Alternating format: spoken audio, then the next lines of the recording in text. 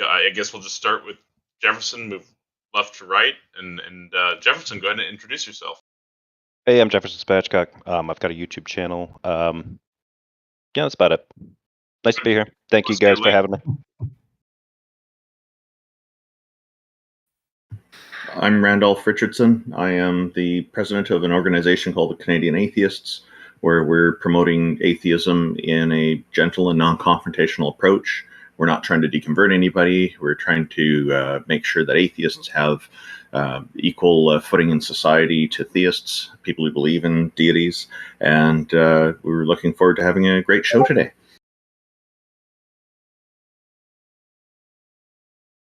Oh, I'm J.L. Warren. I run the YouTube channel Bridge the Divide, where I examine irrational beliefs, the irrational behaviors that usually follow them, and how with rationality, reason, and education, we can bridge the societal divides that those create. I see. T-Jump next now? I'm T-Jump. I'm starting an atheist church. Me money. That's awesome. And then T-Jump, we're going to need to talk. Yeah, my name's Peter de Tucker. I run the channel Gonna Go For It. And other than that, I produce for several channels. Pretty much the most well-known is Arm Raw. And then Jack Burton? Yeah, I'm just some guy on the internet, and I got COVID, so I have like zero energy. Oh, gee, I'm so sorry to hear that. Is there anything David Lopan can do to help you with that? Oh, God. Nothing a little chemical engineering can't fix. I hope it goes real easy for you. And I'm Taco. I debate sometimes, and I don't think I've ever lost. I guess that's a sign of a good internet debater, right? So let's go ahead and get started. We do have a couple people in queue, and I did message the one guy from earlier, but Al, I'm pulling you up. You've got a panel here. You can talk to one person. We're not going to overtalk you and dogpile.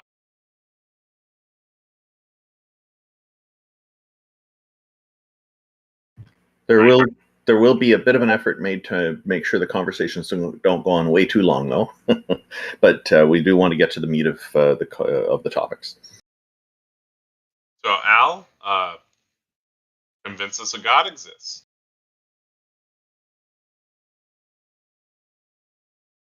Hello, Al. You're muted right now. I think you need to turn on your microphone. Do you have something for convincing us that a god or a goddess exists?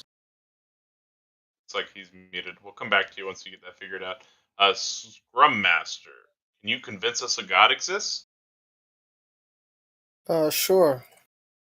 Currently in the scientific community, there's a debate for whether or not we live in a simulation. Now, outside of a couple people, like, so let's talk about the people who are very famous for this thought, right? So we do have Mr. Tesla, right? What's his name? Elon Musk. We also have Neil deGrasse Tyson.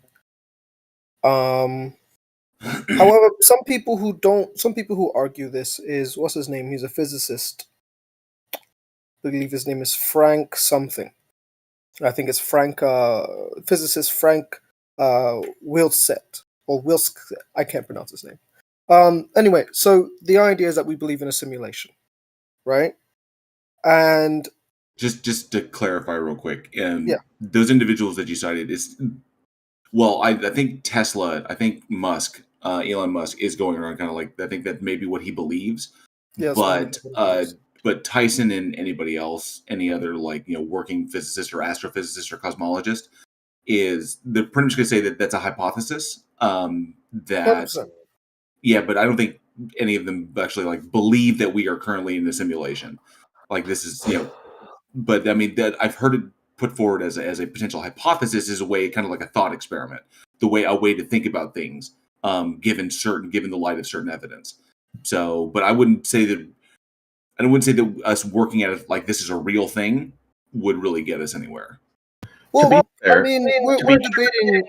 We're to be debating. charitable, I think. Just to be charitable here, I think we can go along with the Elon Musk one because he's very well known. He's done quite a lot. He hasn't. Like, can he like get to the argument? So he's just trying to saying get that there. people believe it. So Yeah, I'm just trying to get there. I think we can go along with that part, and we can accept that. And then, so if you want to offer the proof for the goddess or god, then let's maybe go on to that as yes.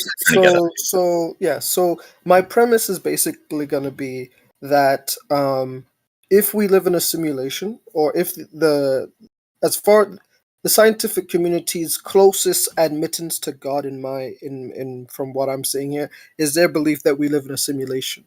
Right, and if we live in a simulation, then there has to be a God who created the simulation. Right, that's going to be my argument. Oh. And so, I guess I can put a link. I think that kind of addresses the articles. I can. We can start there. So you asserted that if we live in a simulation, there must have been a God to create the simulation. Well, no. Correct. The simulation could have come about by random chance, or it could have come about by aliens, and the aliens could have evolved, and we're just existing in the universe. Simulations can come about in lots of different ways. They don't require a god. Oh, could be future humans doing an ancestry simulation. Well, again, I would say that whoever would created the simulation would then ergo be defined as God. Right? Would they be your classical theistic God? Would they be like the Christian God, or would they just be they're in control of it? Like, I'm not a God when it comes to my computer. So they would just I would say the definition of God is a non-physical mind that created the universe, created everything else other than itself. It's an uncreated, eternal being who created everything else. Okay, so that's actually, to be honest, that's my fault. I should have asked for clarification on the definition of God before coming up on stage. So, so we're going to go with, could you repeat the definition, please? A non-physical mind that created everything other than itself. Okay. Well, I can't even debate that, because even in my personal belief of God, I believe God has a physical mind, so I have to disqualify myself from the conversation. I apologize. Okay. Well, where are you going to argue then? Out of curiosity, Scrum, if I may ask, do you consider yourself a Christian, like non-denominational, or any particular denomination? I consider myself, well, I would be defined as a Nazarene Jew, right? That's the way to define it, would be Nazarene Jew. There are similarities to belief in Christianity. However, fundamentally, the beliefs are still Judaism, right? Could you explain the physical brain or physical mind that God has thing? Like, how does God have a physical mind if he's so the belief, and this is with a lot of Judaic foundations there, right? That God does have a physicality. God has a body. He has a person, right? But again, that's just with a bunch of fundamental, stuff from the Torah and things of that nature. So it's not really, since that really doesn't fit the definition, it kind of not really worth debating. You know what I mean? It's like, where would we find that person? he would be found where he wants to be found. Well, I'm more interested, like, if it's a physical brain, that means it exists in space-time as matter or energy of some kind. That's what physical means. And so it means it must be inside the universe somewhere, right? Correct. So if it's inside the universe, did the universe exist before this mind? I don't know. Couldn't give you an honest answer based on the references that I use. I couldn't give you an honest answer. It'd be purely my opinion at that point. You mentioned the Torah, like the whole God created the heavens and the earth kind of a thing, on the Alpha and the Omega. Correct. So if he created the heavens and the earth, if he created the universe, but he's in the universe, seems to be a slight contradiction. So he must have be outside of the universe to have created it, right? Because if he created it while he's already in it, doesn't really work. Yeah. Well, he Well, could there's get in it after he created it, so that would be a possibility. right. There are Yes. two interpretations. Yeah, on that. So there's either he created it and came in, or that he created it via some form of vehicle or some form of avatar. Right. Right, If But you read, if he's in the universe, then and he's a physical body, then we would be able to detect him, wouldn't we? Well, I'm Sure. still stuck on the part of so let's say the universe didn't exist, only his physical brain existed, and then with his physical brain he created the universe. But how could there be a physical thing that existed for the universe if the universe is all the physical things? Right. As I was talking, there is that first idea interpretation that the universe was created out. He created the universe from outside and then entered in, and as well as there's a second interpretation, which is he created an avatar, right, in which to or a vehicle of sorts in which to work within the universe, right? If you read when you read Genesis, it tells you about the Spirit of God, right? All the verbs of creation, being when you read Genesis, all the verbs of creation, those verbs are not attributed to God Himself, but attributed to this Spirit of God, of what He talks about, right? And so this Spirit of God, right, is what created, right, is what creates light, is what creates all these things, right? When you look at the linguistics of Genesis, and so the idea is that the Spirit of God is the acting vehicle, right? Now, whether this Spirit of God is still God Himself within an avatar, or another being created, another individual created to do such things, that's not necessarily the debate. But my point is, I bring that up to say these are the two possibilities.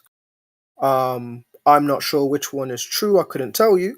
I couldn't prove it to you, but nonetheless, that's the belief. Since you asked, Was his brain physical before he created the universe?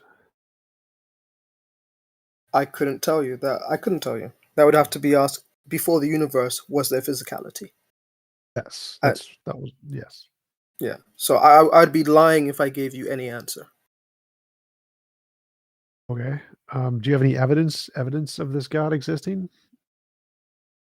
That one's purely belief. I wasn't going to kind of debate that piece, because then that's basically me going through biblical biblical prophecy in the Torah and Tanakh, and try to piece them together to reality. It's more work than it's worth.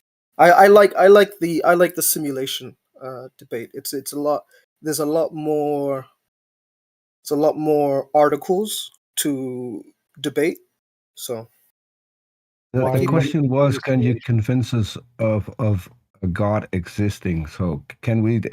Since you say you have no evidence, can I ask what convinced you, at least convinced you enough to have this belief? I would say personal experience relating to articles that have historical context. And can you expand on that? What Yeah, kind of I had personal a personal experience? experience, and it lined up, within the context of the Torah, right? Yeah, So but my question was, what kind of personal experience? How did that manifest, or what happened? yeah, sure. Um, let me pick one. Oh, excuse me. Growing up, right? Let's just say, growing up, I had insane luck, right? Despite all reasons to have failure, right? I was extremely lucky to the point of ridiculousness at some point. For example, there were tests I would pass for not even studying. There were jobs I would get that not even being qualified. There were, all sorts of opportunities I would have, and despite either not when you say practicing. test, just a little clarification. When you say tests I have passed without even studying, physical tests, physical academic tests. So what I'm curious about is that you had a test, you were asked something, you didn't know the answer and wrote it down anyway. How did that work? No, yeah. So I had a Scantron, didn't know the answer. Went ahead and scanned it. I went ahead and put my answer on the Scantron. Right, and what? still, couple times, all throughout high schools. Most of my no, sorry, I well, maybe it's because I'm Dutch. You put your answer in what?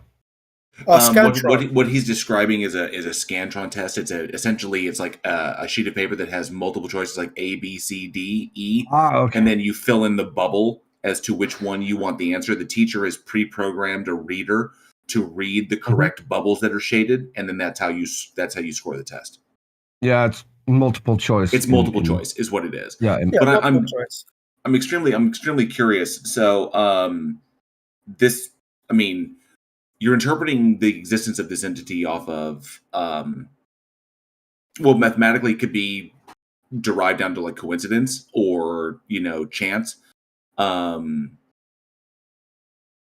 I'm kind of curious, how do you juxtapose that, like God specifically helping you with a Scantron test versus everything else that's going on in the world?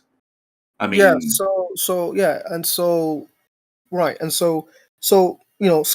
tests, opportunities, my financial well-being and etc. My life, extremely lucky, shouldn't be lucky. And so how do I reconcile that with the dynamics of the world, right? And so in going into, this is now where you go to the Torah and all that other stuff, right? And so you go ahead and you read these books and you try to understand what are the parameters when it comes to the Judaic-Christian God concerning how he deals with the world, right? Favor and non-favor, right? And so, when you read these books, they tell you if you follow his traditions, then there is favor, right?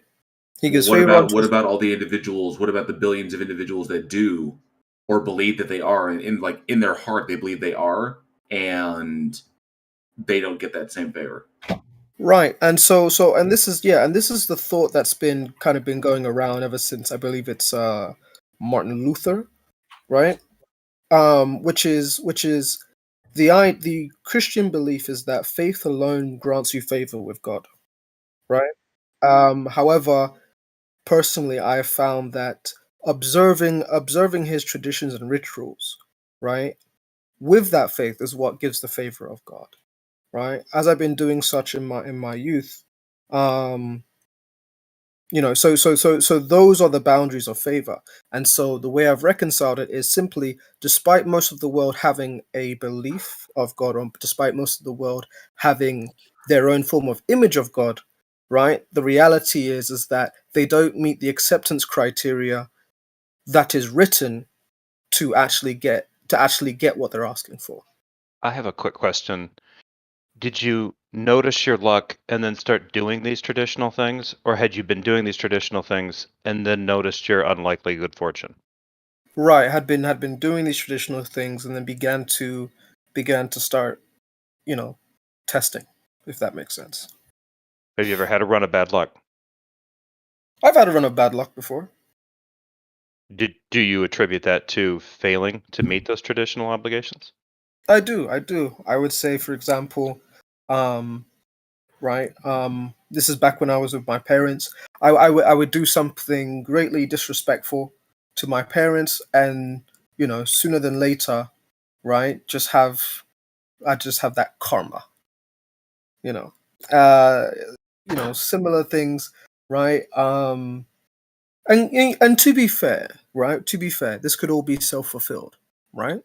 This all could be self-fulfilled. To be fair, I think Could be. that's an interesting question. Like, do you think all billionaires are favored by God? Are all of them very lucky because they adhere to the tenets of God?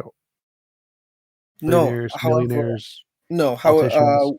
No. My opinion of that has become similar to what's written in the Torah, where it says certain things are ordained, right? There's scriptures that talk about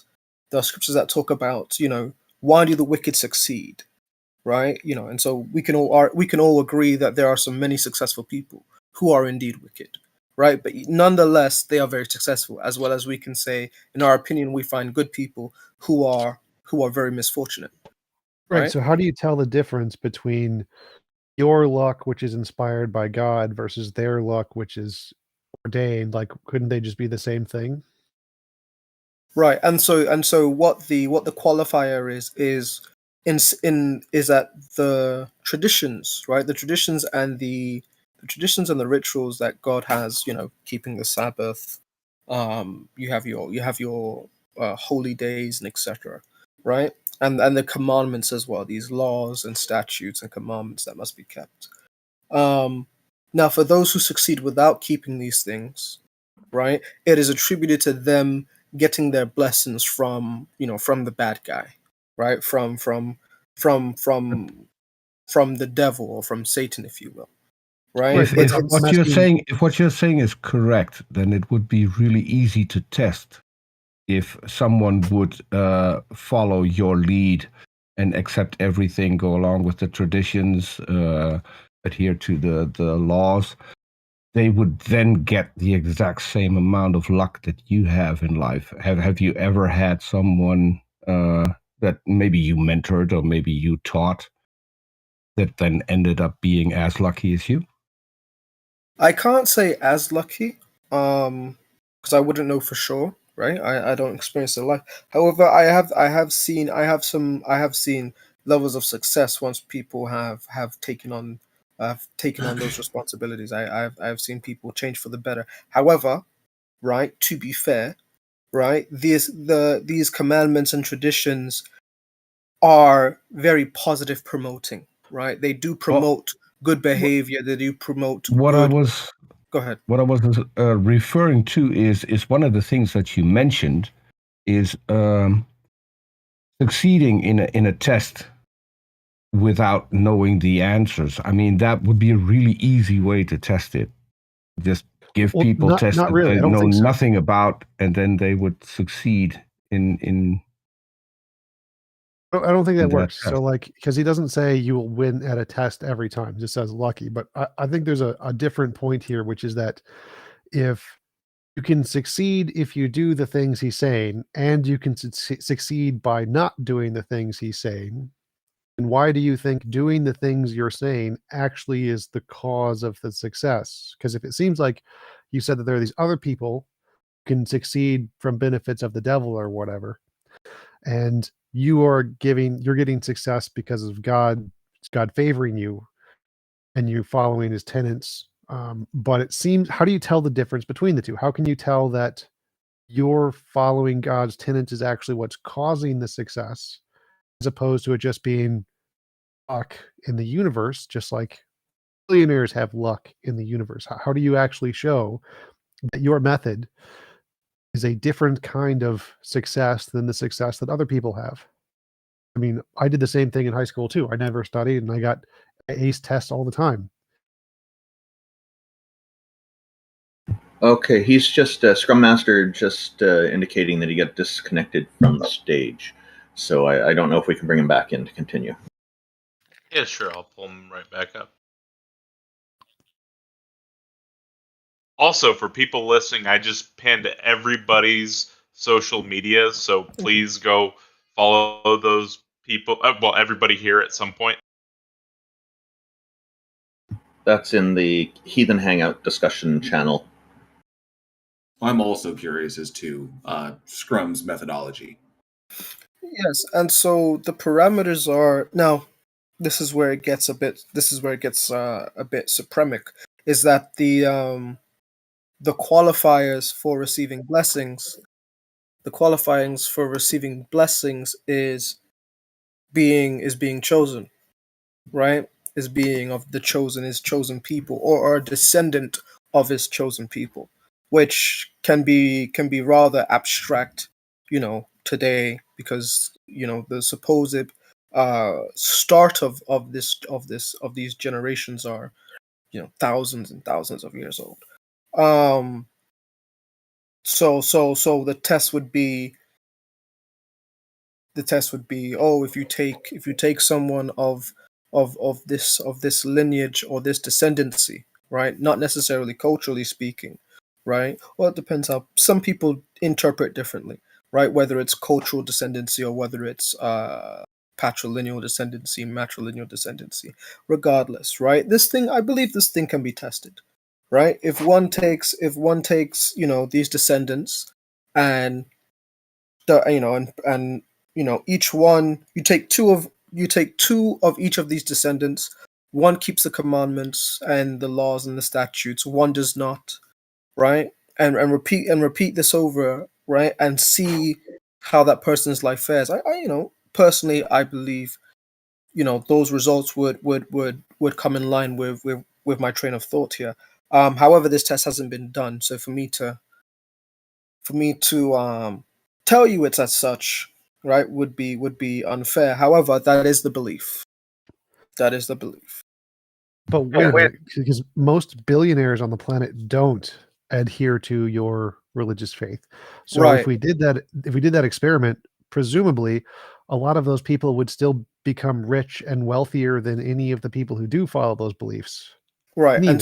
And so yeah, and I know you asked a question about it earlier. To answer that, there's a qualifier, right? And the qualifier is being a descendant, right? And so if someone is not a descendant yet has success in life, right? Or if someone is not a descendant and yet if someone succeeds without following those commandments, right? Then the great success, for example, these billionaires, right? They're basically kings of the earth at this point, right? Once you make $1 billion, you're basically a prince or king of the earth, right? Sure. It is still, it's ordained, but it's ordained with it's ordained in a negative form, right? So the idea is, yes, this person is a billionaire despite being wicked. However, right, they have blessings of their wickedness, and it will later be rectified in the future. Right, but I'm asking, how do you tell the difference between those two? You're saying there's two different kinds of blessings here, and you're saying they're different. One's good, one's evil. And I'm saying, how do you tell the difference? Like You tell the difference maybe they're both the exact same thing. They're just both random luck. Like there might have nothing to do with the rituals at all. The rituals do absolutely nothing. And it's just the fact that everybody has some set of luck and some people succeed and some people don't. And so your rituals do absolutely nothing to change anything. And just the fact that luck happens to some people might be the cause of both of those things. Right. And so the qualifier, yeah. And so one would say the rituals could have nothing to do with it. The difference is that, my experience when I stop these rituals, right, my quality of life goes down, right? However, for someone so let me speak plainly in this sense. So according to the books, right, there is a lineage, whether it be cultural, patrilineal, or matrilineal. There are these lineages that have made this agreement, right, underneath the covenant, right? The covenant being, do these rituals, keep these rituals and things, and you will be blessed. Don't keep these rituals and things, you will be cursed, right? However, there are people on the earth who don't come from that lineage, therefore they are not bound to those acceptance criteria, right? So therefore their fortune is not dependent upon those acceptance criteria. However, people of such lineage their fortune and misfortune is dependent on the acceptance criteria. Does that mean that if somebody of that lineage doesn't follow these tenets, it's impossible for them to become a billionaire? I would, yeah, you know what? I could say that. I would more accurately say that they would just be misfortunate. But how So would they you know can have the those $1 billion, difference? but not to their fortune. If that How makes would you George know the difference Soros. between someone? How would you know the difference between someone who is being blessed by the bad beings versus being ordained to be a blessed bad guy by the good God that ordains these things to be thus and so? How would you I would say possibly know? I would say it's one and the same. So to be blessed by the bad, to be blessed by the bad, or be ordained to have bad blessings is one and the same. I Okay, think so I if think you're he brought up a not really one, good point there. He said that if he would say that someone who didn't follow the tenets, if they were from this descendant tree, couldn't become a billionaire. And I'm guessing the descendants are like Middle Eastern, right? Like Jews. Well, Uh, these bloodlines are thousands of years old. So the migration, so with the empire expansions, Greek, Rome, or even Sumerian, Persian, Greek, Rome, right? These empires have forced expansions of thousands of people, right? Thousands of different kinds of people and relations. So today you would find them all across the world. You'd find them in the Middle East. You'd find them in India. You would find them in Africa. You would find them in Europe, right? Jews would be a good example of this, right? Jews are a pretty well tied into that lineage, correct? Correct. But even with Jews now, academically speaking, you have people who descend from Jews, nonetheless, you know, they haven't been they don't identify Jews for hundreds of years. They haven't identified as Jews. Nonetheless, if they were to check their lineage, they would go into one of the trees of Judaism, of those Judaic bloodlines. Well, my point is that most Jews are secular and they lead the world in banking, in art, in wealth, in intellect, education level, doctorates, Nobel Prizes, you name it, they're probably at the top. And they don't, most of them are secular, most are secular Jews. They don't really believe in God anymore. So it seems like that seems to refute your claim that if the people of this lineage don't follow this pattern, then they can't become successful. The Jews, who mostly don't follow this pattern, are the most successful groups in the world. Yes, that's quite interesting, isn't it? Yeah. Just for clarification, Scrum, are you a Cariite Jew? Oh yes, am I correct? My father was. I am not. Okay. So you stated that your dad is, so because you're putting a lot of stock into the Tanakh. So Right. I'm really curious. How do you? I mean, if you were not born where you were born, if you didn't have the parents that you had, the influences you had as a child, there's a very good chance that your religion and the influence of your peers or wherever you grow up, geographically speaking, that it would be a lot different. So 100%. okay, so why put so much stock in one particular text?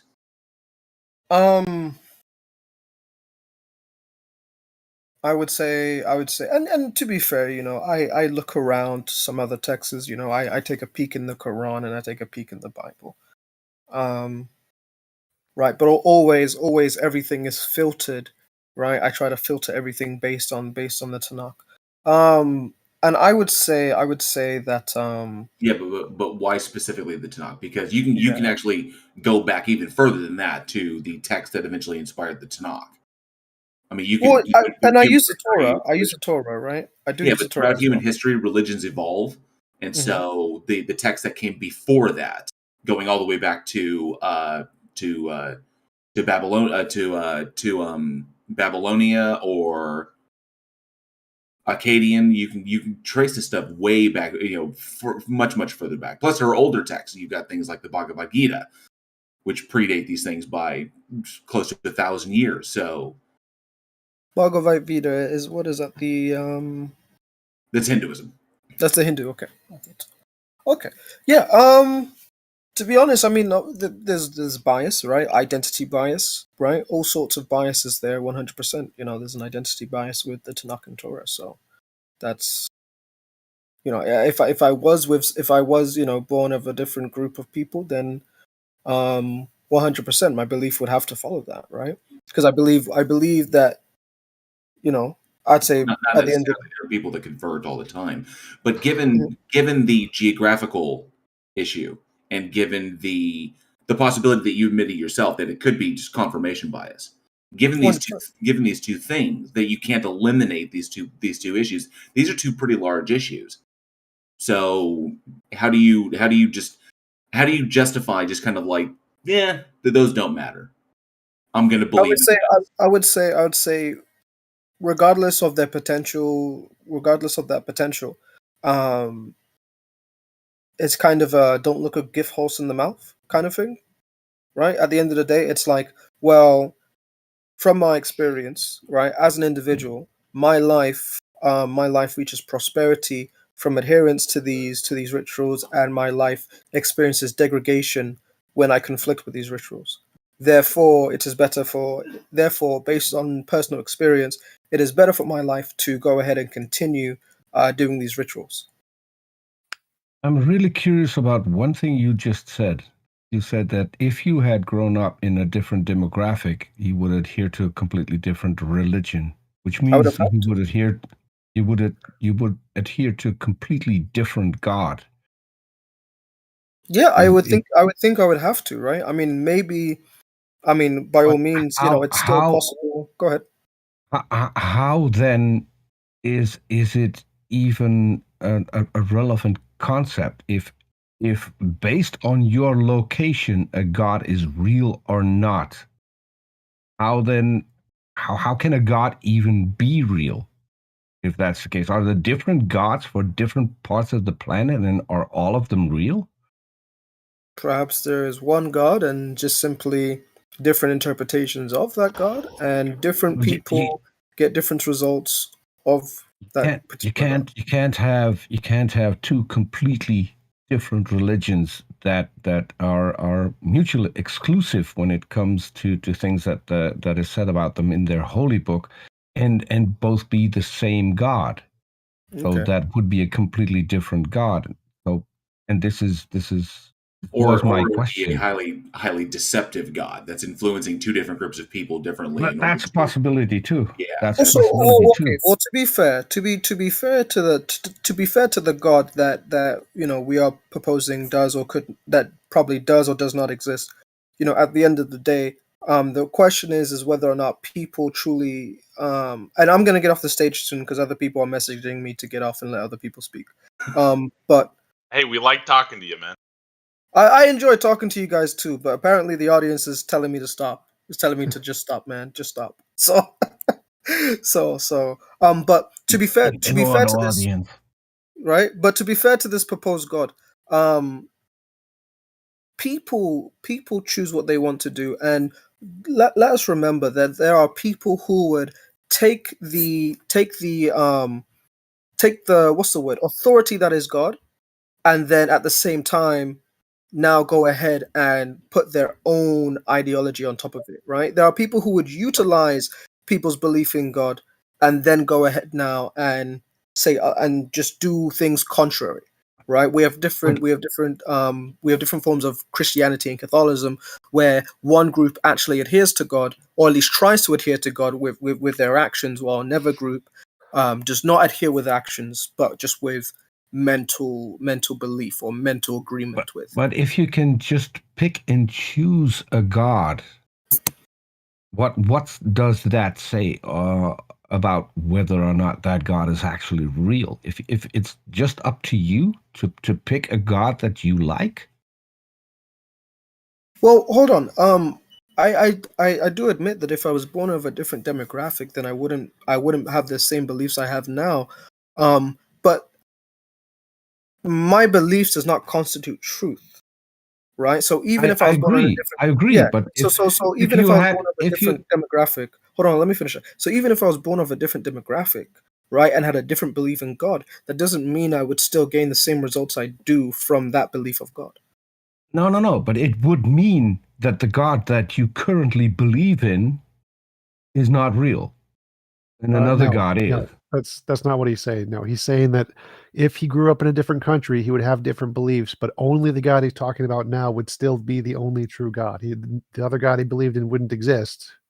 just falsely believes the- it. So he's not Yes, claiming that is what I'm saying. And I just pointed out that can't be true, because if you adhere to a different God with a different set of rules, a completely different holy book, a completely different backstory, that is a different God that cannot, by definition, be the same God that you believe in now. No. He's agreeing with that. He's saying the God he believes in now, that he's talking to us about now, is the only real God. And if he grew up in a different society, he would believe in a false God that didn't exist. So he's not saying they're the same God. He's not saying both would exist. He's saying the God he believes in now is the only true God. But if he grew up in a different society, he just believes something false. Correct. But have the same results. No, I wouldn't have the same results. If I was born in a different demographic, right? For example, let's say I was let's say I was from a wealthy Caucasian family, right? Statistically speaking, of course, I would have a very despite not having a belief of God or having a belief of God, right? I would have a very somewhat beneficial life, right? I'd have parents who have wealth and able to give me help set me Not up certain necessarily. ways. Not necessarily. Not I'm just saying necessarily. statistically speaking, not necessarily, right? Because individuals are individuals, and everyone's, there's still a realm. But statistically speaking, Caucasian people aren't wealthy. No.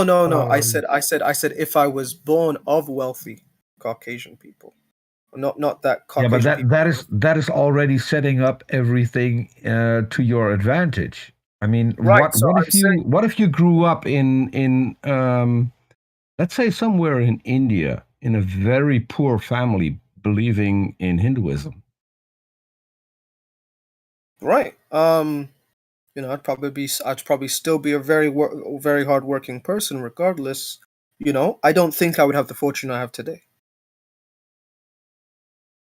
Whether that be from not having an understanding of the rituals that I do today, or whether that would be, from not having the lineage and rituals, or whether that be from just not having the necessary aspects of becoming successful, right? But there are people who come from that demographic, have a lot of luck in life, and turn out to be very wealthy people. Yep. So how would you explain that then? Is that because of your God influencing them even though they don't believe in him? And I think we should probably come to the end here pretty quick. Maybe we just wrap up with this would be good, because there's a lot of people waiting to join us. Yeah, there's a lot of people waiting. I'm getting a lot of messages. But yes. Stop I would say yes. people.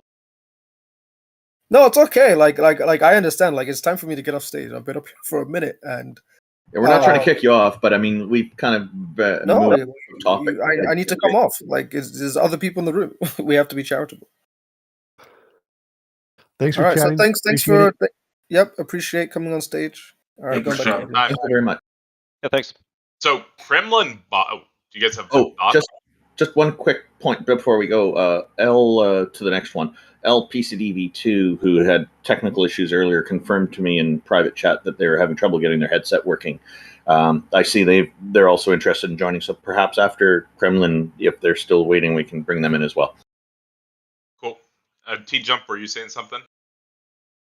I just said thank you we enjoyed chatting with you. I was saying thanks to the last guy. Awesome. We do appreciate your time. Kremlin Bot is up next. He says he can prove God exists, so I'm pulling him up right now.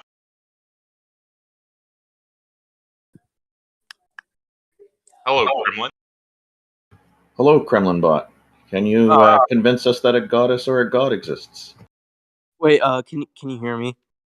Yes, we can hear you, bud. So first, I just want to say I'm a Jewish Muslim with Judeo characteristics, and my irrefutable proof of God existing is that I found a website that said God exists. So please prove me. What did you find? I didn't quite hear that word. A website. Oh, a website. Oh, okay.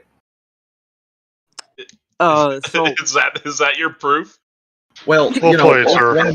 First important question I'm I have curious. about the website is, I'm curious, was it a does it have- Canadian website? well, one of the important questions I have about the website is if it has proper validation for its domain name.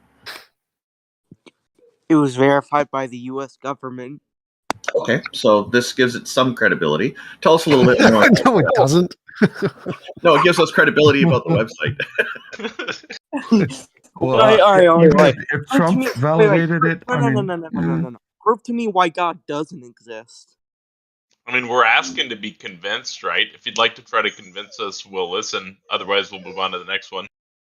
I think God exists because I said so. Okay, we do appreciate you coming up. I'm going to go ahead and pull up Al. Al, thanks for hanging on. I know it's been a little while. Hello, Evil, Al. we do see you. Hello. We can hear you, Al. Good to have you on. all right, Yeah, hear me? Yes. You guys can hear me? Yes, sir. What you got Okay, for us? okay. Hold on. Hold on. Give me this.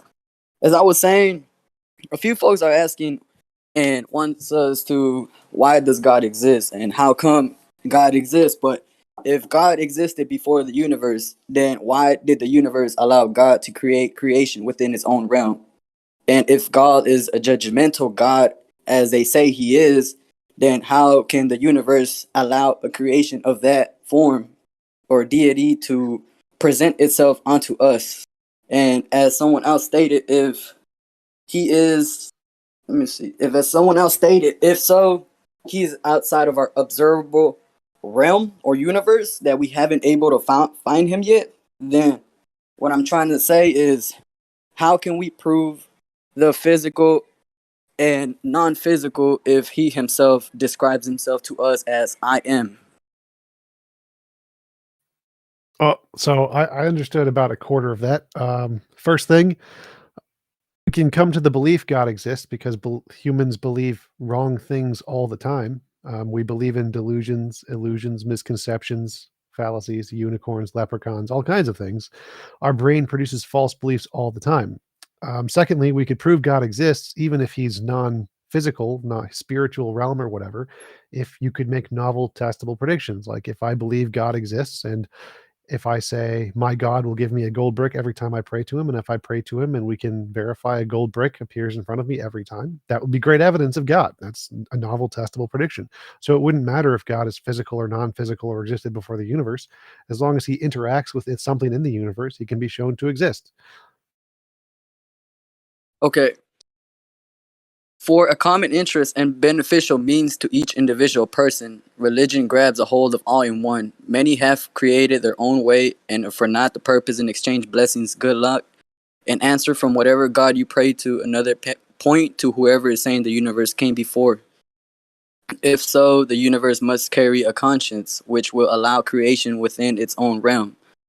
If asked and answered, I have a question. If God created all before the universe, he is, I am, okay, both physical and mentally, men and women cannot understand who or why we are here, but why find a reason to. The Bible tells us how to live by so, okay, so my question comes down to, if he is a being and he is, I am, a non-responsible answer to a question that is open to all, did the universe allow God to exist or the other way around? Logic goes out of the window. I'm Either. really curious. Are you reading this off a website? Because it sounds No. like you're reading it. I said this is something I sent to one of the folks that was speaking earlier. I couldn't get my audio working, so I read. Oh, okay. I read. I read what I sent to him. But Yeah, if he can I read, was just curious. No problem. okay. I'm curious. Do you interpret the universe as having agency? As someone was saying in the Haven chat, they said that the universe and God is outside of our universe observance.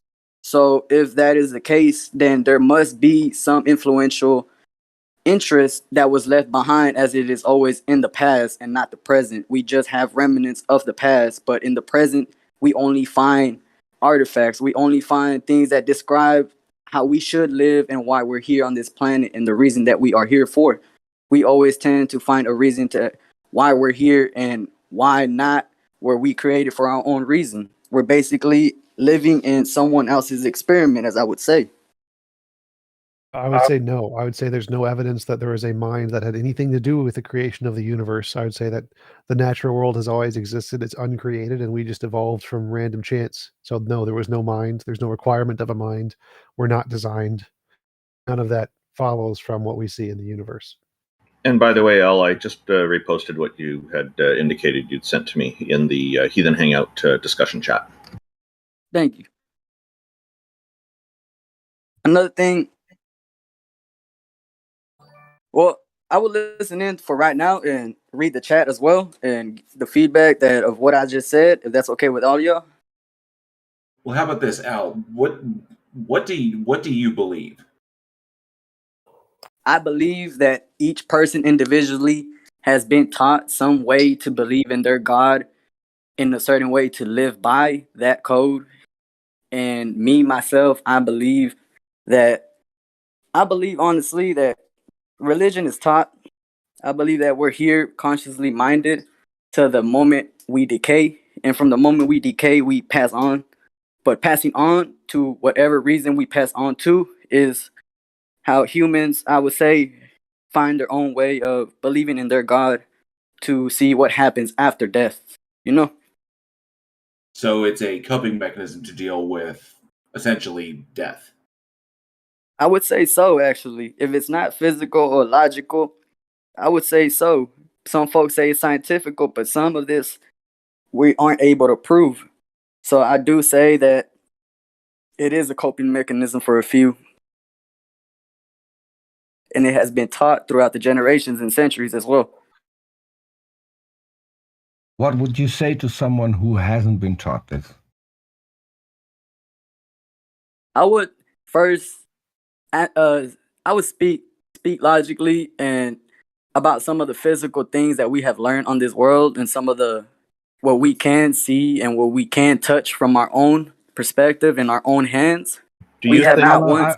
I have to clarify because what you said, everyone has been taught this. As someone who hasn't been taught this, what would you say to me? What happened? Did I miss something? No, I would say to follow in your own way of being able to understand and perceive the meaning of how a God is able to bless onto others.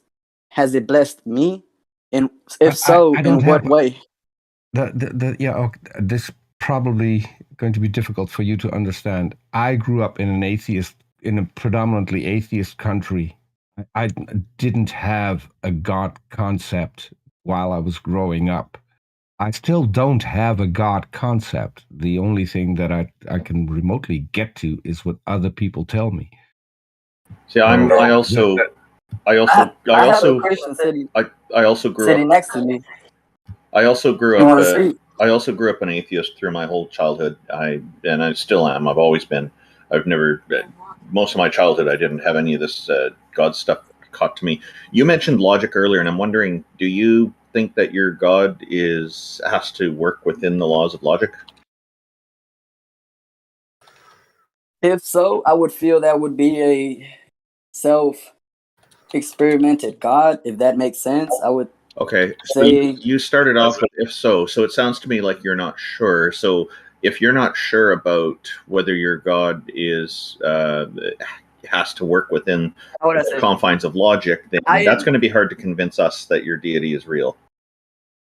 Yeah, I would say that I hopped on here to actually speak about, I know it was to see why God exists and to prove why God exists, but some of the comments that I was reading was actually something that I wanted to get out there of everyone to hear and know that I myself don't believe in God of, like, if someone is born blind and his blindness comes, like he can see again, is that a blessing? Some would consider that a blessing. If his blindness was healed scientifically, by medicine, then it's human interference. It's something we gave back, or as in help him see again. So again, we're dealing with hypotheticals here, because you're saying if. we're looking for something that's going to be convincing about whether a deity exists, and we're just not finding it here. It sounds to me like you've got a lot of ideas that you probably. I would suggest that maybe you try to find a way to consolidate them and work on kind of simplifying the whole approach, and perhaps contacting us again next fortnight when we're running this, or at a later time. Because when you came on, you did present a lot of ideas. It makes it kind of hard to digest. You know what I mean? And I'm trying to give you constructive feedback here, and encourage you to try to maybe refine your ideas and try to simplify them down. You know, I'm It would with be helpful Randolph if you could there, put it into man. like And also- a syllogism. Like if you put it into a syllogism, premise, conclusion, that would be super helpful. excellent. That's the And, perfect way to do it. and also don't come on here and thinking that you need to prove God. The topic is convince us that a God exists, and in order to get there, I think an easy way to get there is think for yourself what convinced you. Well, just to That- clarify, it's to convince us that a god or a goddess exists. Either one's fine. Yeah. Okay. Yeah, but if you know what convinced you, then that would be a good starting point to talk about. I'll see you guys next talk. Yeah, Right? cool. In a fortnight. Okay. Thank you very much for Thank you coming for on. having me on. Thanks for coming up. Thank you. Thanks for joining, Al. All right, I'm going to go ahead and pull up Evil. He's been waiting. I see Boomer and Jason. Both of them should be interesting as well. Hello, Evil. I pulled you up. Hello. Hello, friends. Just to quickly ascertain whether you guys can hear me, one of my AirPods died. We I can. just got off the train. Literally just got off the train. You can? Yeah, we can hear you. Okay, that's definitely fantastic. So I just want to reiterate, you guys might recognize my voice from a previous conversation that we've had. I just want to reiterate that atheism is anti-intellectual for multiple reasons, but I do hope to convince you ultimately that, from the theist perspective, that a God does exist, and that is the ontological state of affairs. But I do want to understand. Yeah, go ahead. So, yeah, when you're saying atheism is anti-intellectual, I, of course, disagree with you on that. It's actually neutral to that. There are some people who are anti-intellectual, but that's a separate thing from whether they're an atheist or a theist, in my view. Sure. Let me elucidate what I mean by that. So every position that I've encountered under the name atheism thus far has been anti-intellectual. Now, perhaps what do you mean by would anti-intellectual? Well, specifically you, T-Job, if we're talking about you last time, I destructured your argument, like logically speaking. I showed that the inference structure was actually appeal to ignorance fallacy. I also showed that you actually only have an inductive argument against God, which would be invalid. Because inductive arguments are invalid, logically So speaking. everything you just said is anti-intellectual. First thing, inductive The arguments. premises don't prove the conclusion. They cannot be validly inferred. Okay, hold up. So inductive arguments aren't invalid. Yes, they are. That's just anti-intellectual. You don't That's understand incorrect. how arguments work if you think inductive It arguments can are be invalid. consistent. So if the form is correct and they don't contain contradictions, Stop they can talking. be Evil, Stop talking let him now. talk, Stop- man. I'm stop going to pull you down. Look. He Yeah, didn't interrupt yeah. you. Nobody interrupted you. Let him talk when he's talking. And He then did interrupt me, actually, but sure. So specifically, there is two different forms. There's deductive and inductive arguments. Deductive arguments are sound and valid are the terms, and inductive arguments are called cogents. And what's the other one? Cogent and forget. But there's a word for it. There's specifically a word to show how inductive arguments can be valid.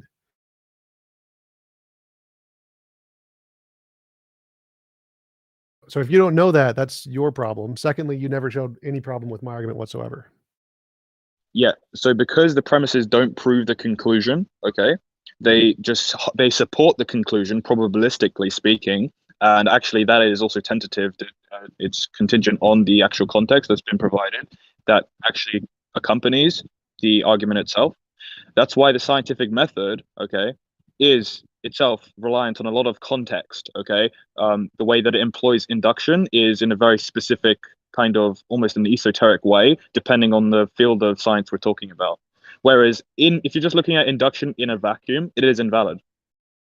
No. So again, cogency is literally the word to describe a valid inductive argument. In philosophy, it's literally one of the things. You're just ignorant to Yeah. philosophy. It's not mutually exclusive with invalidity. It's deductively invalid. Okay, No. if you we can agree to disagree. Okay, maybe I'm wrong on this. Okay, Google maybe I'm wrong on this. cogency. And I'll just Evil, point out, Evil, I'm sorry, really, yeah.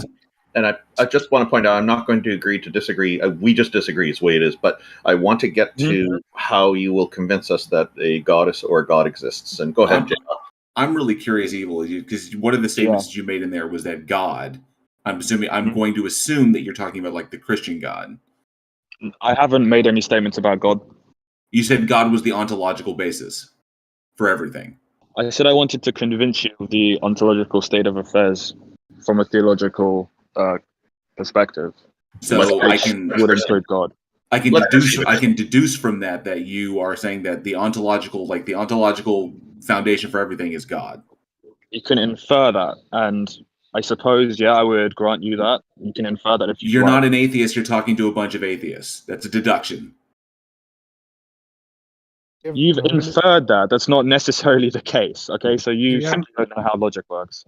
I'm really curious because the topic is convince us that a God exists. Do you have anything convincing that a God exists?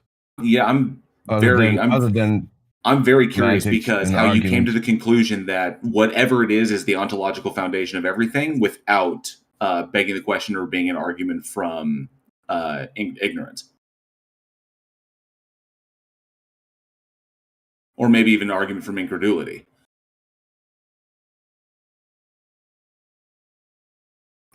I'm interested in how you're going to convince us. Please proceed if you'd like to. If you don't have an answer for JL Warren's question. Hello. Sorry, my other AirPod died. That's why I couldn't speak.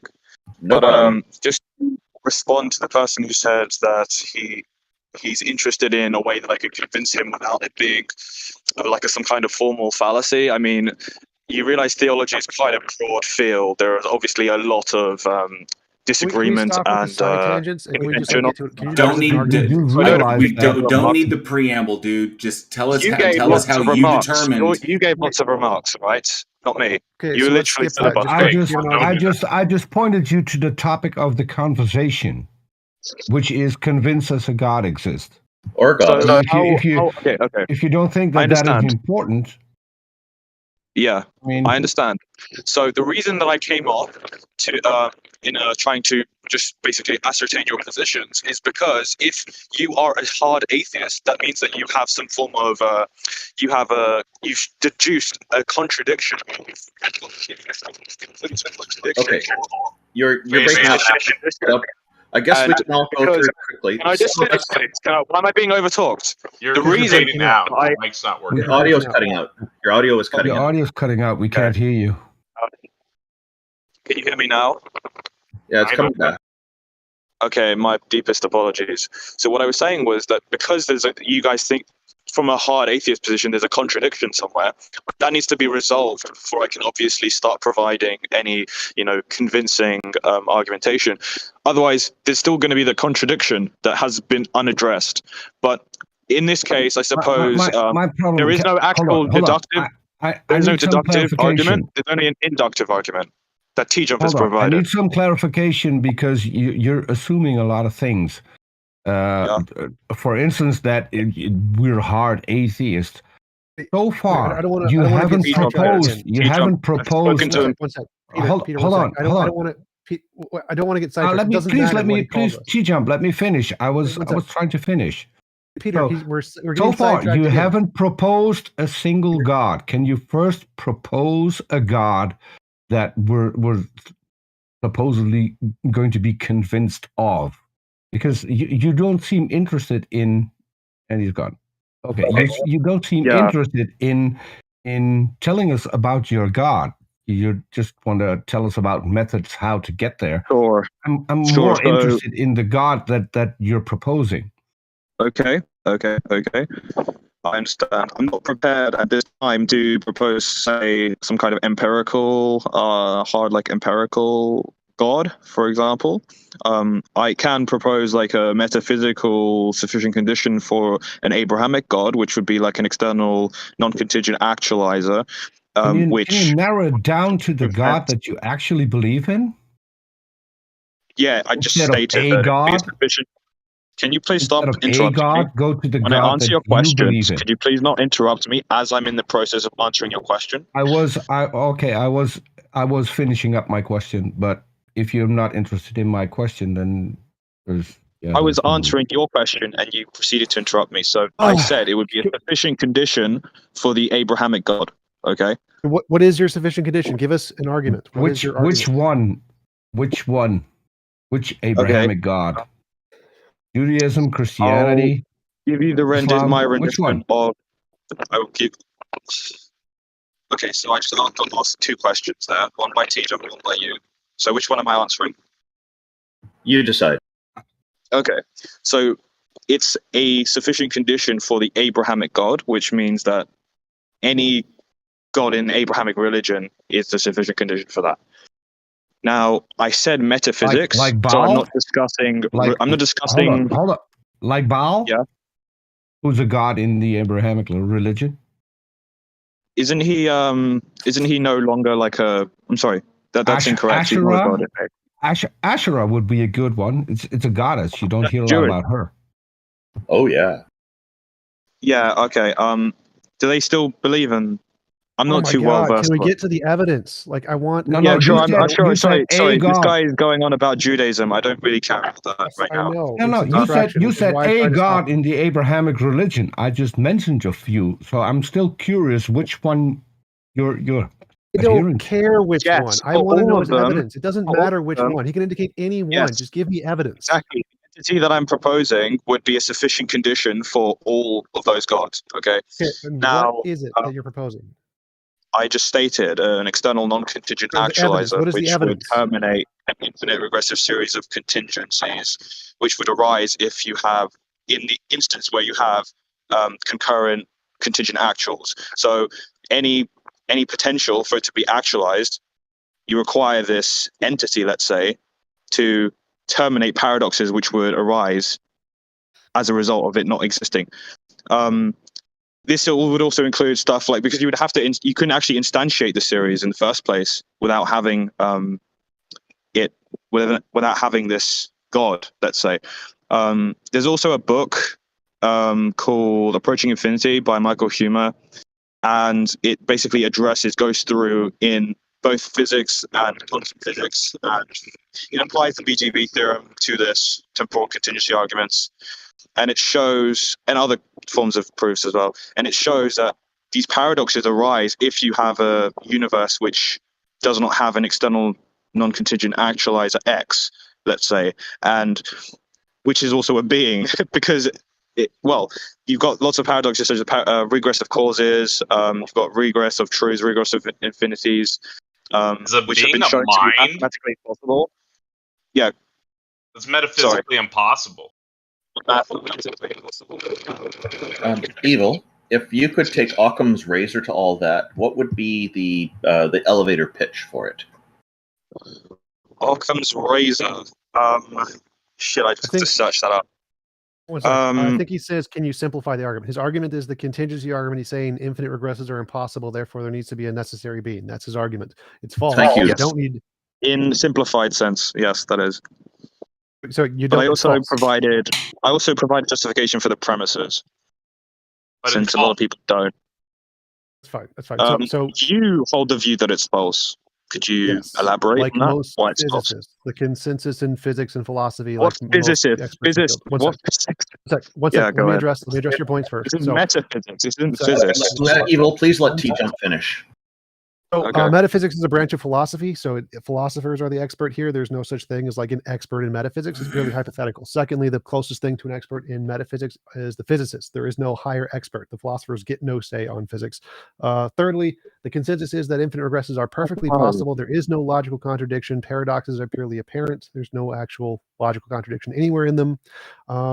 brute facts can exist. Brute facts are a contingency that's a terminating contingency, which invalidates the entire argument, proving that contingent things need a necessary cause is a false statement. They are logically possible, so it proves that one's wrong. We can go through every single premise. Every single premise is wrong. You don't need an infinite regress.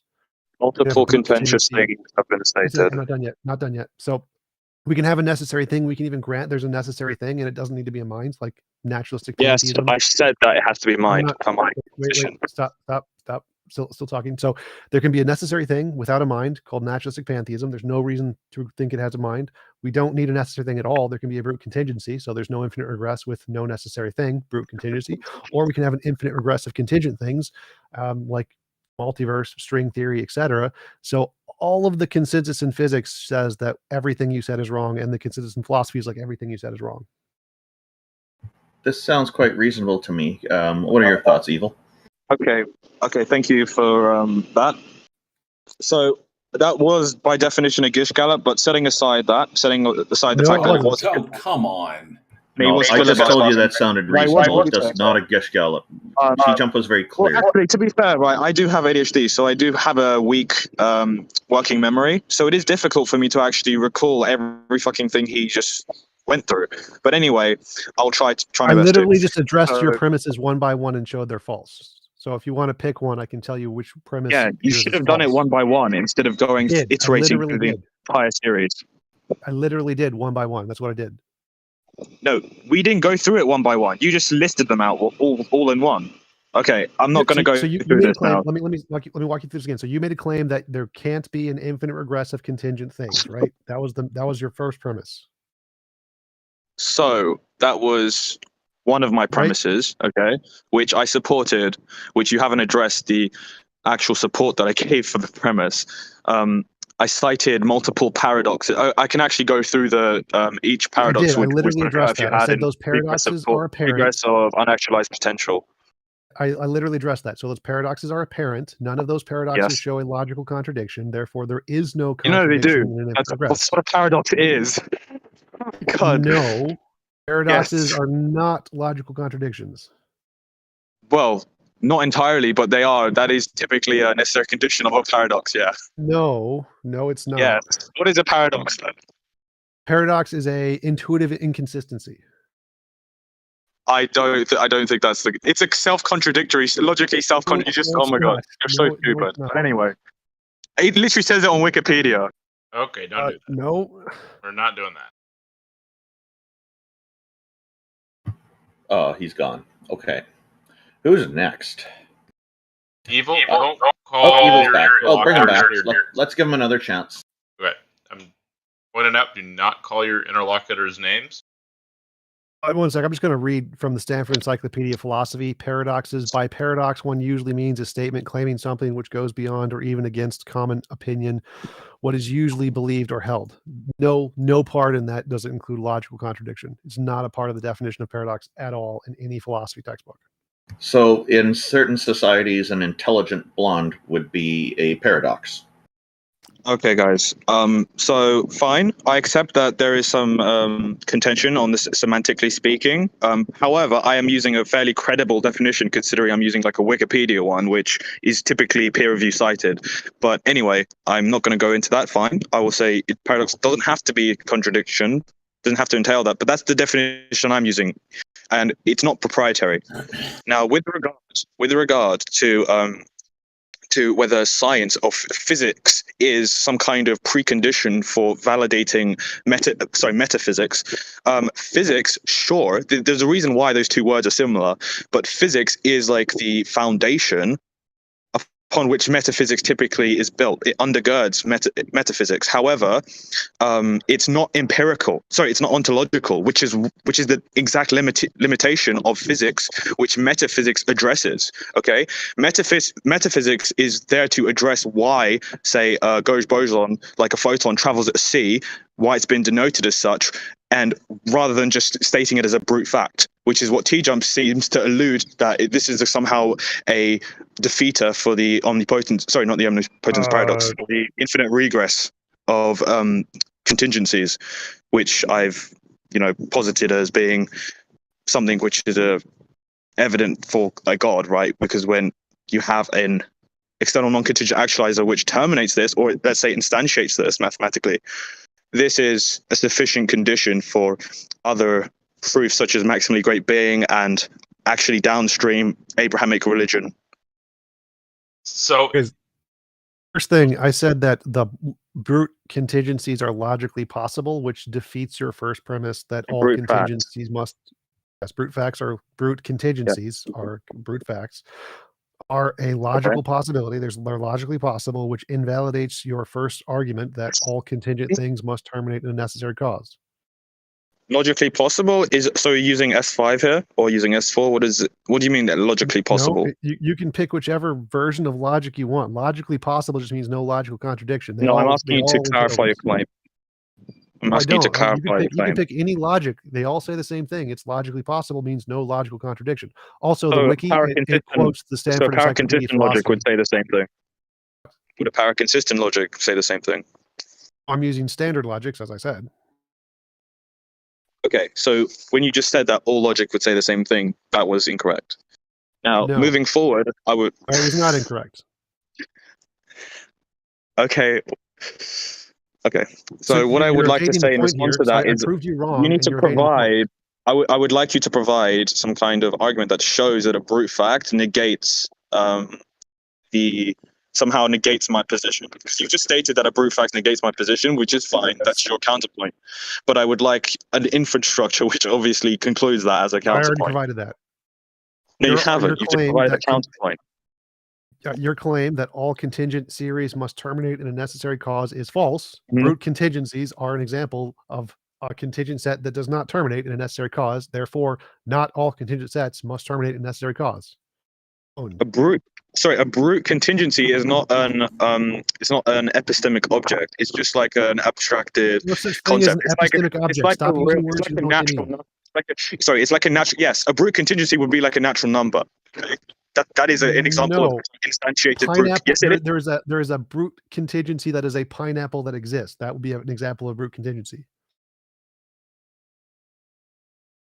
A brute contingency is a fact that has no explanation which exists. So it could be like a pineapple could be a brute contingency.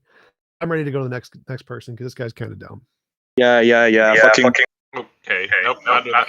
Yeah, I felt like that conversation wasn't really progressing very well. It got very complicated, and there was a lot of information brought in, and we didn't really get to the subject. What do you think about bringing on Lazy Dog?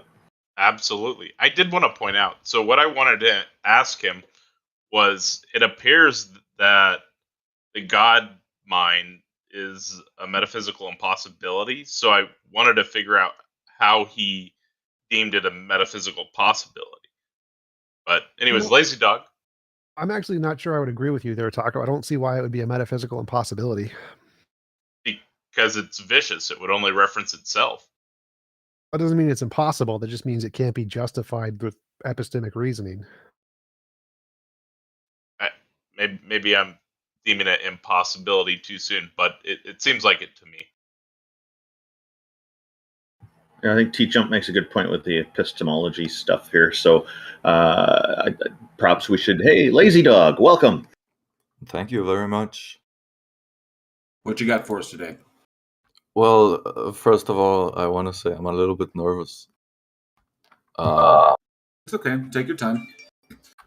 I would say that God, at least I've struggled with the concept. I used to be an atheist because I anthropomorphized God, and then I realized that God, the idea of God as a man in the sky, is absurd. So that's how I became an atheist.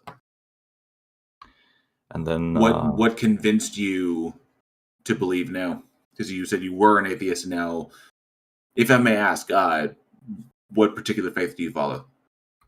I don't follow a particular faith. I believe that as human beings, we necessarily believe, in order to exist, that existence is better than non-existence. And I believe that the religions of the world are sort of systems of belief that that people have followed, and through following them, their lives have become better, and that's why they've propagated. And from a mimetic perspective, these ideas contained within religions have been very successful. Okay, well, from an anthropological standpoint, almost from an evolutionary standpoint, the concept of religion did at one point in our history serve a very good purpose, and that was uniting individuals into greater numbers underneath the umbrella of a common belief. Survival in numbers is one of the one of the biggest things in nature. The bigger your group, and if your group is working towards the same objective, the odds of you completing that objective, the odds of success go up. So mathematically speaking, then yeah, in our earliest, when we were like nomadic tribes wandering around the earth, that would make sense. If you can get everybody together, believe in the same thing, working towards the same goal, your odds of survival go up. So there is a physiological, or I would say an evolutionary kind of utility to religion then. But just because it had a utility, I wouldn't say you won't be able to jump that gap and say that this thing is actually true. So you could say that you can look at the explanations as to things that we had for phenomena that we didn't understand, 50,000, 100,000 years ago. And we came up with our best explanations at the time, given what we understood about the world. So we say, oh, it must be this, it must be this. And usually it was by comparing things that we saw in reality. Then we would see other phenomena, we'd make comparisons, and we try to come up with explanations. And usually those explanations came up to, oh, it must be something bigger, grander, more powerful, larger than us. And eventually these things turn into gods and so on and so forth. All the way from primitive animism all the way up to today. So, but it still doesn't say that these things are like true of the universe, that these are just, explanations that have evolved over time. And these explanations evolve as we begin to understand more and more about the world. At one time, lightning came from gods. Now we understand what lightning actually is, so on and so forth. There's, myriad examples. So how do you jump that gap to the kind of physiological utility of a thing, and then that being representative of like a god?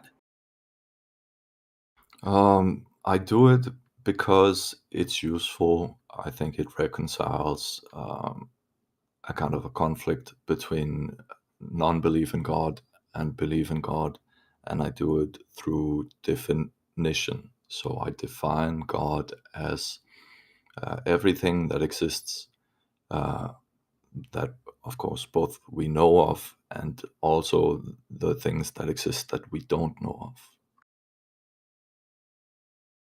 And do you have any evidence or anything that supports this claim, or is this simply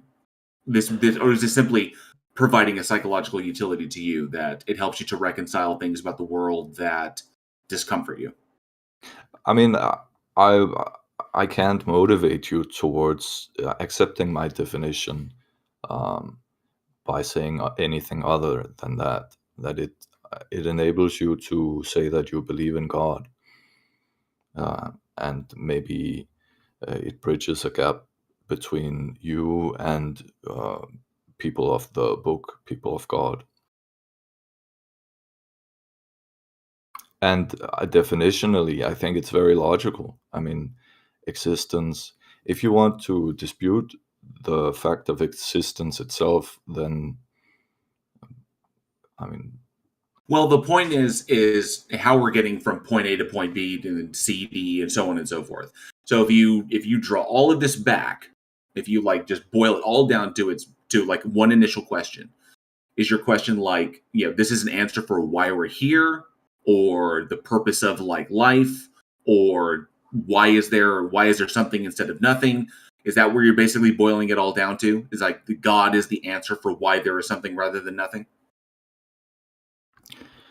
I don't know if God is the prime mover, if God is the, like, that I've in Aquinas, St. Thomas Aquinas is thinking he has 5 proofs of God, one of which being that there's a sort of causal chain of events that has happened all the way up until now.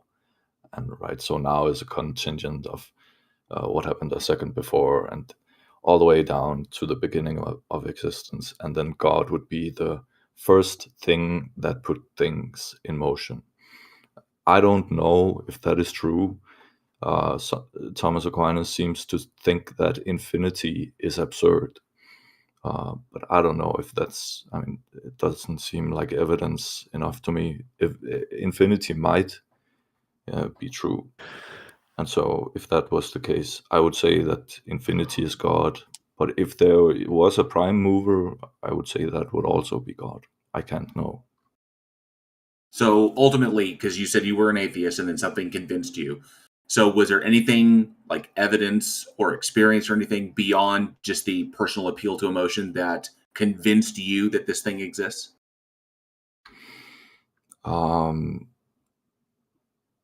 Anything? No, I think it was just contending with certain ideas. I was very interested in Jordan B. Peterson.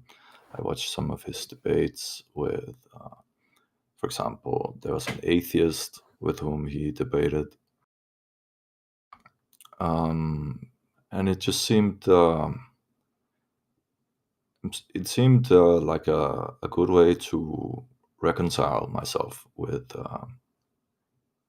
the institutions that believe in God, because I do believe that Christianity and Islam and all of these religions contain wisdom that I can use to make my life and the life of people around me better.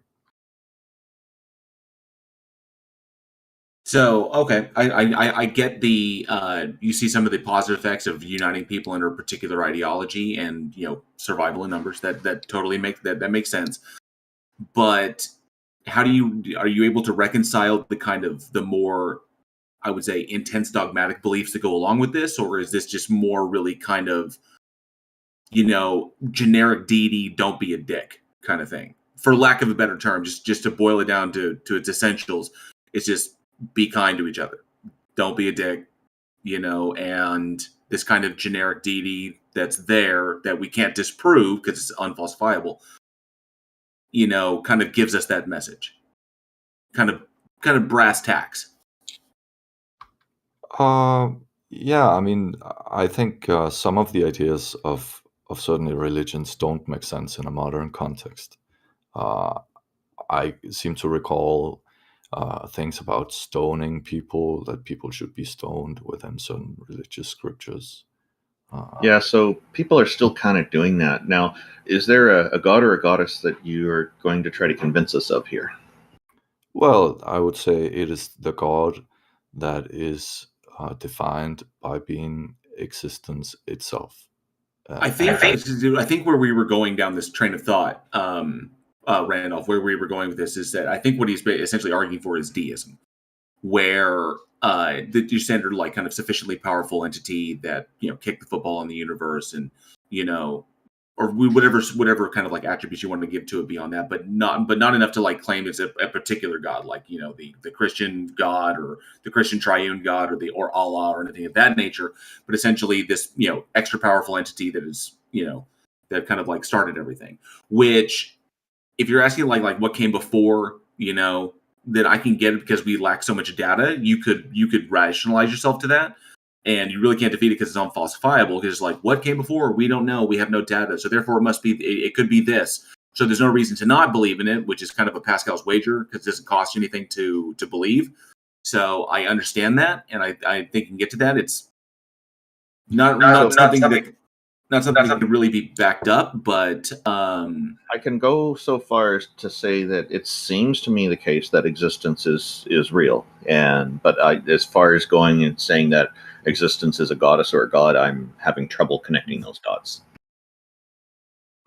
Okay, I mean, it's axiomatic. It's like the Ouroboros. Once you bite your own tail and hold that idea, then you hold it. And you get to decide whether you want to do it or not. Well, I think like I said, I think you can get yourself to deism without running into any major problems. And I don't see a real problem with that. People, it's, you know, as graphic as it may sound, you know, people aren't running around blowing themselves up in the name of a generic deity. So if this is something that provides a psychological or physiological benefit to you and it doesn't harm anyone around you or spread any kind of particular like divisive ideology, then that's fine. I wouldn't have a problem with that. It wouldn't convince someone like me, myself, just because, you know, it's either, you know, we either know or we don't know. So I'm not going to put answers into places where we don't have data for, where we don't have information for. It's like, if all I have is a question mark, there's no justification for me to put any kind of like entity or being or mind or brain or whatever, or deity into that slot until I have justification to put that thing in that slot. So I'll simply say I don't know and carry on with my life until we have the data. So yeah, and for me, like, you know, I don't see how this adds any meaningful value or any kind of empirical value or anything like that to say that existence is a deity. It doesn't seem to make any difference. If it does make a difference, I'd like to know what that difference is. Peace. You don't have to. If there's something, I think that falls under the umbrella of uniting people towards a particular idea. Just, you know, strength in numbers.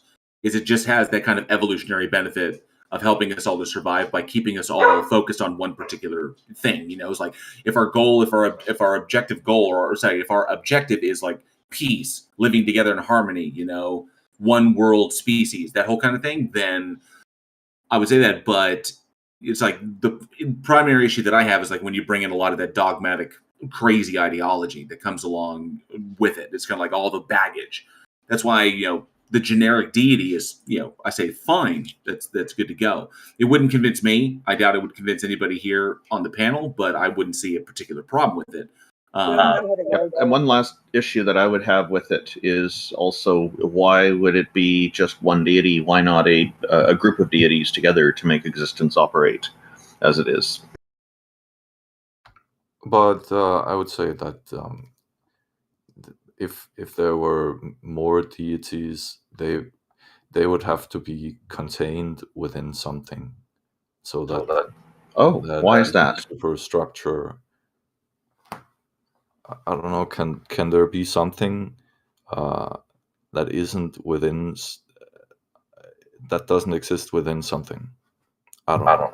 I haven't thought a lot about this, so maybe it wouldn't be valuable. See, they could be separate, like a bunch of bubbles that make up a foam, right? They could be individual bubbles, but they work together to create that structure, that foam structure. You can think of it in terms like lazy. I think the easiest way would be like a coin has two faces. That's an idea. Yes, a coin has two faces, but it's still, the coin is the totality.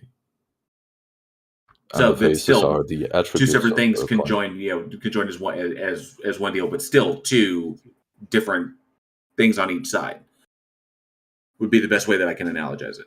But as far as, like I said, as far as like convincing us, pretty much stated, that wouldn't convince me. I mean, I can understand how you got to that point. I wanted to see exactly where you landed. And would that convince me? Would that convince, and I can't speak for everybody here, but I can tell you, I mean, I can see why you got to that point. I think that's okay. I wouldn't take it any further than that, because one, is unnecessary. Two, it will do more. I think, in my opinion, it does more harm than good. I think you need to keep. I think in a certain respect, keep asking questions, which is good. Just keep investigating would be the best bet. But beyond that, I think if you're just arguing for deism, doesn't convince me, but that's fine. But I'm curious to know whether you would, if any of you would have any contention with the idea that existence is real. It seems to me that it's real. Did you say existence is real? Is that what you said? Yeah, that existence is. I don't have any objection to that. It seems to be the case. Okay, and so if you were to define God as existence, then that would be fine too. So the problem I'm having is defining it as existence, and I did raise a question that I think is unresolved: is why should it just be one deity, and why not multiple deities working together? And there's a lot of problems I have with connecting those dots. I got a question real quick. How is saying existence is God any different from saying this cup I'm holding is God? This cup exists. I'm going to label it God, therefore God exists. How is that different from what you're doing? Well, it's not necessarily much different. I would just say that the cup is not the totality of God. And so, Okay, if there were multiple deities, they were individually, they would not be God in its totality. Only the unification of all of them would Do be. you consider existence to be the totality of God? And if so, how do you know that existence is all there is? Well, what else would there be but the things that exist? Well, despite the problem of identity in that, if P equals everything and everything is God, then what is the value of not P? Yeah. The value of I not didn't P. follow that. So Like, P I think so P equals P and P does not equal not P. So basic like this. So if P is everything, like and everything is the existence of God, and everything is God. So if God is existence and existence is everything, and that's how he's determining that, or that's how he's defining that. So if P equals everything and everything is God, then what is the value of not P? There is no not P. it would be So- non-existing things.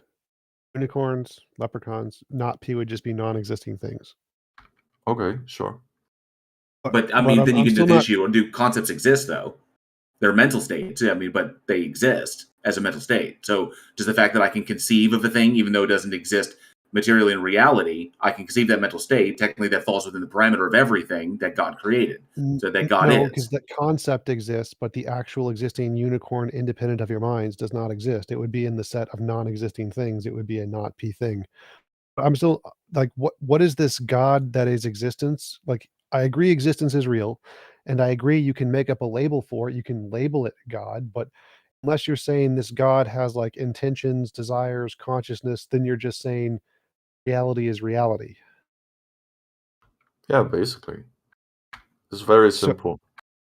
So you're not saying it's conscious, you're not saying it has any desires, it's just nature and that's it. I'm not sure whether it's conscious in and of itself or whether consciousness is a phenomenon that happens within the human mind or the human brain. But I would like to say or think this is what I believe, and I can't logically deduce it, but I would like to believe that consciousness is endemic. I think they call it panpsychism, so that the universe itself is consciousness. That would mean then rocks are conscious. Yes, in a certain sense, yes, but not through sense organs or a brain. So the expression of its consciousness would be something inconceivable for a human being. Well, then by the same logic, the hairs on my head are also conscious as an overall part of who I am, and so I don't see this as very useful argument for convincing anybody that of what you're trying to convince us of.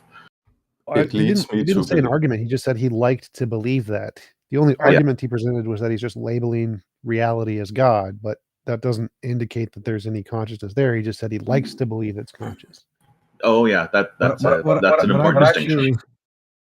What I'd be curious of is how is this beneficial? How is this belief? What do you get out of it?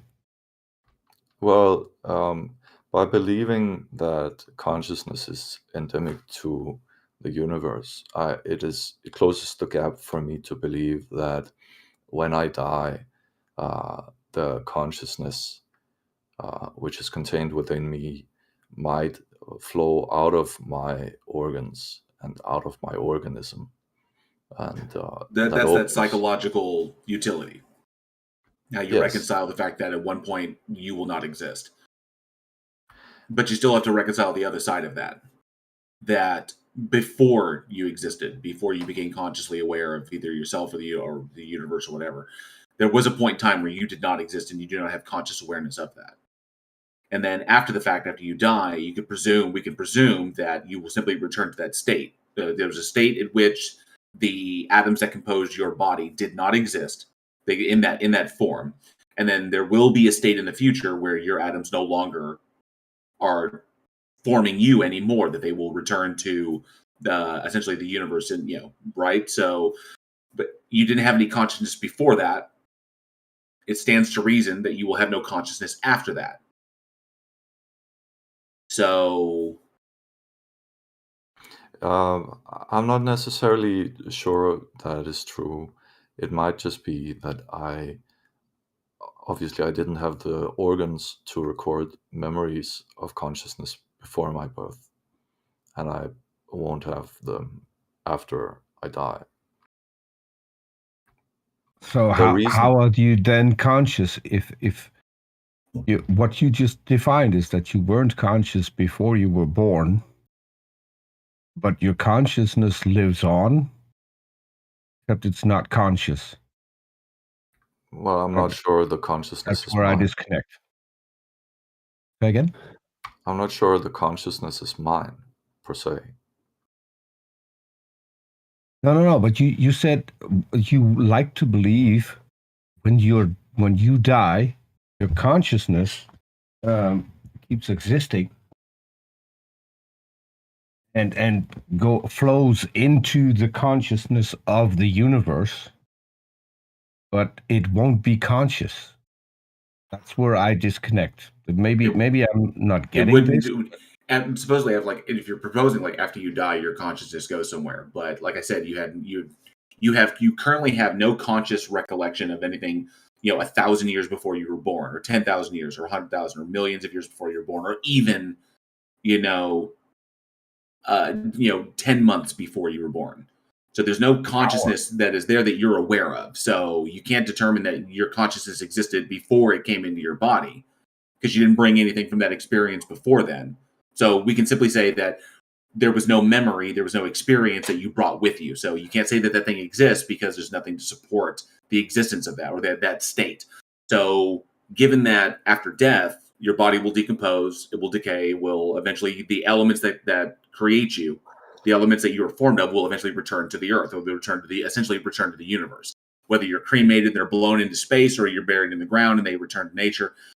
Either way, you can't say, you can't really jump that gap to be like, oh, well, then my consciousness will return to the universe. Well, if you have no memory and you have no experience, then essentially you're not aware. You wouldn't be aware. So it's a lack of awareness, and then you're aware, and then you go back to a lack of awareness after a brief period of cosmological time. So did he present any evidence, or say that he had evidence for this, or why this? No, I'm pointing out that there is no evidence to support this. That it's just a psychological utility. It's all it's providing for him, is a psychological utility to reckon. I asked him earlier. Any evidence for this? I can't show you any evidence, but I've had mystical experiences of. I don't think you're going to be able to convince us. No, I don't think so either. So it might be a moot point. But I've had mystical experiences of my consciousness slipping out of my body. I think it's commonly known as an out-of-body experience. Sure, I've had those too. Those are a pretty common psychological phenomenon, and it can happen without an actual soul. It's just a certain kind of a delusion. I've taken DMT and I've gone out of my body. I've been extremely hungry and imagined things. Brain states, lazy dog is what we can, and we can actually induce these things as well. There are medical procedures and techniques that we can utilize, with brain stimulation, to actually induce these kinds of states. So it's not enough to get us to that point. I understand the psychological utility it provides for you. I get that. If you don't want to question that, I would say you need to address that. The kind of unwillingness to say, well, am I justified in holding this position? Just because it holds a utility for me, does it, does this actually say anything, or am I just believing it because it makes me feel good? So, the best example I can give is imagine I was born a theist, like I was born, I believe in God, and my parents raised me that way, whatever. And prayer is a part of my daily ritual, right? So I pray every day, and I do my thing, and I live in my life. And then one day I'm in a car accident, and the car is smashed, but I'm still alive, but I'm trapped in the car. Okay, and the firefighter's trying to work me out of it. So I'm trapped in the car. I'm freaking out, and I decide to pray. So I pray. And the prayer, the act of it works very similarly physiologically to meditation. I calm myself. I focus on a singular thing. I slow my breathing, my respiration. I lower my blood pressure. And the firefighters are able to cut me out of the car and pull me out. Now, the reason I survived long enough to do this is because I didn't panic. I didn't freak out. I kept myself focused. On the prayer itself. Does the physiological utility of prayer mean that God exists? Can we bridge that? Because the prayer worked to physiologically calm me and keep me alive long enough to be pulled out of the car wreckage, does that mean that God exists? I'm not sure, but it certainly. Would you not agree that as human beings, if we live in our identities and we think we are this thing that has, I want to go to work, I want to do this person, it is easy to, when you of your brain, to forget almost that it is also possible to be in such a state of relaxed focus as you describe, where you're in contact, I guess, with your limbic system, your parasympathetic nervous system. You're using something that you might not identify yourself as. You're experiencing yourself in a different way than in everyday life. Well, the short answer to that question is no, is that it doesn't. It's because as the theist, I already believe that God exists. I pray, it gets me through the trauma, and then it confirms what I already believe. The prayer got me through. I believe, I pray, I go through trauma. It's part of my belief system. It got me through because it kept me calm, it kept me focused, and I didn't panic. So therefore, it confirms what I already believe. It's confirmation bias. So I'm looking at this from, if you're the theist in the situation, you can't get past, you can't eliminate the possibility that it was just confirmation bias. As an atheist, I understand the physiological mechanism of meditation and staying calm in situations. I do a lot of rock climbing and just stuff with, ropes and rappelling. So there are situations that I've been in as I've done this over the years where I've had to remain calm. Where things happen, a rope breaks or a strap snaps or something starts to fail. And if you panic, you're going to be in trouble. But if you stay calm, focus yourself, you can get through the situation, because when you panic, you make bad decisions, you freak out, you just grab onto things.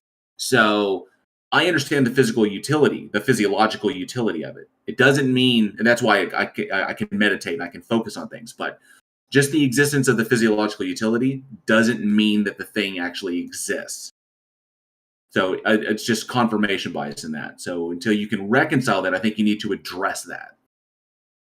That just because it has a physiological or psychological utility for you, or maybe even for a group of people, even though it doesn't mean that it's true. Sure.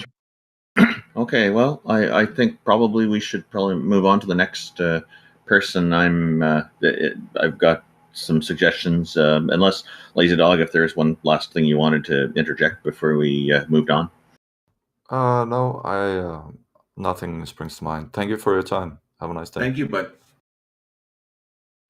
Thank you for coming up. Okay, I'm bringing up UrFavArab. Your favorite Hi. Arab. Hello. Yes, Welcome. that's my name.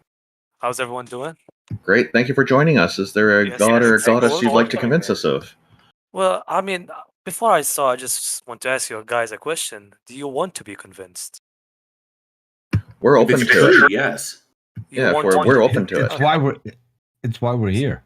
Yeah, Right. if it's true, I'd like to know. Yeah. I mean, considering me, I'm also trying to get educated on this subject, right? So I thought like if me coming up here, I can learn more, and So the first thing I think about when I think about God is his beginning or his ending, right? But when you think about a beginning or an ending, you think about a being or a thing, right? Let's say the beginning of this pencil, for example, came from this, and this, which is the factory, the wood, the graphite, right? When I think about God, I think that he has no beginning or ending, right? That doesn't make him that doesn't make him nothing though. I think about God, how do I put it in simple terms? Um, God is above time and space, which means he is timeless. I How can a think thing that God, exist for no time? well, how can something exist without time? No, existence implies like temporal state. It exists. Temporal. So how can a thing exist for no time? I don't agree. Like the consensus in physics is that space and time are emergent from something else that existed before time. So I don't really see that as a Well, huge problem. you could think about it as he is basically not time and space, but like the creator of it. I mean, hmm. So did you what convinced you that it's just a single creator and not multiple working together? Why would someone as strong as God have more than one of him as strong as him? Okay, you're asking me a question. I just asked you a question. Well, I'm think wondering what convinced you. God is so strong that I don't think he needs people beside him. I mean, not other eternal beings. So this is so I asked you what convinced you. God? I've asked you what convinced you, and you're talking about what's needed. It necessity doesn't determine whether there's more or less of something. We may only need so much water to drink each day, but there are people who will drink more than they need. That doesn't stop it from more water existing than what we need. But doesn't that the same thing apply to God? I'm asking you. I would like to know why it doesn't apply if you're convinced that it doesn't. I mean, can I ask you a question? Is that Certainly, I'd like to get an answer though, but sure, go ahead. I'm gonna be honest here. I don't have an answer to that question, right? That's fair, no problem. To be honest, I'm also pretty uneducated. I'm pretty educated, but what do you think is behind all of this?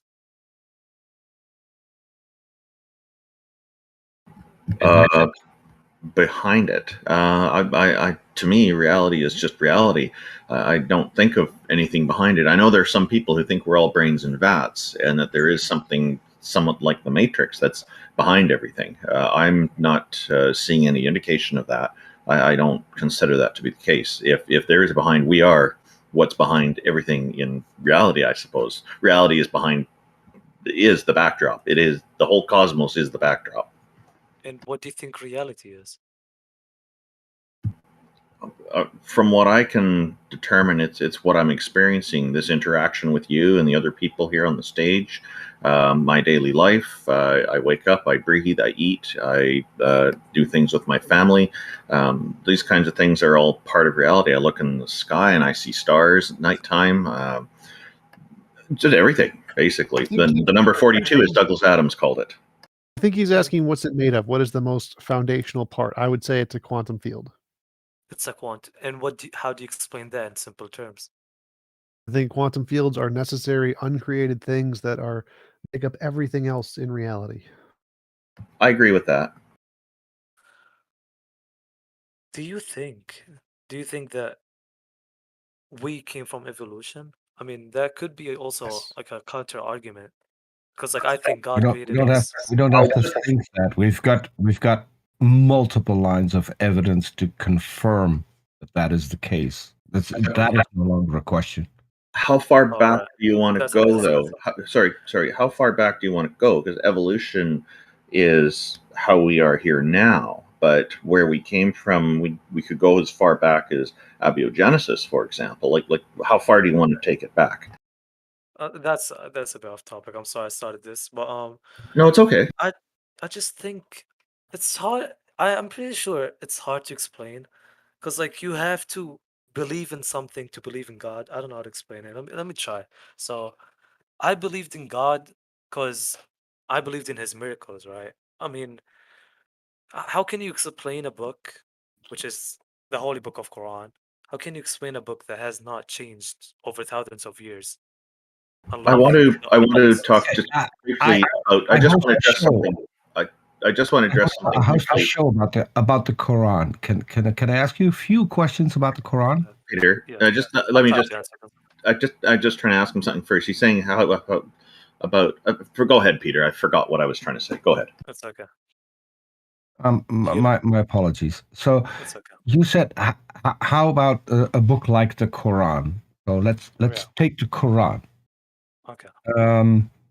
We know for a fact that there are errors in the Quran. Does that affect There's your multiple belief in a Qurans. way? There's multiple editions of it. Which one are you talking about, you guys?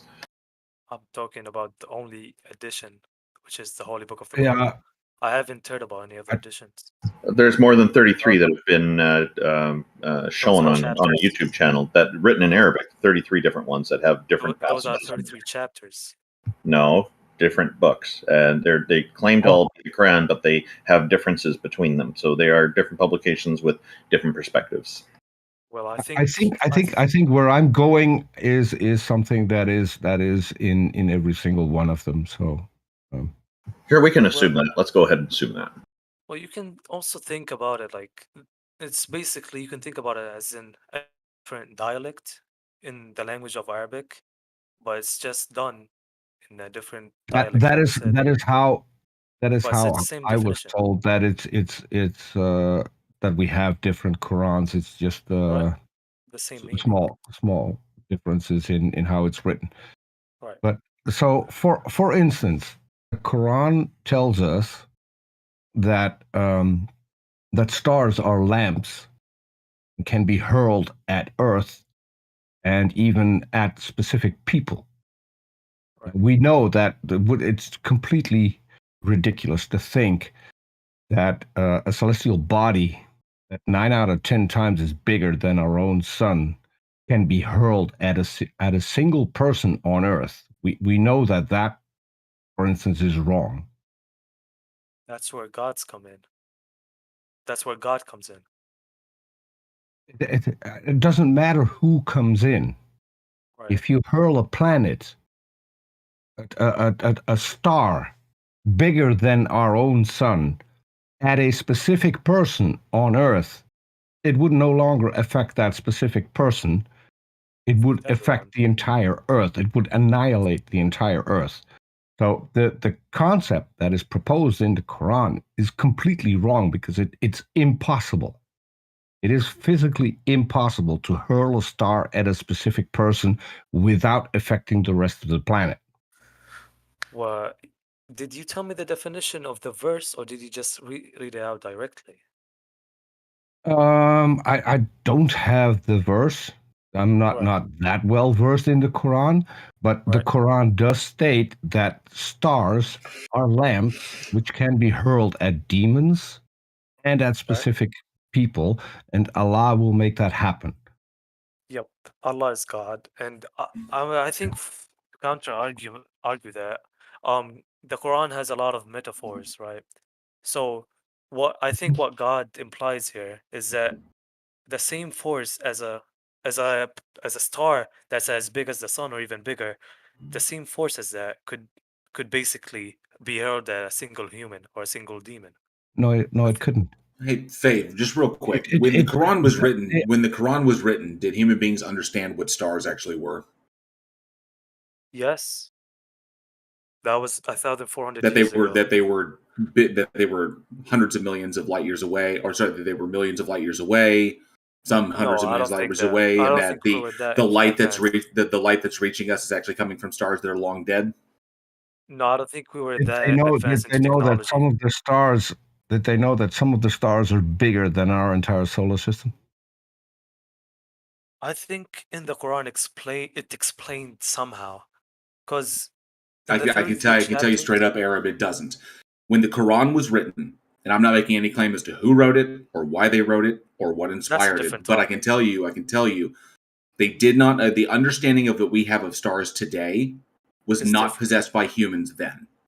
So the assumptions made about what could be done with them was wrong. Well, I think it would be reasonable to assume that under Islam they probably had at least a slightly better understanding of stars than the biblical authors did. Like I'm going to guess that under Islam they probably didn't think that stars would fall out of the sky. Would you say I'm correct on that? Oh, I'm sorry, I have to cut you off, Randolph, and just go back a little. Warren, you asked that question, right? Yeah, I asked, Yeah. did at the time of humanity itself, when the Quran was written, did human beings have an understanding of stars, just stars themselves, stars, planets? Were they able to look up to the sky and determine what was a star, what was a planet, how far that star was away, how close it was? These various Yes and things. no. Just because for the sole reason that Peter mentioned that verse, because God actually wrote the holy book of Quran, and God is it basically knows everything, right? And I think he wrote that in the book and basically tried to explain it to us humans. Okay, I can get you to a topic that involves knowledge that we did have at the time. The Quran got wrong. What would that be? And that is how embryos form. Embryos. Mm-hmm. Isn't it cells that multiply from the host body, which According is according to the Quran, when the sperm meets the egg, it forms a blood clot, which is wrong, which then in turn starts forming bones, which is wrong, which then in turn are covered with flesh, which is wrong. Can you give me the chapter and the verse? Aspect, as I said, I don't know this off the top of my head. Well, can you at least provide proof? I mean, you could be just saying verses, because I'm not sure how they translate exactly to English from Arabic, so I don't exactly know what verse you're talking about. I think it's chapter 23, verse 14. Let me check. In verse 33? I think it really just boils down to, why should we believe the Quran? Yeah, 23:14. Yeah. I think Peter might be looking it up too to confirm that's what he's thinking of. Yeah, I'm reading it too. So, are you suggesting that the Holy Quran is the proof of a single male deity that we should be convinced of? No, I think the Quran is made by the eternal being that is God. God made the holy book of Quran. Now, my understanding is that Muhammad had it written. He dictated it and people wrote it. God sent an angel to Muhammad, and that angel took the words from God and gave it to Muhammad, and Muhammad gave it to his friends, we call them Sahaba, and they wrote the book. But the this is all predicated on faith. Yes. Okay. I'm just curious. Did you find the verse that I Yes, I did. We developed the drop into a clinging clot of blood, then developed the clot into a lump of flesh, then developed the lump into bones, then clothed the bones with flesh, then we brought it into being as a new creation. So blessed is Allah, the best of creators. Okay. So I forgot that it from blood it turns it. Yeah, well, I did say it turns into a clump of cells, which is pretty much a similar thing. But so we know for a fact that that is wrong. And the people at the time knew for a fact that that was wrong because they were, at that time, they were eating animals, or they were slaughtering animals, and they would have come across embryos in different states of development. So they could have seen, people knew at the time that that was not how new life forms. So the Quran got that wrong. Why do you think it got it wrong? Well, I don't think it got it wrong, to be exact. I think It did. I think there's a scientific reasoning and there's a religious reasoning. Which is wrong. Well, Arab, you run into an issue. If Allah, he runs into an issue. If Allah knows everything, Right. okay, and say all of the information, all the knowledge that we have now here in 2022, Allah was aware of all of that and all of the truth. Why didn't Allah just convey it like it is now? Well, the sole reason that God created us is to test us. And if he just basically told us what's going to happen. I agree, but why would he write something down which is demonstrably wrong? And not only that, but the people at the time knew that it was wrong. Well, Why how would can he you write it provide down? evidence that they knew it was wrong? Because as I said, people were eating animals and would have come across embryos in different stages.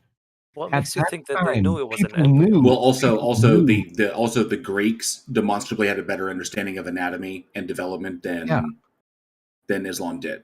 So if the Greeks had a better understanding of it through experimentation and observation and things that they were able to and things they were able to do, if one culture has a better understanding of it, and then all of a sudden a book comes along and claims a bunch of other things that are demonstrably wrong because human beings as a whole, humanity already possesses better understanding of it, why would Allah give a worse understanding of it after we've already discovered the knowledge beforehand? Like, for example, why would this all-knowing entity not convey information as it is true? Why would, if it's supposed to provide understanding, for the world, why wouldn't it give the correct understanding of the world? Well, why wouldn't Allah simply say, hey, those things in the sky, those lights, those things are called stars, and those things are like millions of light years away. In fact, the light that's reaching us, those stars are already long gone. It's just that it takes that long for the light to reach us. Well, why would you just... Do you know, that's a lot of information to put into a single book, right? Everything you read is just simplified. It isn't. It really isn't. There are cosmology books that are shorter than the Quran. I think what Jail just said was shorter than the verse. Yes. No, but I think that's just one topic out of millions that you're just supposed to. Well, yeah. So, like, you could summarize everything in there, and you could basically say Allah possesses all this knowledge.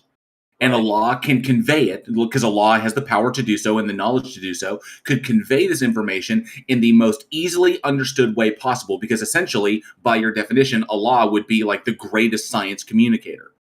Right. And so why wouldn't it communicate the science in the most like palatable way, but yet chose to put it this way? How are we supposed to determine truth from reality? How are we supposed to determine what is true when what we get from nature and through our own personal observations and the work that we do comes out differently than what the all-knowing entity that supposedly is explaining everything did?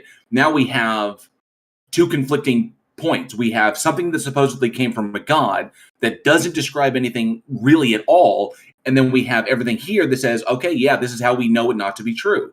So why wouldn't Allah, if it knows everything, simply convey it in the way that it knew that we would eventually understand it and just advance our reasoning? Well, it's true what he wrote in his verse, but it's just in simple terms. I mean, we start off as blood clots, right? That is the problem. You can keep saying that it's true. We know it's false. We know for a fact that it's false. I gave you two examples that are false in the Quran. So you can't keep saying that it is true, but it's conveyed in a different way. It's not. It's conveyed in simple terms. No, I put it in simple terms. The lights in the sky are actually stars. They're composed of gases, and they exist millions and millions of light years away. And the light that you see is coming from objects that are long since gone. That is an easier explanation of what a star is than what it gives in the Quran. Allah would be in possession of this knowledge and would even be able to describe it better than I just did right now. If Allah was not in possession of that knowledge, then he would fail in being omniscient, all-knowing, basically. Say that again? And then if Allah was in possession of this and did not give us basically, if Allah is in possession of this and does not convey it in the best way possible to further our understanding, then Allah is deceptive. If Allah is not in possession of this knowledge, then Allah is not omniscient and Allah does not know everything. So then you come into the real problem of, if Allah has this information and conveyed it in a way that was wrong, why would Allah deceive us? And then you say it's to test us. To test us for what? Because if Allah is all-knowing... I did not say that. I said he did not release all information to test us. I didn't say he changed information. No, what we're trying to tell you is that it's not about not releasing information. Right. He on purpose released false information. Well, it's consistent with the God of the Quran because it specifically says that he is the greatest of all deceivers. Does that He say does that? say that. I've never heard about it. Yes. It does say that in the Quran, that Allah deceives those. And it also says that Allah chose certain people to not believe and to never believe. And that is why Allah is calling himself the deceiver in the Quran. But I would really like to stick to these two examples, which are I'm pretty sure that's 350. I'm pretty sure that's 354, and I think the word that it uses is makir. So the problem I'm having, your favorite Arab, the problem I'm having is that there's been two things discussed here now that are not consistent with the facts of reality. One is that bones before flesh for the development of an embryo, and the other one is a misunderstanding of the stars. And because of this, I'm not convinced that Allah is real. So I think that's where I'm at with this. You're going to have to reconcile those somehow, and they're in the Quran, which is it seems to be unreconcilable.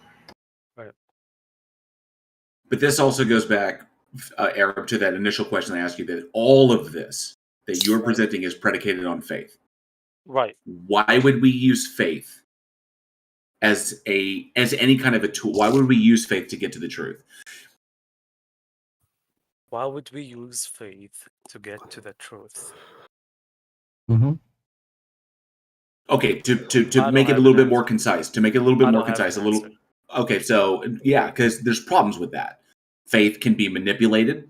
It can be manipulated by external sources without you knowing it. It's pretty much emotion based. It's how you feel. So if your feelings, which are you know that your faith can be that you can misplace your faith into things. Right. You know that you can believe in things that are wrong. You can, especially if there's no evidence.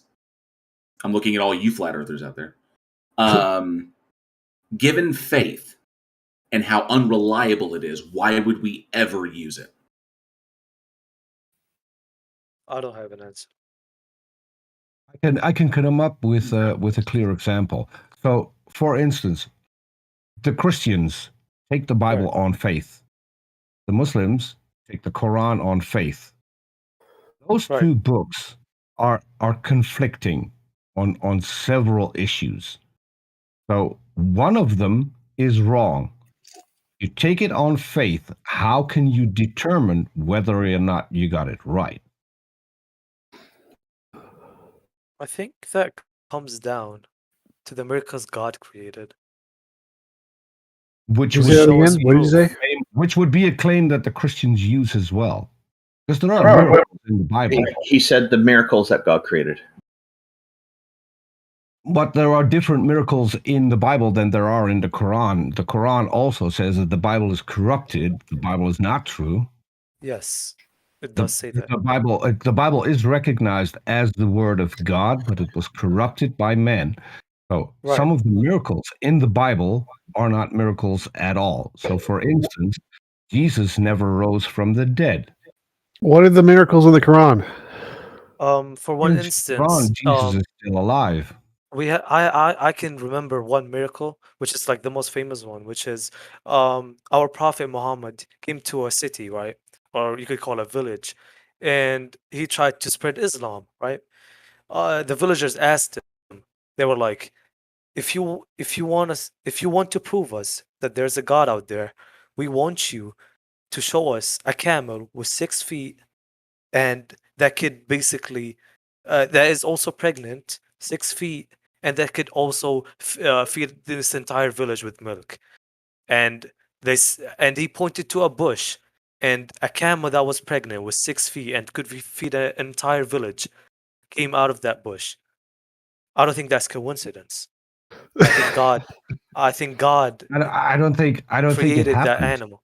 Let's go to a bigger miracle. Wow. Right. He also split the moon in two, which we know didn't In happen. the ocean. Right. He also split the Yeah, ocean which we too. know, No which we know ark. didn't happen because the moon is still in one piece. What makes you think he It didn't isn't split. put it back together, right? As far as I know, it doesn't say that in the Quran. He's the strongest being, right? Can't he just Yeah, do he that? used telekinesis as to far- move the two halves of As the far moon as back I know, together. as far as I know, putting the moon back together isn't in the Quran. Might be mistaken, but as far as I know, that part isn't there. Well, if you can, don't you think something as strong as God could split the moon and put it back together? It could, but it would mean, he split also it. put that in. It would also put that in the book, so it would line up with reality again, which it didn't. I'm just gonna I'm gonna search up the verse just so I can know what I'm talking about. Well, you can look it up. You can look it up. I want to go back to the two verses. Why did Allah put misinformation in the Quran? Knowing that we would figure it out, and knowing that would sow doubt on whether or not he is the one true God. You know, the Why would Quran you do is that? the Quran is the source of information about Allah, and there are problems with it as a source that we've identified a number of them here. So probably moving on to our next. I'm going to just say this: none of this stuff is convincing me, and I suspect it's probably fair to say that the others in the panel here are not convinced by it either. Probably for at least that reason alone. And it'd probably be good to move on to our next caller, but you'd be welcome to come back. I appreciate your time, Can I make Randolph. one quick suggestion, yes, Randolph? go on, Peter. Sure. So I host a show for a guy called On Ra, in which he goes through the entire Quran. Right. And every surah is named. You can look it Surah up, the is entire series. Yes. Yes. So we went through everything that is wrong in the Quran. There are 3 episodes left. Next Sunday is the next episode. I would urge you to go and watch that. Right. So And I'll be in the chat. I'll be in the chat. I'm the only moderator in the chat. Yes. What I understood from all of this is faith. It's legit faith, right? I believe what I believe in, and you believe what you believe in, and I respect that. I appreciate you for your time, Randolph, Peter, Jump, Warren, and Tackle. I Anytime. appreciate you guys. Thanks. Anti-jump. I will 100%. Don't forget T-Jump. Try to get more educated. I did say Jump. Oh, Thanks, okay. Jump. We missed it. Thank you very much Take for care, coming everyone. on, and we look I forward to appreciate your talking with time. you again. I appreciate it. Thank you for coming on. Bye. Appreciate it. Aaron Ra runs a good show there, by the way. Oh yeah. Mm-hmm. And So- he's not only does he run a good show, he's got a magnificent panel of people helping him, all of whom are ex-Muslims. So those are an amazing bunch of people. The show wouldn't be the same without them. Peter, feel free to post the link in the Heathen Hangout chat, and I'll copy it over to the YouTube chat as well. Sure. Who's next? Should we look at Just invited Abu? up Jason. Oh, Jason? Okay.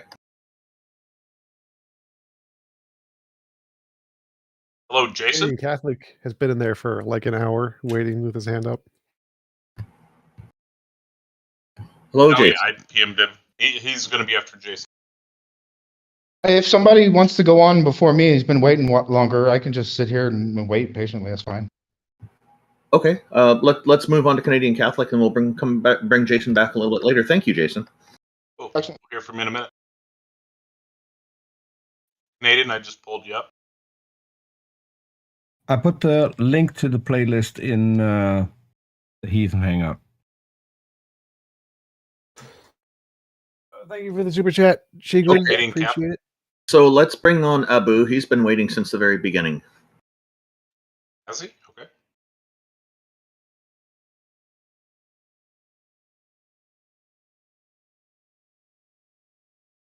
Hello, Abu. Welcome. Yes. Thank you for joining us. Thank you, man. Basically, quickly about the. You are really quiet. I cannot hear you at all. Hello? Can you now? That's better, yes. That's better. Okay. Basically, about the moon thing, getting it back together is not mentioned in the Quran, but it's in the Sunnah, if you know. You know what does Sunnah mean? Can you turn up your volume about 50 or 60%? 200% would be great. Is it good now? Is it good now? Yeah, it's better. Yes. Okay. Basically, I said the moon getting it back together is not mentioned in the Quran, but it's mentioned in the Sunnah. If you know what is Sunnah. Okay. Do you have any evidence for God? If I'm correct, the Sunnah are the explanations that Imams gave about the Quran. Am I correct? No. If you want to go to it, the moon thing, or should I give my evidence for, let's say, God existing? Our focus is on a can God you or briefly goddess. explain what the Sunnah is? It's everything mentioned about Prophet Muhammad sallallahu alaihi wasallam, and Hadith is basically everything about him and his companions. The Hadith are written. The Hadith are written by different Imams. There are thousands of Hadith. Not written. Even it's the saying and the actions of Prophet Muhammad. It was let's say written by his companions. We have a lot, a big door in this thing. So we can tell if this hadith about Prophet Muhammad, if it's correct or not. So it's not just Seems like a little off topic. Okay, about God existing, yes? Yeah. Okay, basically, first and biggest evidence is prophets on history. With their miracles. Yes, prophets. From Adam to Muhammad. It's mentioned there was more than 10,000 prophets with their miracles. So I think you as atheists deny the miracles, let's say, of Jesus. Yes? Yes. But why is that? Because there's no evidence it happened. It is written. Written doesn't mean evidence. It's written that Harry Potter cast a spell. Doesn't mean it happened. Do you believe in the Odyssey? Like, do you think Medusas existed at one point in time? What? No, you that's believe in Medusas? No, listen. Let's say more than 3 billion people around the world believe in Jesus and his prophets. You can't That's just an argument for popularity. Yeah, no, but there is science about this. It's called tawatur and ilm al-hadith.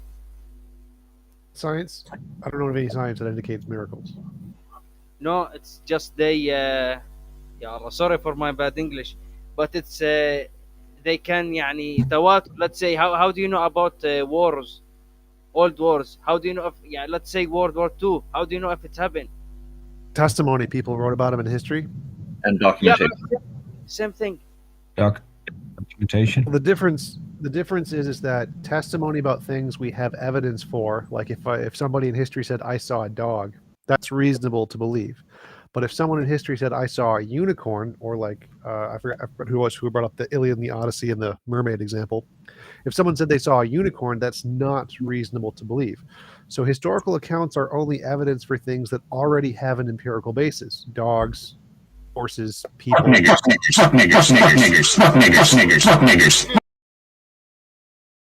Okay, that's a shame. I was hoping that we would have a better quality call than that. But why don't we move on? I think it was still a valid point to address. So I think there's the answer is that there's a difference between testimony about dogs and a testimony about unicorns. Historical testimony is only reasonable to believe if it is of things that already have an empirical basis. It's not reasonable for miracles, magic, mythical creatures, the paranormal, supernatural, UFOs, just like in a court case. That's why we don't believe testimony of Jesus rising from the dead or Muhammad cutting the moon in half, but we do for World War II. That makes sense. I agree with that. Canadian, what's up? Canadian Catholic. What's up, guys? How are you guys? Okay. So, doing good. What you got for us today? Yeah, so I was invited to convince you guys that God exists. I'm gonna give my best shot. So I think that the best way to convince somebody is to argue inductively. Or probabilistically. So what I'm going to give, I concede, can be explained in other ways. I concede that. I'm not interested in you guys telling me, well, it can be explained. I'm saying, well, what is it more consistent with, and what does it give us reason to believe? And the first piece of evidence, I'm going to give actually 4 or 5, I don't know. And the first is that there is a either a first cause, assuming the universe began to exist, or otherwise, there's a good reason to think that either there's a first cause if the universe began to exist, or if the universe is eternal, some kind of fundamental reality that is more fundamental than anything else. So if you guys think that I'm just making this up, or you guys aren't accepting this, T-Jump has already admitted that there's good reason to think so with his conversation with Joe Schmid. You guys can refer to that and watch that. And now the second point is that there is good reason to think that we live in a universe with this either first cause. I'm just going to call it a first cause, but you know, if the universe is eternal, it's simply a fundamental cause. It doesn't have to be first numerically. Now, the universe we live in has a couple of things, right? One, I would say that it has a following scenario. The only known species that is intelligent has a desire to be connected to some kind of fundamental nature. And now, of course, many people will have different models of what this fundamental nature is, but it's simply ubiquitous throughout the world. The only species capable in principle of worshiping God, of being in touch, so on and so forth, has an innate desire and reason to search for God. That's number one. Two, I would argue, is that we live in a world with teleology, that things work towards ends. We see things, produce regular results, and we live in a universe that allows, ends and so on and so forth to develop. And this again can be seen most clearly in evolution. That would be piece number 2 that I would put together. So in evolution, you can see how things develop, going from something towards another thing. So you can see how, for example, through natural selection, things get eliminated and we go through to a better heart that pumps better to ensure survival, so on and so forth. So that's piece number 2. Number 3, I would argue that we live in a universe with beauty. And that gives us prima facie reason to say that all of this is more consistent with theism, because minds can appreciate beauty. And we live in a world with beauty. So I would argue that, so I can't remember if I had the 4th reason. I might have had, but it kind of maybe slipped my mind. So basically, I would argue that combined these together, we have good reason to think that a God is more likely than not God. So once again, I concede that you can just say that, well, this and that, you can just explain these away, but I don't think it's going to be consistent. It's just going to be a bunch of ad hocs, because again, if there is a God, then the first cause is 1-1, right? 100% you would expect it. If naturalism is true or accidentalism is true, the Not really. You wouldn't expect it a lot. Secondly, the religious experience and so on and so forth. Well, again, you wouldn't expect this on naturalism, but on theism, that would be 100%. And three, existence of beauty. Yeah, that's, I think, more consistent with theism.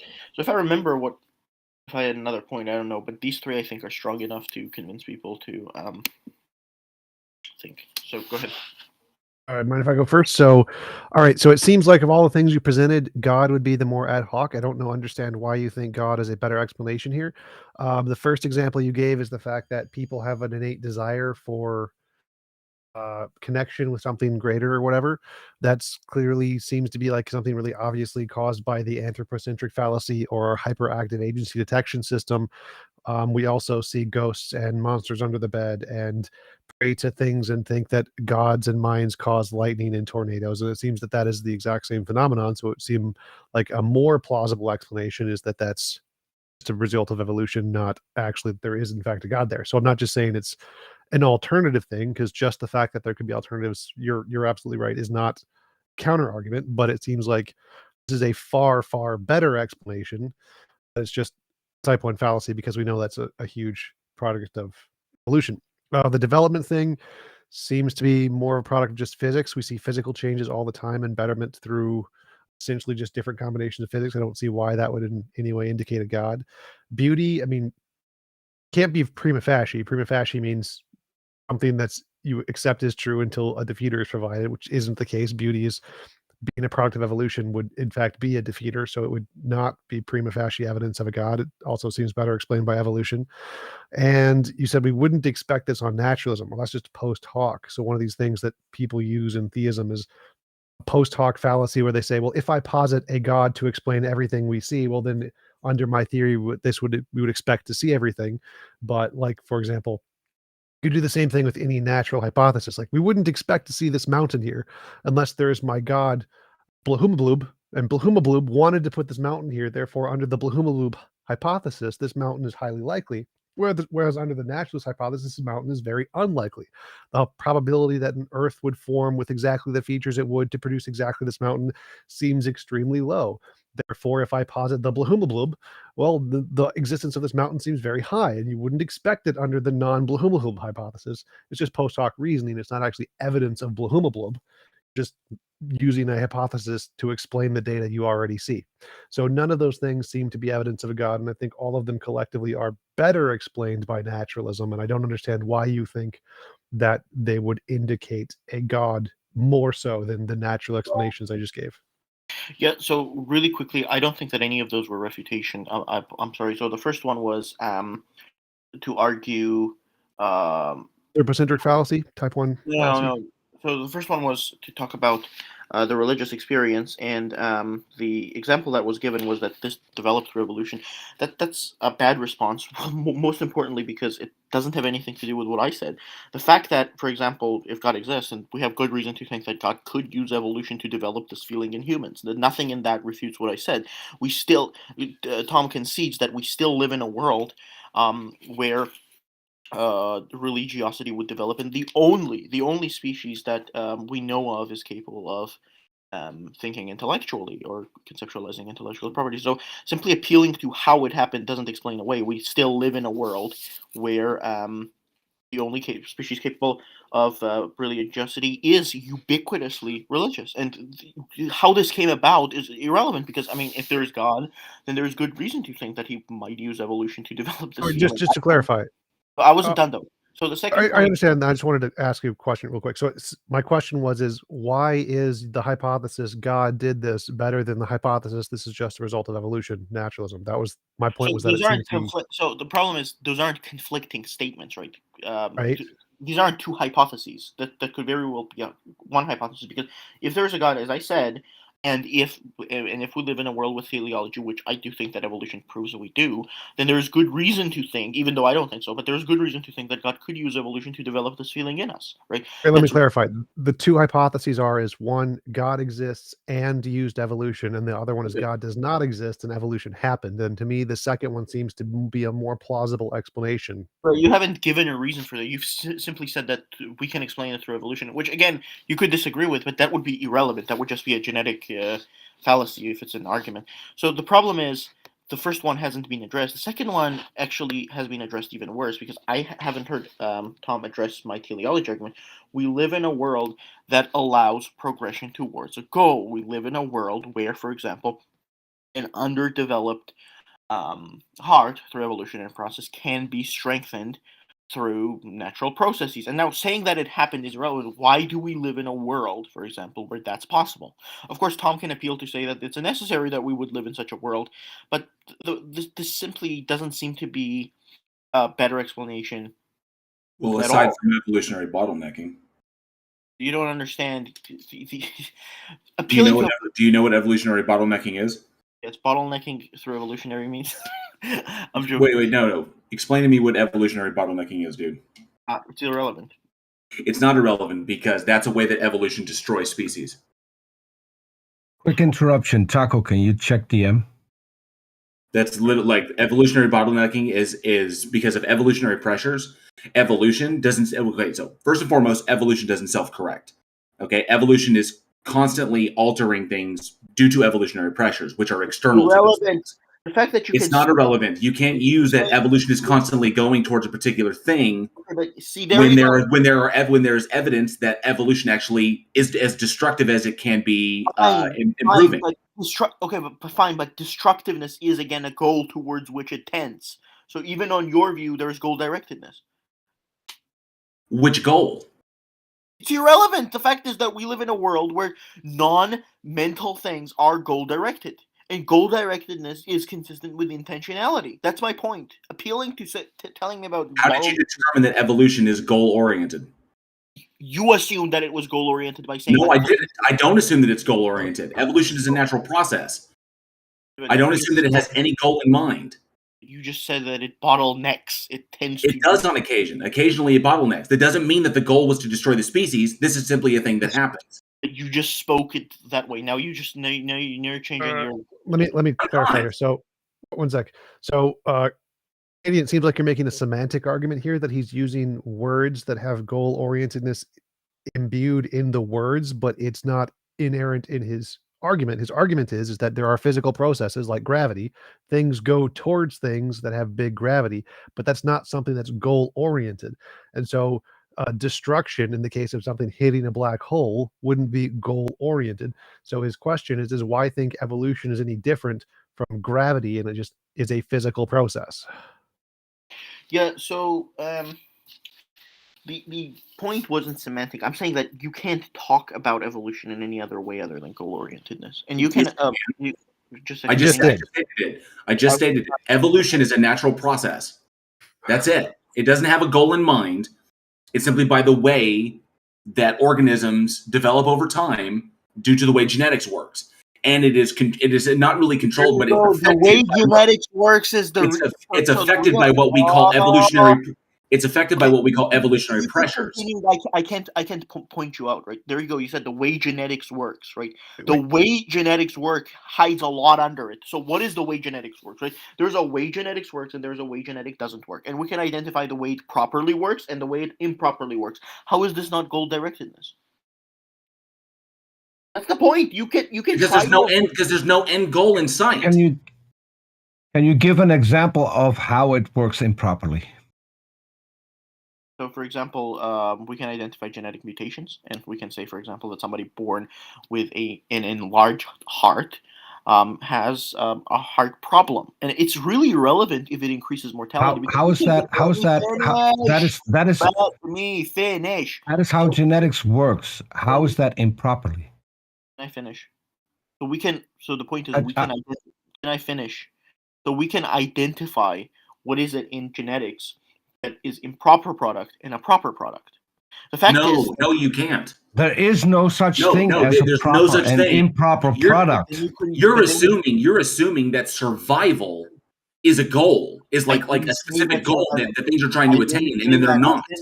I didn't say that. The point is that's where you're deriving your conclusion from, is that there is some end goal to be reached, that there's some finish line to get to. And there's not. This is why I didn't ask for an example.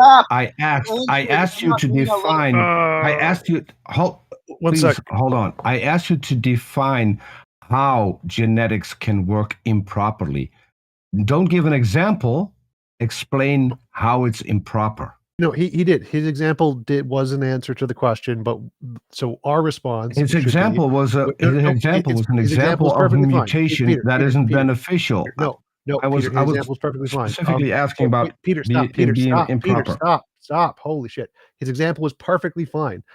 The objection would be is that a larger heart would not be an example of an improper function, because if you would survive better with a bigger heart, and it would be a good thing. It would be a proper function. Exactly. Therefore, the fact which is why I wanted to clarify what he meant by improper. Stop, please, Peter, stop. So our response is that no, that is not an example of improper function. It's just a random mutation, which may end up being beneficial, but it tends to be unbeneficial given our current environment, therefore defeating your argument, Canadian.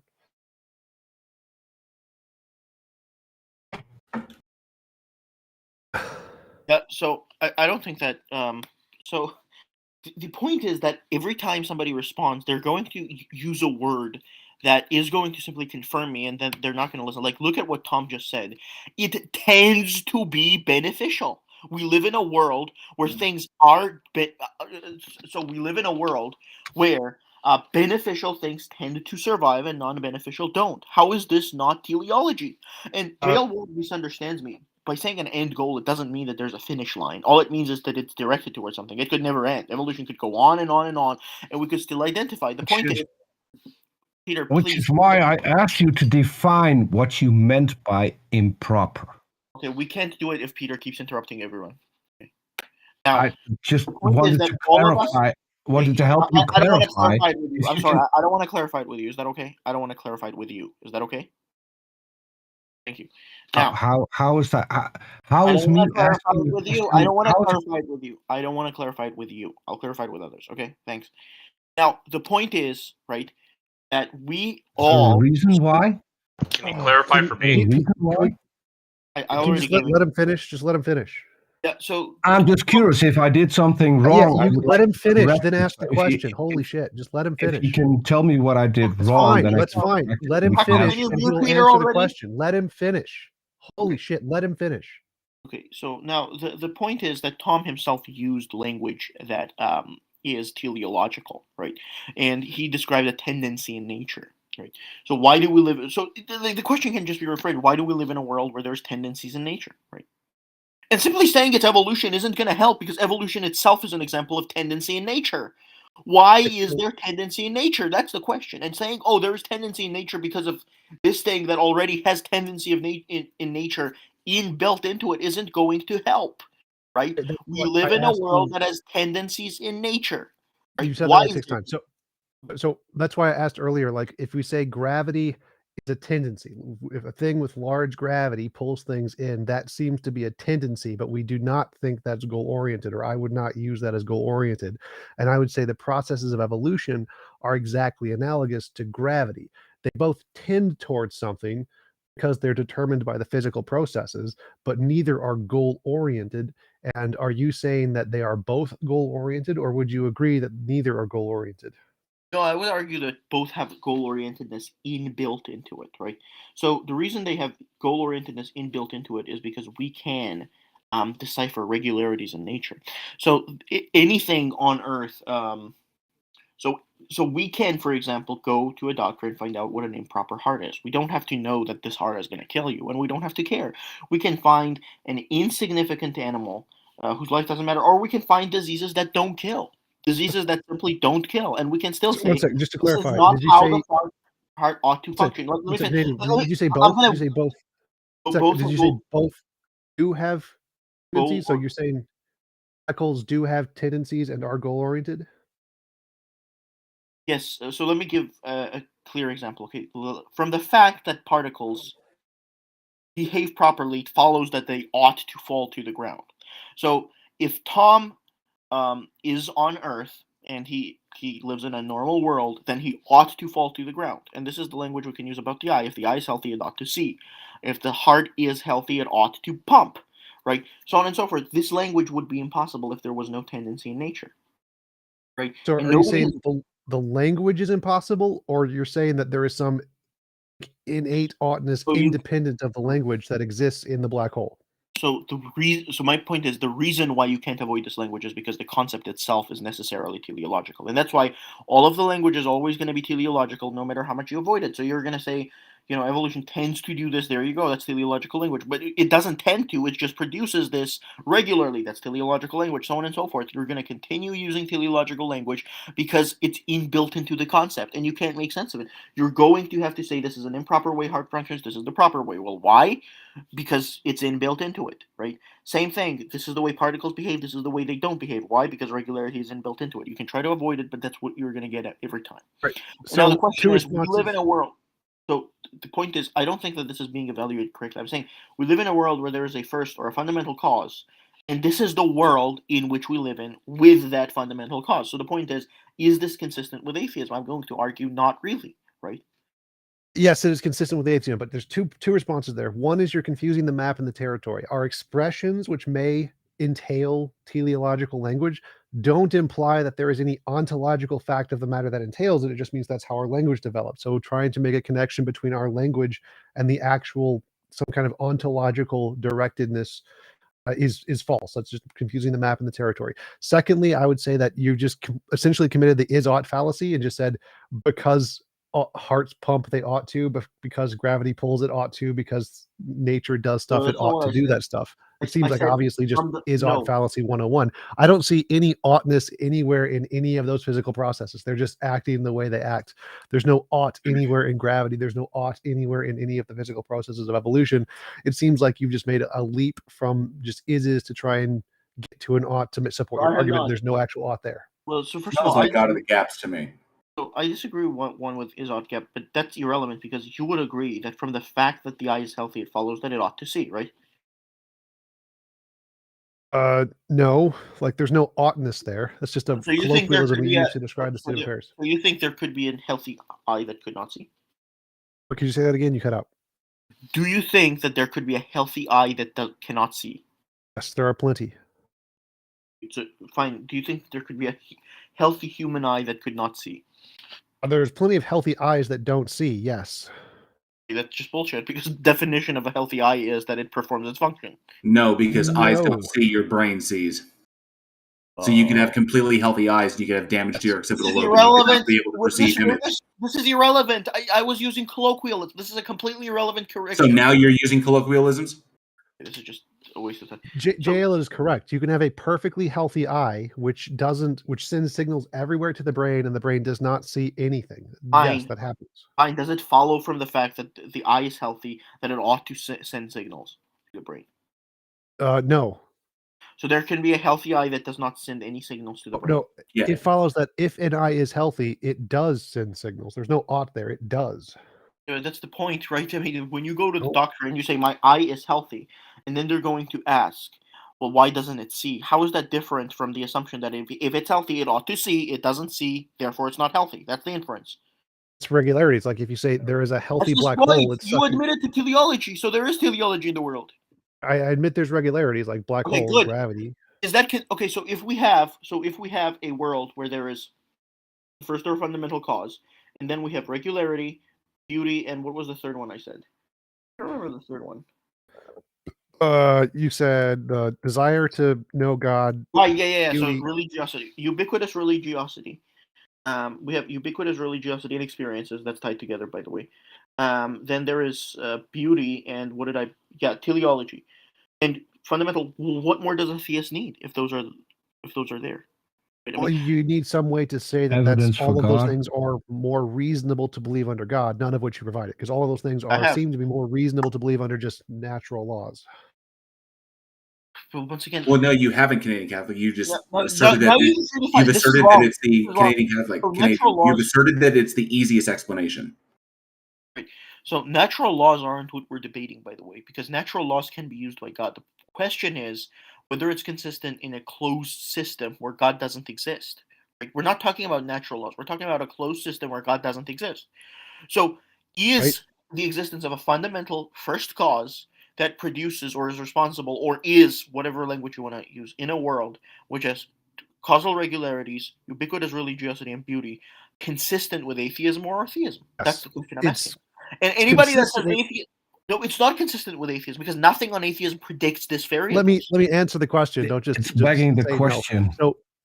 So Canadian, yes, it's consistent with both, but as you said earlier, just coming up with a different alternative doesn't actually make it better. Like if I said this mountain existing is consistent with the magical leprechaun Blue Blue Blue who created the mountain, yes, but it's also consistent with a universe with no such being and created the universe. And the one with no such being is simpler. It's Occam's razor, it wins because it's a simpler hypothesis with less ontologically asserted variables. So if we have two hypotheses that can both explain the data, we want to assess which one's better. The naturalistic atheistic hypothesis is better because it's simpler. All of the features of that hypothesis are supported by empirical evidence, whereas yours has an extra feature, and worse than that, it's an extra feature that has no supporting evidence. So your hypothesis is less supported to explain all of the things you listed, and ours, which is simpler and has only parts that have been empirically demonstrated, explains all of the phenomenon you listed with a simpler hypothesis. So 2 points. First of all, the objection that Tom brought up is the objection of that this is just a so story, meaning that it's simply invented to explain one thing. So the God was invented to explain the evidence. So first of all, even if that were true, which is not, that would still be conceding that there is evidence for God, right? I mean, just not particularly good. The secondly and most importantly, of course, is his point that naturalism. Like how you glassed over that. I want to finish. That atheism is simpler. Well, that's what we're debating here, and I've been asking what on atheism predicts that there will be a fundamental cause which is responsible or coexists in a world with beauty, teleology or causal regularity, and ubiquitous religiosity, and desire. And no one has provided what on atheism predicts this. No one. All I've heard is saying, well, we can explain by evolutionary psychology, which isn't an explanation against my thesis, because again, anything you bring could just have been used by that God to bring about that world. That's simply appealing to how it came about. That's not what I'm Canadian asking. Catholic, we don't need to provide an alternative. You need to be able to justify your claim that it is the case.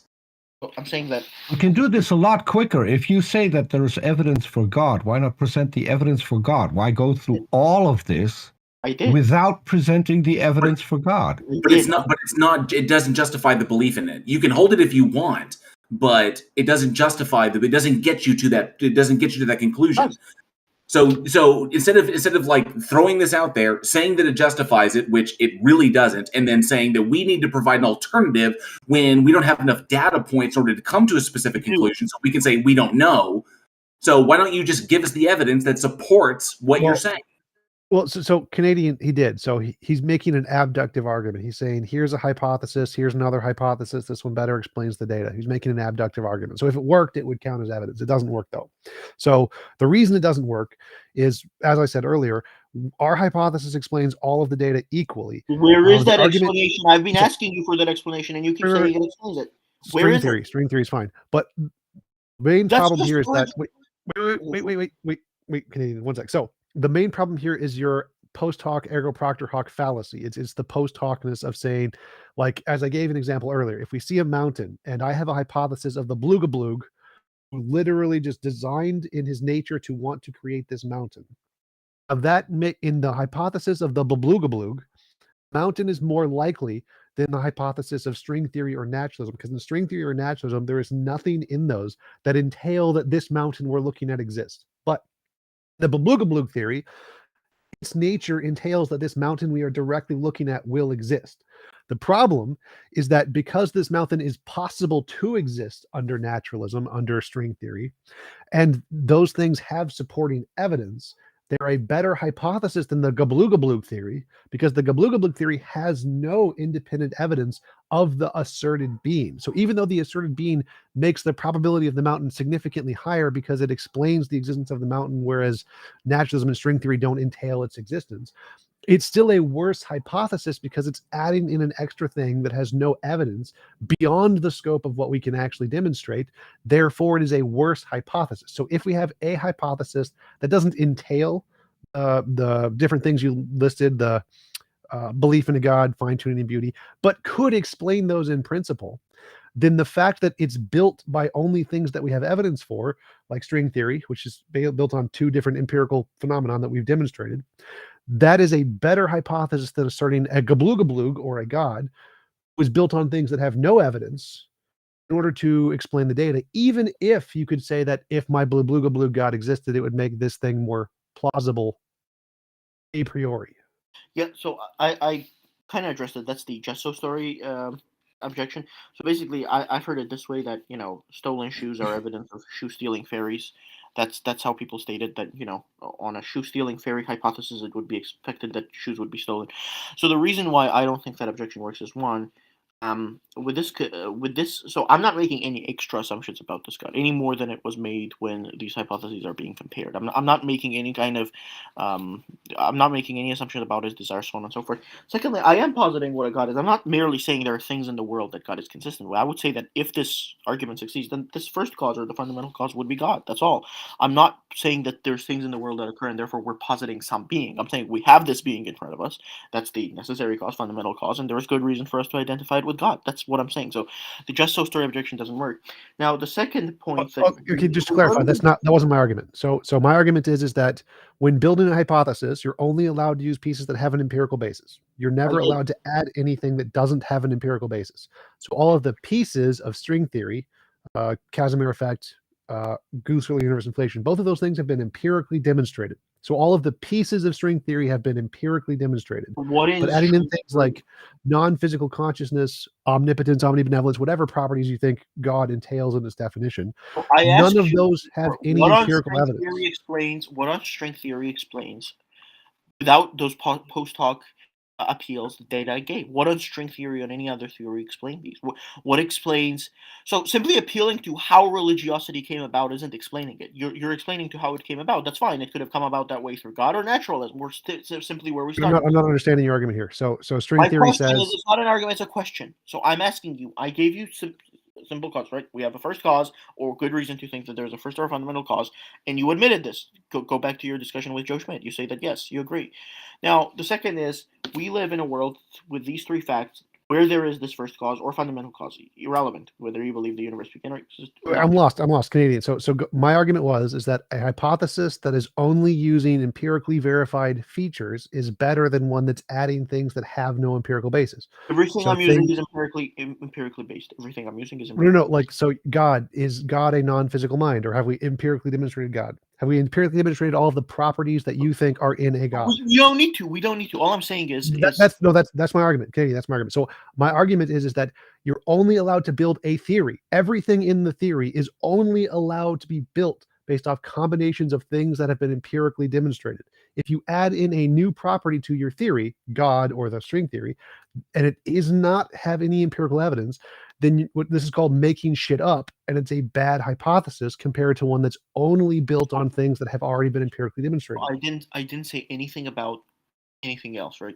All I said is give us an explanation. Give us an explanation. Okay, I've been waiting here for these facts. And the explanation you gave was simply to account for how they came about, which just leaves us with the same question. Did they came about that way because of God or natural processes? And simply saying that, well, religiosity came about because of evolution is irrelevant. That pushes the question further. Is evolution something directed by God or natural? Right? So now I'm asking you, how do you explain these four facts? The first is there is an existence of this fundamental cause. What's your explanation, and why is it that this fundamental cause exists with these three facts in the universe? And none of the explanations you gave are anything, right? Anything other than yes, it does. What like string theory, the nature of string theory is such that it will produce the laws of physics as we see them, which will result in the three things you listed. That just kicks the can further. Why is the nature of string theory that way? It's necessary, as you mentioned before, like 6 times already. I grant that there's a necessary thing or a necessary part of nature, and it is inherent as a part of its nature to create what we see around us. Now our hypotheses are 50-50. There's really no difference. So now you've come. Oh, no, there is. Remember, as I said, like 8 times already, the difference is that my hypothesis is built on things that all have an empirical basis that we can show aren't imaginary. Your hypothesis adds a bunch of imaginary baggage with no evidence. Omnipotence, omniscience, omnibenevolence, simplicity, aseity, non-physical consciousness, whatever properties you think are entailed in a God, none of those have evidence. All of the properties of mind have evidence. String theory is a combination of 2 things: Casimir effect, which has been demonstrated in a lab, and early universe inflation, which has been demonstrated by observing the CMB. So all of the pieces of my hypothesis have been demonstrated to be real and not imaginary. None of the pieces of yours have been. Therefore, my hypothesis is better and simpler. Okay, so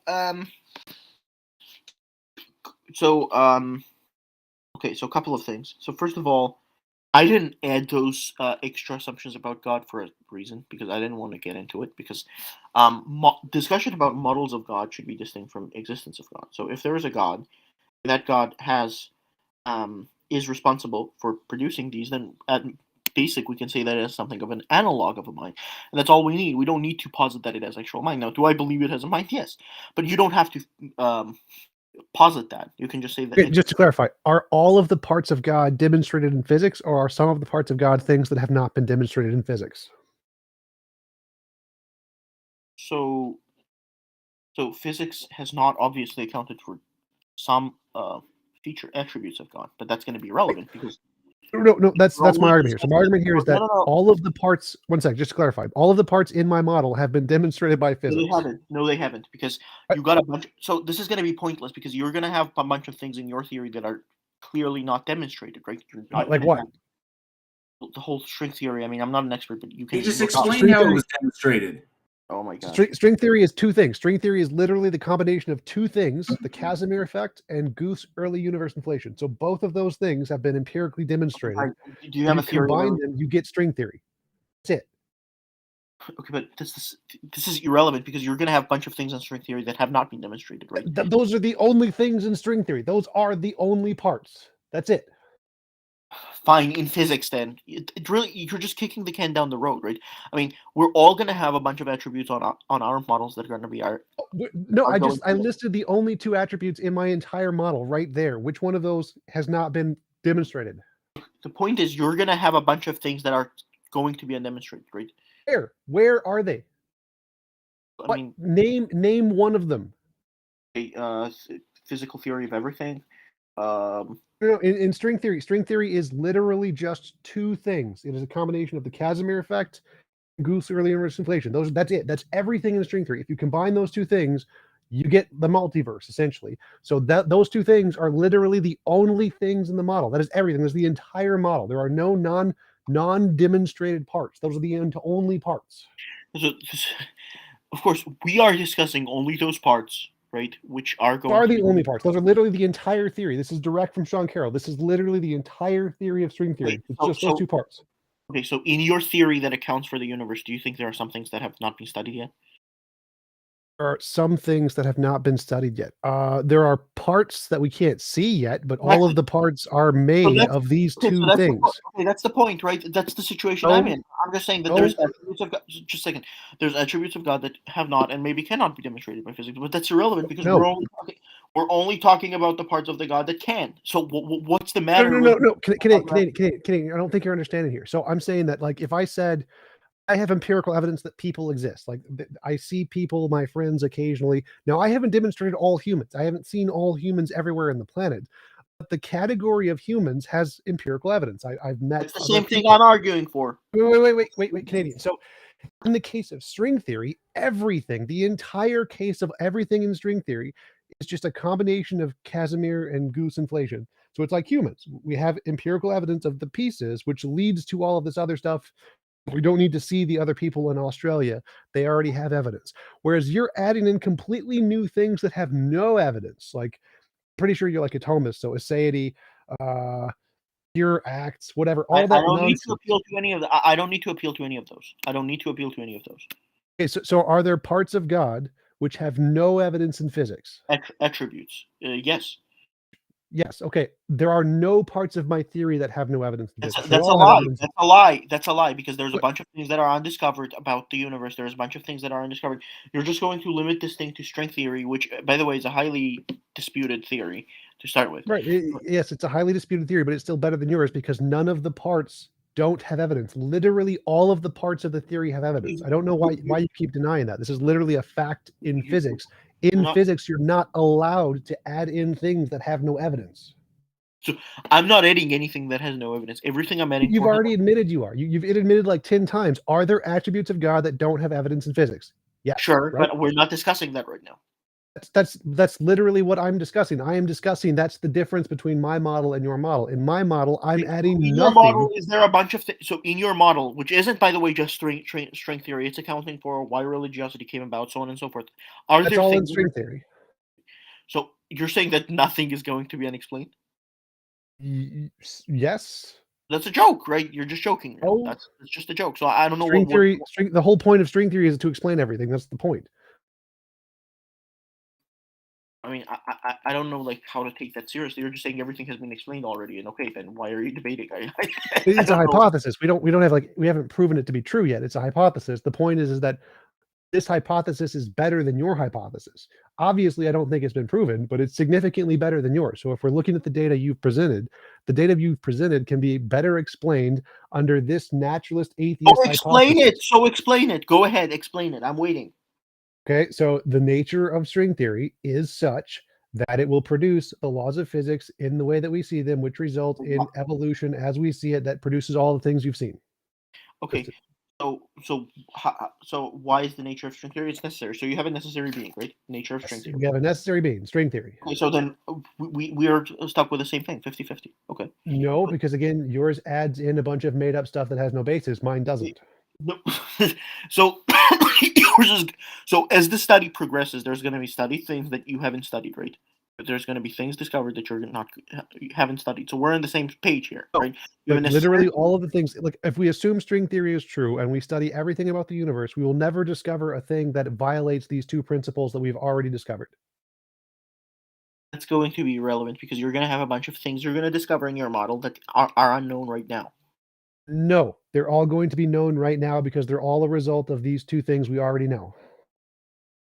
Well, I mean, obviously that's not true, so I don't know what to say. I mean, that's literally string theory is literally just combining these two principles that we already know and saying if these two principles are intertwined, then they will result in string theory. There's nothing we don't know about that. If they're right, that's everything. There's no unknowns there. It's everything else just a result of these two things. Okay, I'm just going to say it's properly basic that you're wrong. I don't know what else to say because I don't know what you want me to say. Like, you know, Can I ask a quick question because I'm still looking at the topic of this conversation and I love your standard of evidence, Canadian Catholic, but let's apply your standard to your God. What is your evidence for your God? Because that would make everything so much easier instead of trying to find fault. To find fault with. Please, can you please let me finish? That would make things so much easier instead of trying to find fault with a position you reject in the first place. Why not promote your position? So God is a being, right? Basic definition. I don't know. You guys can argue. God is a being that is responsible in some way for either the universe or humans, and that interacts with humans and cares about us, or so on and so forth. In some way, I mean, you can be analogical or whatever. I'm saying we got basic. Okay, we can. Let me finish. We can go with that definition. Okay, let me finish though. Okay, or I mean, I don't know if you guys want to define it in other ways. I don't know, right? I mean, there is going to be a bunch of attributes that are beyond this conversation, right? There's going to be omnipotence, omniscience, Trinitarianism, so on and so forth. Fine with that. Okay, but that's going to be beyond. We can go with the definition you just gave. So, what is your evidence that particular God, that the one you just defined? The evidence says that we get the checklist. So the checklist is first, fundamental nature of reality. We get that. Check. Second check is it is involved in the universe. We get teleology. Check. We get intelligence with ubiquitous religiosity. Check. And we get beauty. Check. Okay, that's consistent with some form of mentality. Now we get to the God. What is the evidence for the God behind all of this? I just gave it. Yeah, you gave the things that line up with your model, and I'm fine with that. I'll grant you all of that. Now let's get to the thing you seem to be avoiding, which is the God itself. You just said that there is evidence for the God. The things you just listed, I grant you. We've got evidence for all of that. Cold, hard evidence. Now get to the cold, hard evidence for the God that is also there. So just to clarify, Canadian is giving you evidence. He's making an abductive argument in an abductive argument. I know, and I want to just hone it in on one specific thing in his entire reasoning, which is the God. He just said that there is clear evidence let me for the try God. to clarify.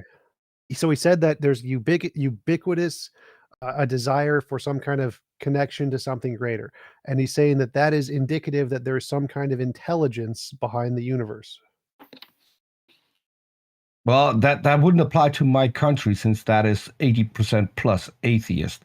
So apparently, the ubiquity of desiring a religion isn't applying to my country, which is why I'm coming from a different position. So that's not true. I want to know how I can find out whether or not this God that he proposes actually exists, and we can do that without listing all of the evidence that is apparent in both models. Let's get to the things that are specifically in the God model. So Peter claimed that it doesn't seem like religious belief is ubiquitous. Therefore, your first argument is wrong. That's wrong because, again, as I've explained before, right? The ubiquitous of religion concerns what comes about, I guess, naturally, if you'd like. So I can see that there could be societies that eventually secularize, right? That they're going to lose faith in God, so on and so forth. But that's irrelevant, right? The country you came from, which I'm assuming is some kind of Scandinavian or Western European country, is Dutch. Yeah, Dutch, right? Netherlands used to be ubiquitously religious from probably the earliest times of evidence up to, let me finish, up to 1960s. So, I mean, saying that they secularized isn't really going to help us because we still have the same ubiquitous religiosity among humans. What we're just going to say is certain conditions might lead to that being frustrated. And yeah, I agree, right? I mean, people ubiquitously... That wasn't my point. Right. That wasn't my point. My point was, you listed things that are evident in both models. No, they're not there evident. Is, however, there is, hold on, let me finish. There is, however, please let me finish, because you got it wrong twice already. Let me finish, and maybe you'll get it this time.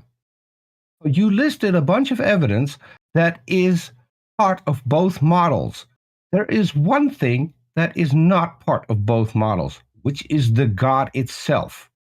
So let's get to the evidence for the God itself. I know you want to deflect from that because you don't have anything or don't want to present it, but let's go there anyway. Wait. So just to clarify, Peter, if you have two models, there can be a bunch of evidence that works for both models, but they don't work equally for both models. Like, for example, flat earthers bring up the fact that you can. I agree. Look across the ocean and it looks flat or whatever, and that's the same on both models. It looks flat, but it works better for one than the other. And so that's what Canadian is saying here. He's saying that the things he presents works better for his model, even though they do work for both models. He said that at the beginning, that yes, these can be explained by another model, but he thinks they work better for the God model. Yeah, and I still agree. But so in order to get to convincing us that a God exists, why not go to the God itself? That's evidence for God. Why do we need to go to everything else except the God? Why isn't your God? You're a Catholic. According to Catholic doctrine, Jesus should be important. Why are you leaving him out? Why is that a topic that you do not want to talk about? I would love to talk about Jesus. I do every day. The thing is that I was asked to convince people of God. Let's do that. Well, I mean, as far as the length of the conversation goes, I mean, Canadian presented his points that I'm not convinced. I'm pretty sure nobody else up here is convinced. Those are the 3 points he's got, and T-Jump has explained extremely well multiple times as to why those 3 points don't hold water. That I would say that in this particular instance, a Canadian Catholic has not convinced us. Is not given a good reason to believe the assertion. So just for the sake of other people who were waiting in the chat, because he's presented his points, they don't follow through. I would say he at least for me, he got the opposite of what he was going for. But I want to say I'm less convinced now. Peter brought up a good point. I do want to hear later on, if we get a chance, bring Canadian Bass so we can talk about Jesus. I would like to hear his arguments for Jesus at some point. Did he Kind mention of curious that beauty myself. as a required necessary attribute? And one Tom Jump mentioned that string theory is an attempt to explain everything. I'm thinking of adding with no strings attached, but I don't know if that's funny. So Zenatti and Captain Coyote, I do see you guys in chat. We have a special guest though. Jason himself has requested to come up and present an argument for God. And I would just like to say thank you to Jason for being so graceful earlier to allow some other guests to go ahead. It's great to have you on. What's up, Jason? What you got for us? Maybe the worm. I think maybe the worms got him. Tech issues. He has to refresh the page, probably. Try that. Hello? Hello, we can hear you. Yeah, working now. Hey, the worms got me, bro, like you said. So what you got for us, bud? Okay, so I heard somebody say, and no problem about that thing earlier. It's no problem at all. But I heard somebody say earlier something about big God, small God, and that got me thinking. There's a small God and multiple gods within 7 billion people that whisper dirty little nothings into their ear. Subconsciously, chemically inside. And what's scary is that doctors will literally tell you. Like those. Yeah, doctors will literally tell you both, like without even like cracking a smile to your face, that yeah, you're supposed to have parasites sucking your nourishment and I've never had a doctor. growth. I have never had a doctor tell me this. So this is not an ASMR thing. So anyway, it's true. It's true that you do need bacteria and viruses in your body to keep you alive. So you do need. Oh, that yes, they are parasites. They're literally parasites. Well, I mean, they're not parasites by definition. They're symbiotic. So no, parasitic. Symbiotic means that they don't leech off of you, and they actually do it to a point where symbiotic talks about the relationship between the two, how we provide and they provide for us, and we provide for them. That's a symbiotic relationship. A parasitic relationship only takes from the host. Okay. Well, okay, fair enough. Whatever. The 4 helminths, which are intestinal parasites that I'll be speaking about, are parasitic. Okay, so what's your evidence? My evidence that there's parasites in 7 billion people, which indicates a god. It indicates that there is something that is controlling you, which can be misconstrued as a god. Okay, so if it's misconstrued as a god, that means it's not a god, and so no, you agree with us. But yeah, exactly. I do agree with you guys. But I'm telling you how people see a god. I'll tell you how people see demons as well, things that make you flail out and lash out and things like this. This is all just cases of with all due respect, I don't think it's a good thing to speak for all people, because 9 out of 10 times you're going to get it wrong. It's much better to speak from your own perspective. I think his argument is that let other people talk for themselves. That would be so much better and so much more productive. I agree. But I would really appreciate that if people understood that they have a parasite that might be controlling them, that if they were able to get rid of that parasite, then make them conscious decisions without a outside entity interfering, that would be optimal. How do we get rid of our parasites? That's interesting. So stop eating them first. We have evidence. So are you presenting do we have personal evidence god for such a parasite? Wait. So you said it's a personal god for 7 billion people. You said the reason people believe in God is because of parasites and fallacies and brain stuff. Yeah, I agree. So you don't actually believe there is a God. You believe there is no God. You're an atheist. You agree with us. I believe that people once saw gigantic people, like men, gigantic men, bigger versions of themselves, and they called these things gods. Okay, so 2 things. God usually means uncreated. God is a name, by the way. Yeah, God is a name created by the Hebrews, the Hebrew language. No, God, God is God used. literally translates to the word ball. Lord Okay, so ball. that's an etymology fallacy. The fact that the word was invented there doesn't mean that its current usage is that. Currently, the word Right, God that's refers understandable. to lots of different things, but you don't believe there is a non-physical mind that created the universe, but you said something about big men or large men. I believe that something has created this environment that we are in, and I believe something has created us. I don't believe it is the Christian God or Allah. I believe that they are mistaken these entities for a deity named Zeus, OCL, Baal, name God. He has a lot of different names that we keep giving this person throughout history, and it's literally, it was a guy, and it was a giant dude. He stood huge, giant motherfucker, and we just were like, oh my God, that's a fucking God. That's a God. Oh my God, How it's a big? God. And we freaked out, and we wrote stories about these fucking things, and we big. I don't know, big. Look up fallen angels, I mean, like Nephilim. Size of the It's the- solar it's- system, planet. It's the huge guy galaxy, theory. 10 feet. Yeah, if you want to know what it looked like, Greek mythology. I'm looking for a size. Like, how many meters tall is it? 2 meters? Look up 200? Greek 2,000? mythology. They explain it there. Right. So This I'm is where asking we you. get the. This is the time period that I'm referring to, by the way. So I'm asking you, how Okay. tall are they? Anywhere from 20 to 80 feet tall. 20 to 80 feet?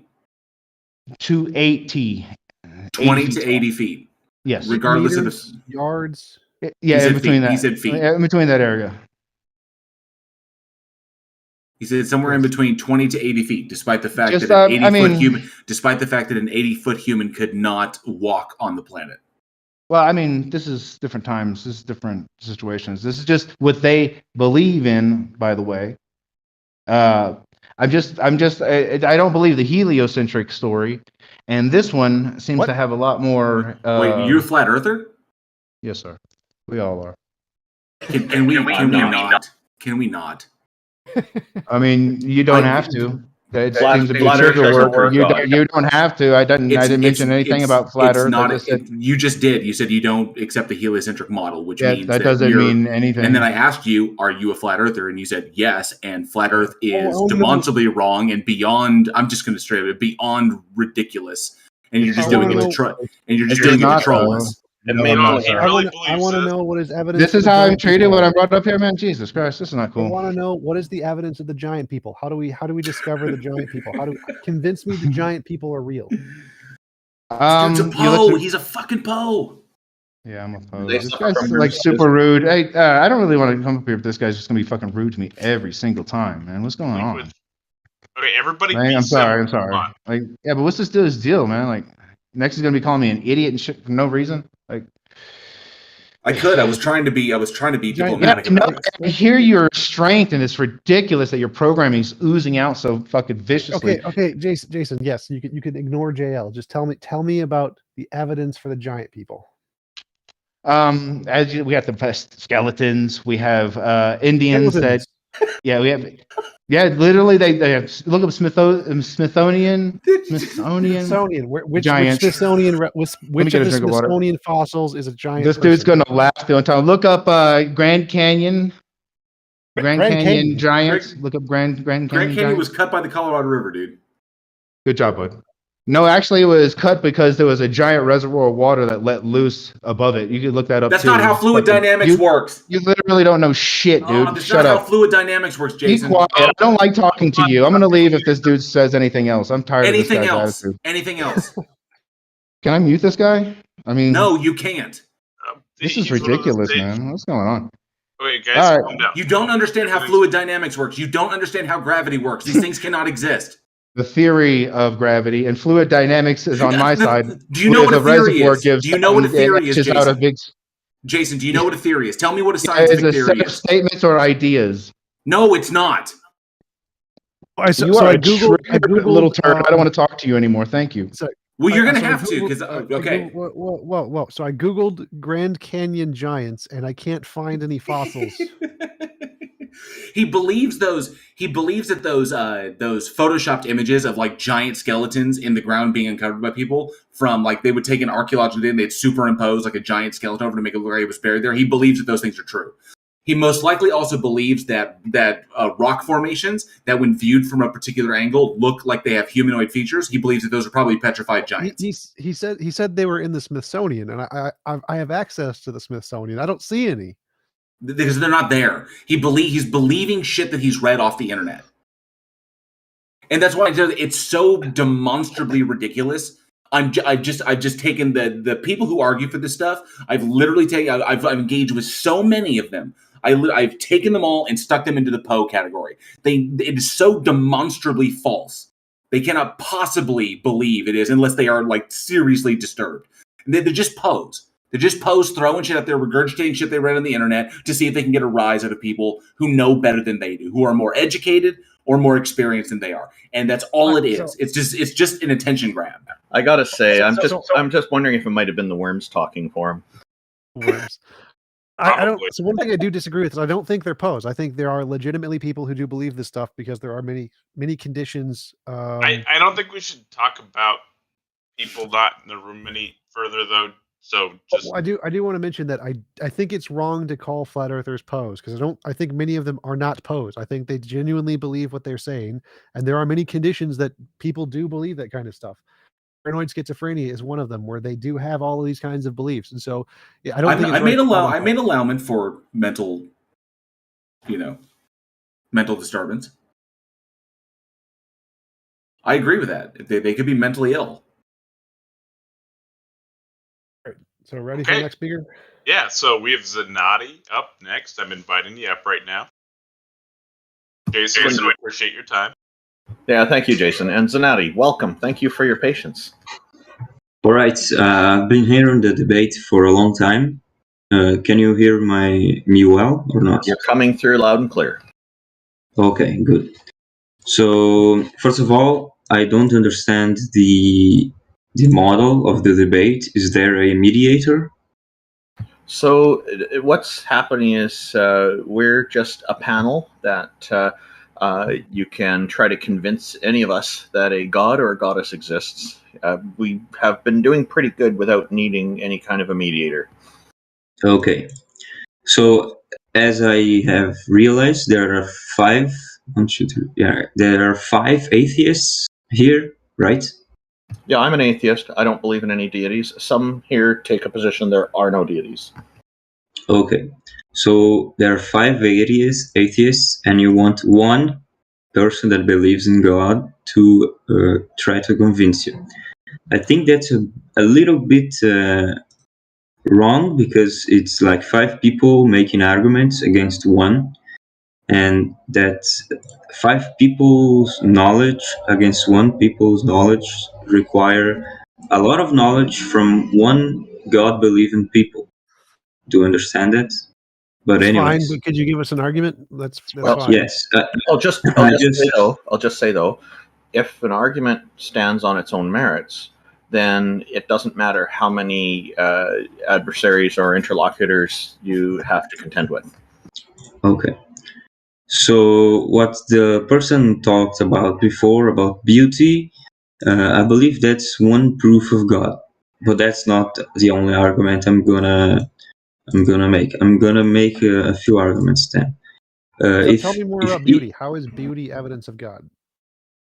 I don't believe that the Big Bang, something that wasn't created by any special being, could be in effect create symmetry and beauty throughout billions of years, and make a person, a human, for example, cry while listening to music for no reason.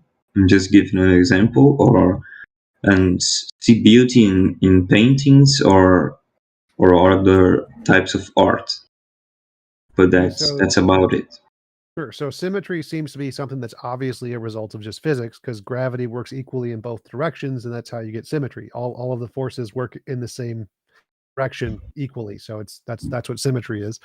Beauty seems to be a result of evolution, where we tend to prefer different patterns, both visual and auditory and all sensory patterns, that were things that made us feel comfort, or things that elicited different kind of chemical reactions in the brain. So like when you listen to music and cry, the reason for that is because the pattern in that music evokes memories or associations in your past that cause a release of certain kinds of dopamine and serotonin that cause you to feel sadness. None of that seems to be requiring a god. That's just basic evolution. So I don't see why we would need a god for any of that. Okay, so that's basic evolution, just for humans, not for other All beings. animals. Beauty All is a animals. thing that many different animals experience, not just humans. What about plants? Plants don't have minds. Only things that are like minds can experience beauty, and it's usually like more advanced mammals. So minds, how did they start?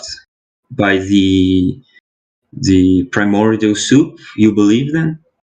Yes, minds evolved from other animals that didn't have minds, like sea potatoes, and those evolved from single-celled organisms, prokaryotes and eukaryotes. Okay, so I'm just gonna say a few of the arguments that I have, just going around your arguments and mine right away. So I had the proof of entropy. I don't know if you've heard that before, but The second law of thermodynamics, entropy. Yes. What about it? Do you need to tell, or you already know the argument? I do know what it is. It doesn't indicate a god. Okay. So, as astronomers say, the universe exists for about 15 billion years. You know, and 14, yes. because out of nothing, the Big Bang happened. No. Since then, the universe. Just interrupt. So That's no not what physicist they says say. that out of nothing the Big Bang happened. No one says that. Consensus in physics is that the Big Bang was a result of some pre-existing quantum field that already was there. So it's not from nothing. Pre-existing what? Quantum field. Do you believe that pre-existing thing could be a god? No. What it could be, but there's no evidence of that. There is evidence it's a quantum field. Do you have evidence of this quantum field? Yes, lots. Okay. You can tell me after I finish the argument, okay? Casimir effect. Just Google the Casimir effect. Okay, Casimir effect.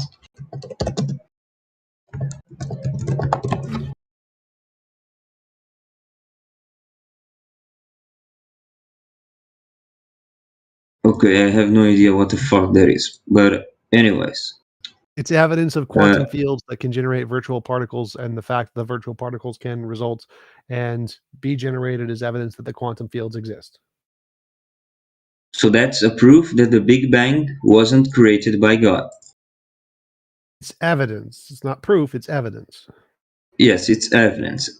And the evidence has been found out when? When we did the Casimir experiment in a lab and repeated it. So it's Like it was in the 20th century? Yeah, we could do it anytime now. It's an experiment we can repeat all over the world, yes. So it's an evidence from like 60 years ago of something that happened 15 billion years ago, right? Yes. So we can literally observe things from the past, like the cosmic microwave background, which is light that came from the Big Bang 14 billion years ago. So yes, we can do experiments with the things that we see today, which tell us about stuff during the Big Bang. That's the whole point of the Large Hadron Collider, is that we're reenacting things that happened in the Big Bang. Right. So continuing what I was saying, out of nothing, you disagree with that, so let's discard that. It wasn't out of nothing, of course. Something happened before the Big Bang. We disagree on what's caused it. After the Big Bang, the universe has been expanding it or not, depending on what scientists you believe in. But it's They all becoming. believe it's been expanding. That's like every physicist believes that. Okay, I had a teacher that didn't believe it, but anyways, a physicist. But anyways, and it's also becoming more disordered, and the entropy is increasing and also that means the energy is being scattered, not never to be recovered again. No. So yes, entropy is increasing. That's true. It's not the case that it's not necessarily going to never be recovered again, because one of the theories from Neil Turek is the Big Crunch theory, where he posits that dark energy is going to reverse at some point and all of the matter and energy is going to recollapse into another Big Bang. So they're not saying it won't come back again. And the quantum field can create another Big Bang. It's going to happen again, probably. But this is a theory of that could happen in the future. But as a matter of fact, virtual particles popping into existence, that's how we think the Big Bang happened. Likely another Big Bang is going to happen on the same thing. Even if all of the entropy continues to disperse, another Big Bang is going to happen anyway. Okay. Well, we'll see. We won't see.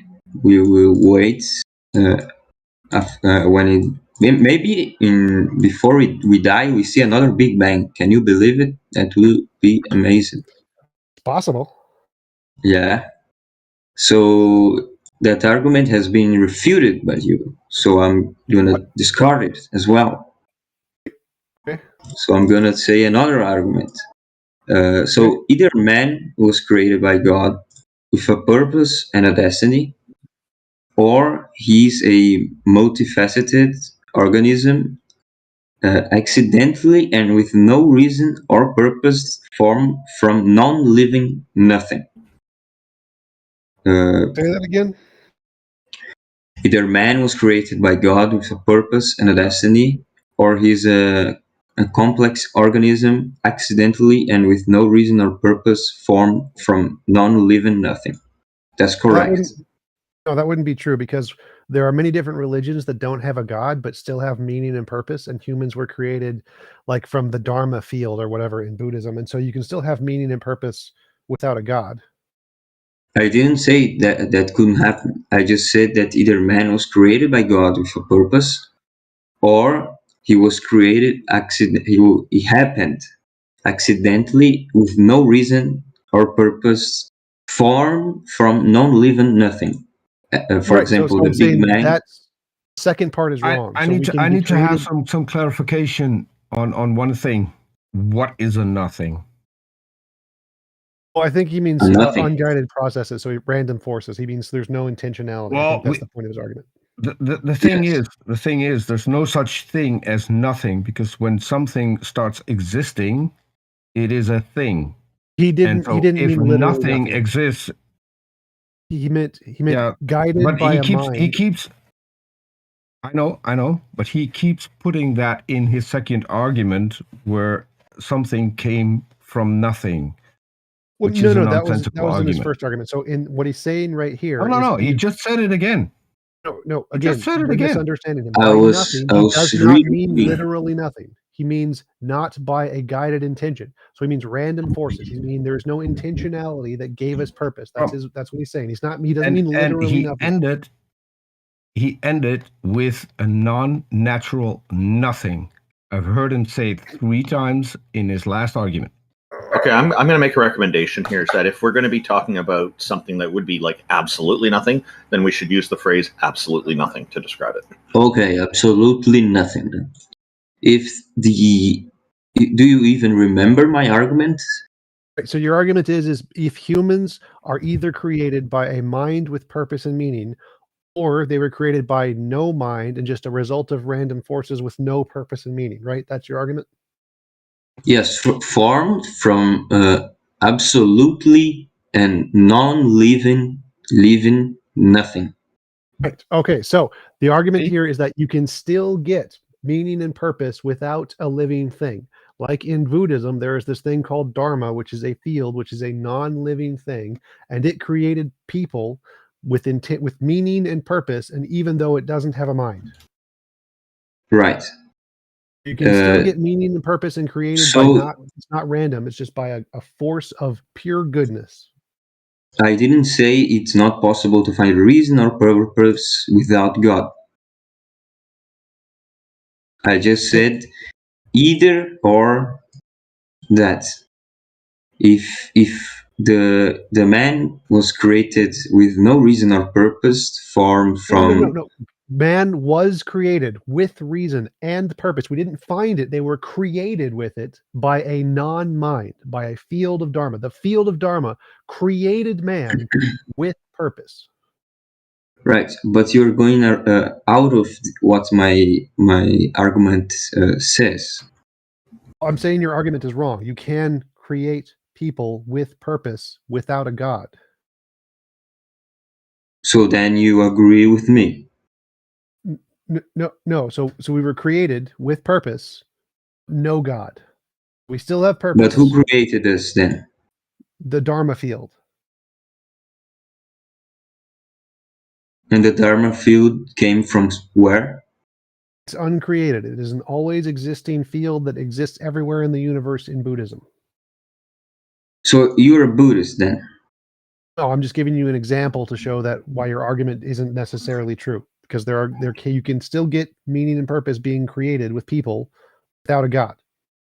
Okay, but I didn't say you can't have meaning or purpose without a God. Oh, I thought that's what your argument was. Your argument was either we were created with meaning and purpose by God, or it's impossible for us to be created with meaning and purpose. No, that wasn't the argument. I'm going to repeat it then. Either man was created by God with a purpose, or man accidentally and with no reason or purpose was formed from absolutely nothing. Right. So there's several parts to what you said. The first thing you said was either man was created by God with a purpose. But yes, God had a purpose to create us. Man can be created by not God with a purpose, right? Or he was created from absolutely nothing without reason. This is a question for you. So man can be created by God with a purpose, or man can be created by not God, still have a purpose, right? No, I said man I'm not created. rephrasing your argument. I'm asking you a question. So I'm asking you a question about your argument. So I'm saying, so your first premise was man was created by God with a purpose. But now this is my argument. This is separate from your argument. I'm asking you, man can also be created by something that is not a God and be created with purpose. Therefore, your first premise is false. Okay then. So either man was created by God with a purpose, the purpose of God. God wanted to create man. He had a purpose. Right. But the other option is no one, no God, because the argument of God or not God. So something or actually absolutely nothing. If nothing has no reason or purpose, that means it's absolutely nothing. Right. So I'm saying that's wrong. Something can have purpose without being a mind. A field, a Dharma field, can have purpose. It purposely creates humans, but has no mind. Okay. Do you believe in the Dharma field, or are you just using this as an argument? Argument. What? I'm just using it as an argument. It's an example to show your premise is false. So you don't believe in the argument you are saying. So what's the point of making a atheist debate when you use religious facts and arguments against others? Because if I can show your premise is false, that means your argument fails regardless of how I show it's false. So like if you said that means so if you said all ducks are white and I show you a black duck, your argument is false. It doesn't matter if I believe in the black duck or not. So and then that also believe that atheism is wrong and Buddhism is right. That's exactly what you prove. You prove yourself with using that argument. No. So if you say it is impossible for humans to be created with purpose without a mind, and I can give you an example of where there's no logical contradiction, humans can be created with purpose without a mind, then that's proven your argument false, because your argument says it's impossible for this to happen. If I can show it's possible, and if I don't believe it happened, but it's possible it happened, it proves your argument is false. Okay, but that proves your argument is correct. No. So like, if you say it's impossible unicorns exist, and I say no, it's not. It's definitely possible unicorns exist. I've proven your argument wrong. Now I don't believe unicorns do exist, but I do believe it's possible they exist. And since it's possible they exist, that proves your argument that unicorns are impossible false. So I don't need to believe unicorns actually exist to prove your argument wrong. All I need to do is show that it's possible for unicorns to exist. That proves your argument wrong. So the same thing applies to the Buddhism here. It's possible that Buddhism is true. I don't believe it is, but it's possible. And if it's possible, then your argument that humans can't be created without purpose, without a God, is wrong, because you're claiming that Buddhism is impossible, and I just showed it's possible. I don't believe Buddhism is impossible. I just don't believe in it. Okay, so if Buddhism is possible, that means your argument is wrong, right? And also yours. Then. You know what a false dichotomy is, Zenatti? He's trying to explain to you that you're presenting what's called in logic a false dichotomy, which is where you present a premise where everything is either A or B, but if someone can show you that it is not always A or B, it could also be C or D, then that premise is just a false and invalid premise. So my premise is it's illogical then, right? Yeah. Okay. So like if you want to amend your argument, to say yes, either... I was always trying, but I kept getting interrupted. But I don't like impoliteness. Well, if you wanted to change your argument to say something like either the world was created by a god with a purpose, or the world was created by natural processes without a purpose, or by something that doesn't have a mind with a purpose, then maybe someone might agree that those are the three possible categories, right? But or it could be some other thing that you haven't specified, and you could leave an option for that. But as presented, your argument is what's called a false dichotomy, and he's very patiently tried to explain that to you. Okay, I understand it. So leaving that false dichotomy in our heads, let's continue. The evidence tells us that just life can produce life. That's a correct fact. No. No, not all life. So hold on. Life has never been observed to come from inorganic or lifeless materials, in nature or in labs. Do you have any proof that life has been created out of inorganic or lifeless materials? We have evidence. We have lots of evidence. Yes, give me one then. Okay, there's a paper that I have saved called, what is it? Some kind of progress in the field of abiogenesis that shows that the process which life originated most likely came from RNA on clay forming corpuscles that formed the outer shell of the cell, and the RNA could use clay to bind in a specific pattern that could result in a reproductive, self-reproducing organism. So all of the evidence made by the scientists in this field is that life originated from an RNA world hypothesis where RNA can form on clay and produce self-reproducing patterns. So that means that living things can happen with no life. Yes. And inorganic materials, right? And that sounds completely reasonable to you. Yes, in fact, it's called when you say life cannot come from non-life, that's called a composition division fallacy. So, for example, it's called biology. No, so everyone in biology thinks that life did come from non-life, or the consensus. So, like, if I said walls cannot come from non-walls, like that would be false, right? Because you don't build. That's a false metaphor. Well, wait, so you said life cannot come from non-life, and I said walls cannot come from non-walls. If you could build a wall out of a smaller material that isn't a wall, like a brick, you could build a wall out of a non-wall. So if life can be built out of some smaller material that isn't life, like atoms, which is what we see life is built out of atoms, and atoms are non-living things. So we do see life built from non-living things all the time. Then yes, we can say life does come from non-life, just like we can say walls come from non-walls. Okay then.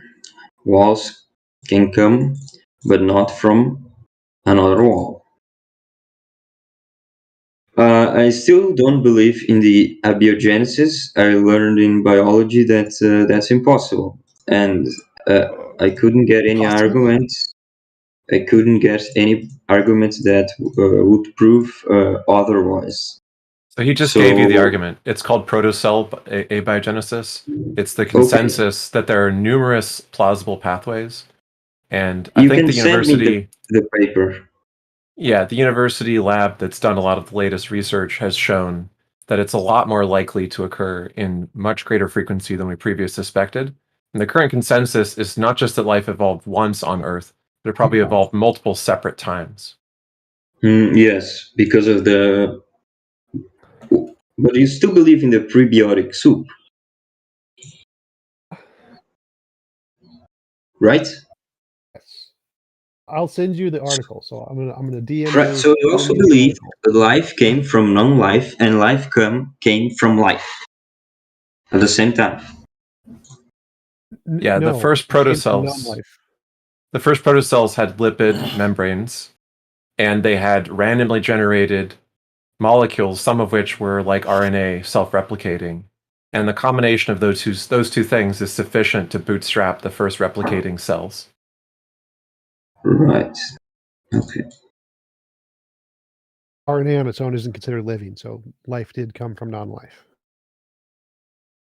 That's true. That I remember hearing that in biology.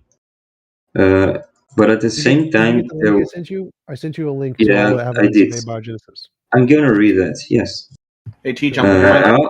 Sorry, T-Jump, would you mind posting that in the Heathen Hangout chat as well, so the audience can see it?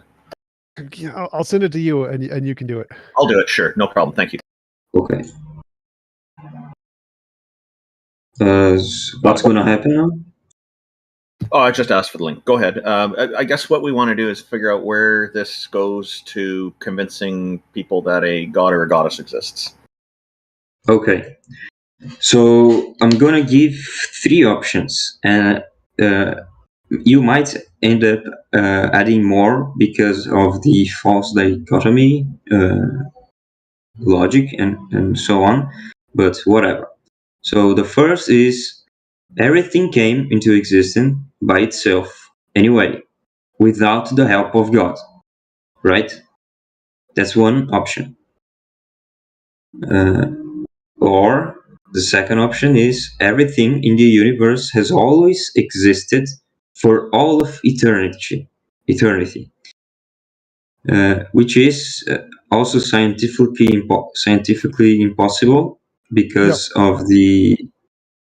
No?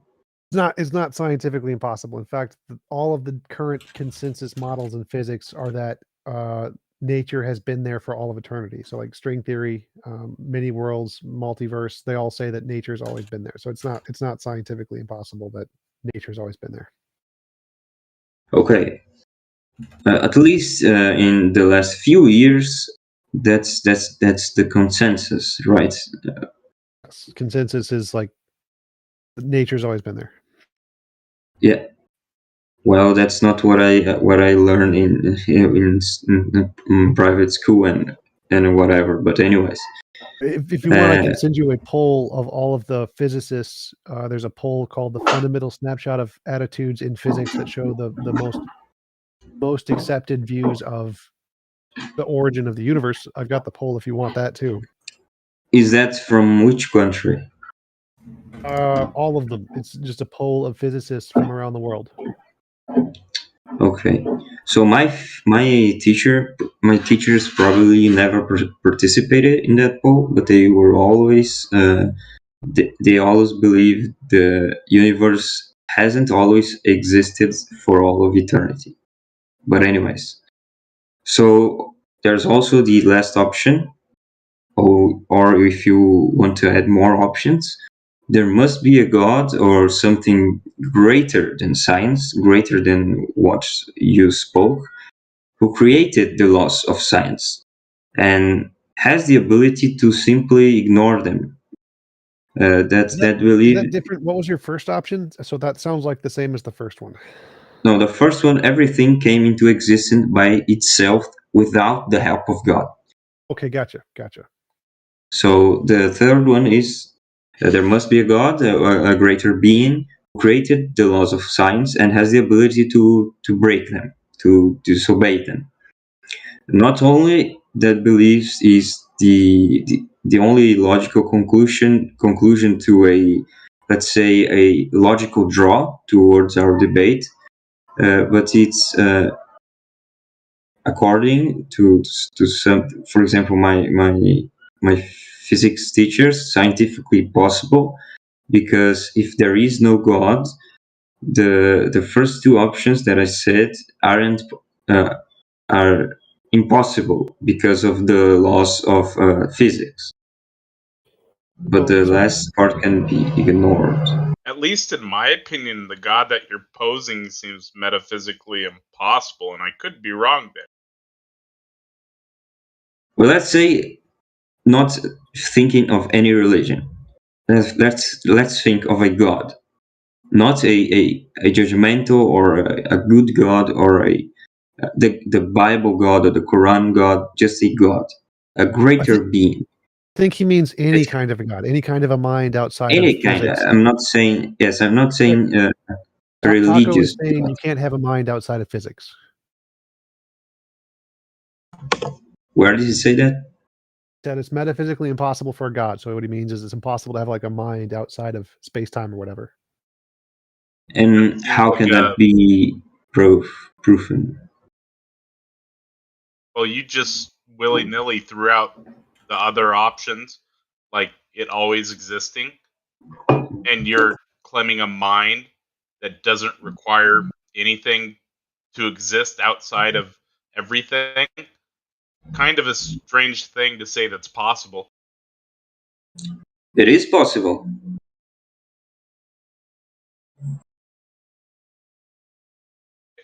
At least to me, it appears metaphysically impossible. Well, can you show how it's not vicious? How does it not only reference itself? It's not referencing itself. It just means that God is above science, and because he created it. Isn't that an argument? Is there any proof that God didn't create science? I might be overstepping. That's just my opinion. Yeah, I understand. I do have a question about that. What do you mean by metaphysically impossible? Because metaphysics is the study of what is like the fundamental nature of reality. You seem to be bringing up an epistemic circularity about natural reality that goes beyond what scientific investigation can currently confirm. Extrapolating out from the natural and looking at space-time, looking back to like Planck time, and then thinking before that is what he's doing. And so I'm saying that appears to not be a possibility. So yeah, it seems like you're saying it's epistemically circular. So epistemically, you're trying to use the universe to try and get information from before the universe or something. But that's different from like metaphysically circular. Metaphysical circle doesn't quite make sense because it's like saying an ontological circle. There's no such thing as an ontological circle. Circular reasoning is purely epistemic. So you could say epistemically, there's no way to know about such a being or something along those lines.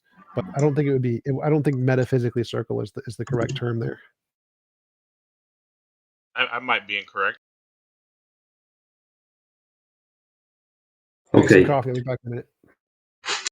All right. I'm also drinking coffee, anyways. Who is still here, Mr. IX? Oh, we're all here. I'm Randolph. Okay, we're all here. So in my profile says I'm Christian because I believe that's the most morally correct religion. That's why I'm a Christian. But I also believe that, well, because of this religion, that God is omnipotent, omniscient, and omnipresent. That I also believe God is timeless. He's been watching everything, of course, and all of the time. So by timeless, I think what you're meaning is omnichronological rather than timeless. You're meaning, Yes. Yeah. Okay. I didn't know a word for that. It's not a commonly used word. That's okay. No. Okay. Especially if my language isn't English, the first language. So You're doing great. You're doing great. Okay, thanks. So I believe God, in a way, is not a just being. Of course, innocent people die all the time. That's not an argument against God. It just means that people have to die. If the world was a perfect place, that would make us believe in God. Everybody believe in God, of course. But the world. You mentioned earlier that you believe in the Christian God because you think that he is the most moral. And I believe in Christian religion. Okay, and the religion talks about God killing people and then flooding the world.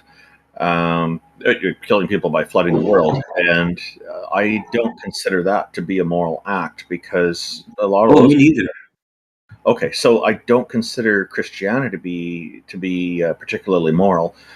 Right off the bat, from this standpoint, there's many other reasons too, but I think this one reason should be sufficient for our conversation.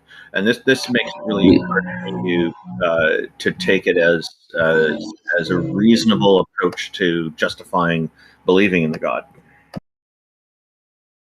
Right. That makes sense. What you said. A lot of innocent people, let's say, died in that flood, and that's not very moral for God to do.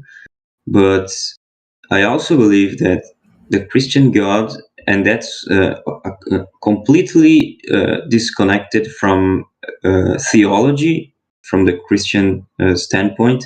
That's my own belief that God, let's say, God gets bored sometimes, and he wants to have something to be entertained.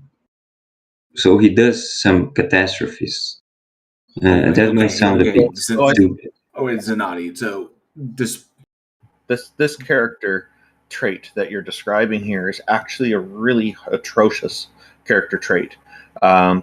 You're saying, like, if this God is supposed to be just and moral, and then wants to create catastrophes and actually harm and kill people, that's murder because he's bored. Then that shows a lack of character on his part, because if he truly is good, it won't matter how bored he is. He will continue to be moral and ethical and not do this. That's why he's not truly good. So he's not omnibenevolent. No, he's not omnibenevolent. No, of course not. Okay. Okay, that's my own view. Despite okay, so this kind of goes to the question that I was going to ask you. When you're talking about the Christian God, and you gave it these particular attributes, how did you come to conclude that God possesses these attributes? The attributes of immorality? No, of God. Like, how did you come to conclude them? Did you get it from reading the Bible? No, I concluded. I did all of the. Well, I don't know the words in English, but after you get baptized, you learn a lot from going to the church, let's say courses, and then the last thing you do, you take the bread of God. Do you know what that is? Yes, I was born and raised as a Methodist. Okay, so I'm Catholic, so that's the way.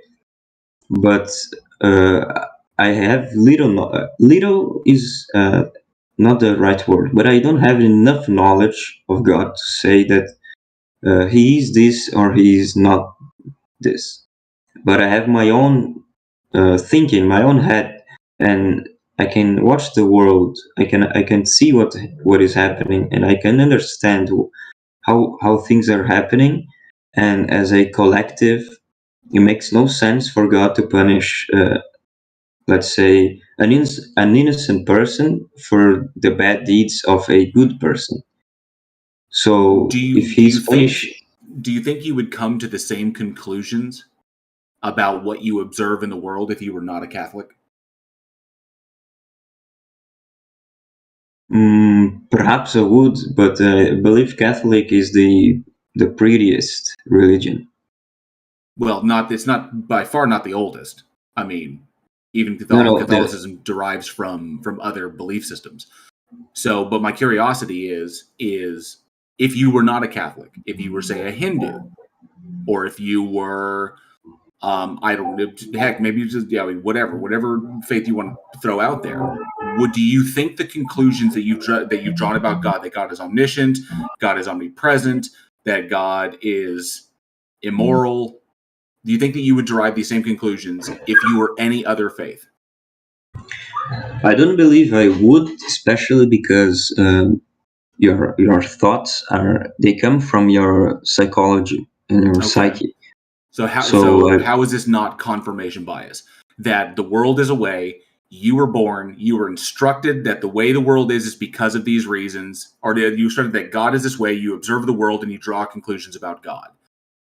Yes, so let's say I have my own God, but the religion that I follow, I believe it's the one that carries the most beauty. So subjective. It's completely subjective to you. Yes. Okay. You can also believe in your own God, depending on what you do with your life. So I just wanted to get the point that it's a completely subjective conclusion that you basically come down to. You essentially you were raised in a faith, you were taught that this thing exists, and then you observe the world and you've drawn conclusions about the nature of this thing based upon what you observe. But you're essentially you're assuming you're making the assumption that this thing does exist and that you were taught correctly, and that these particular attributes are something that it actually possesses.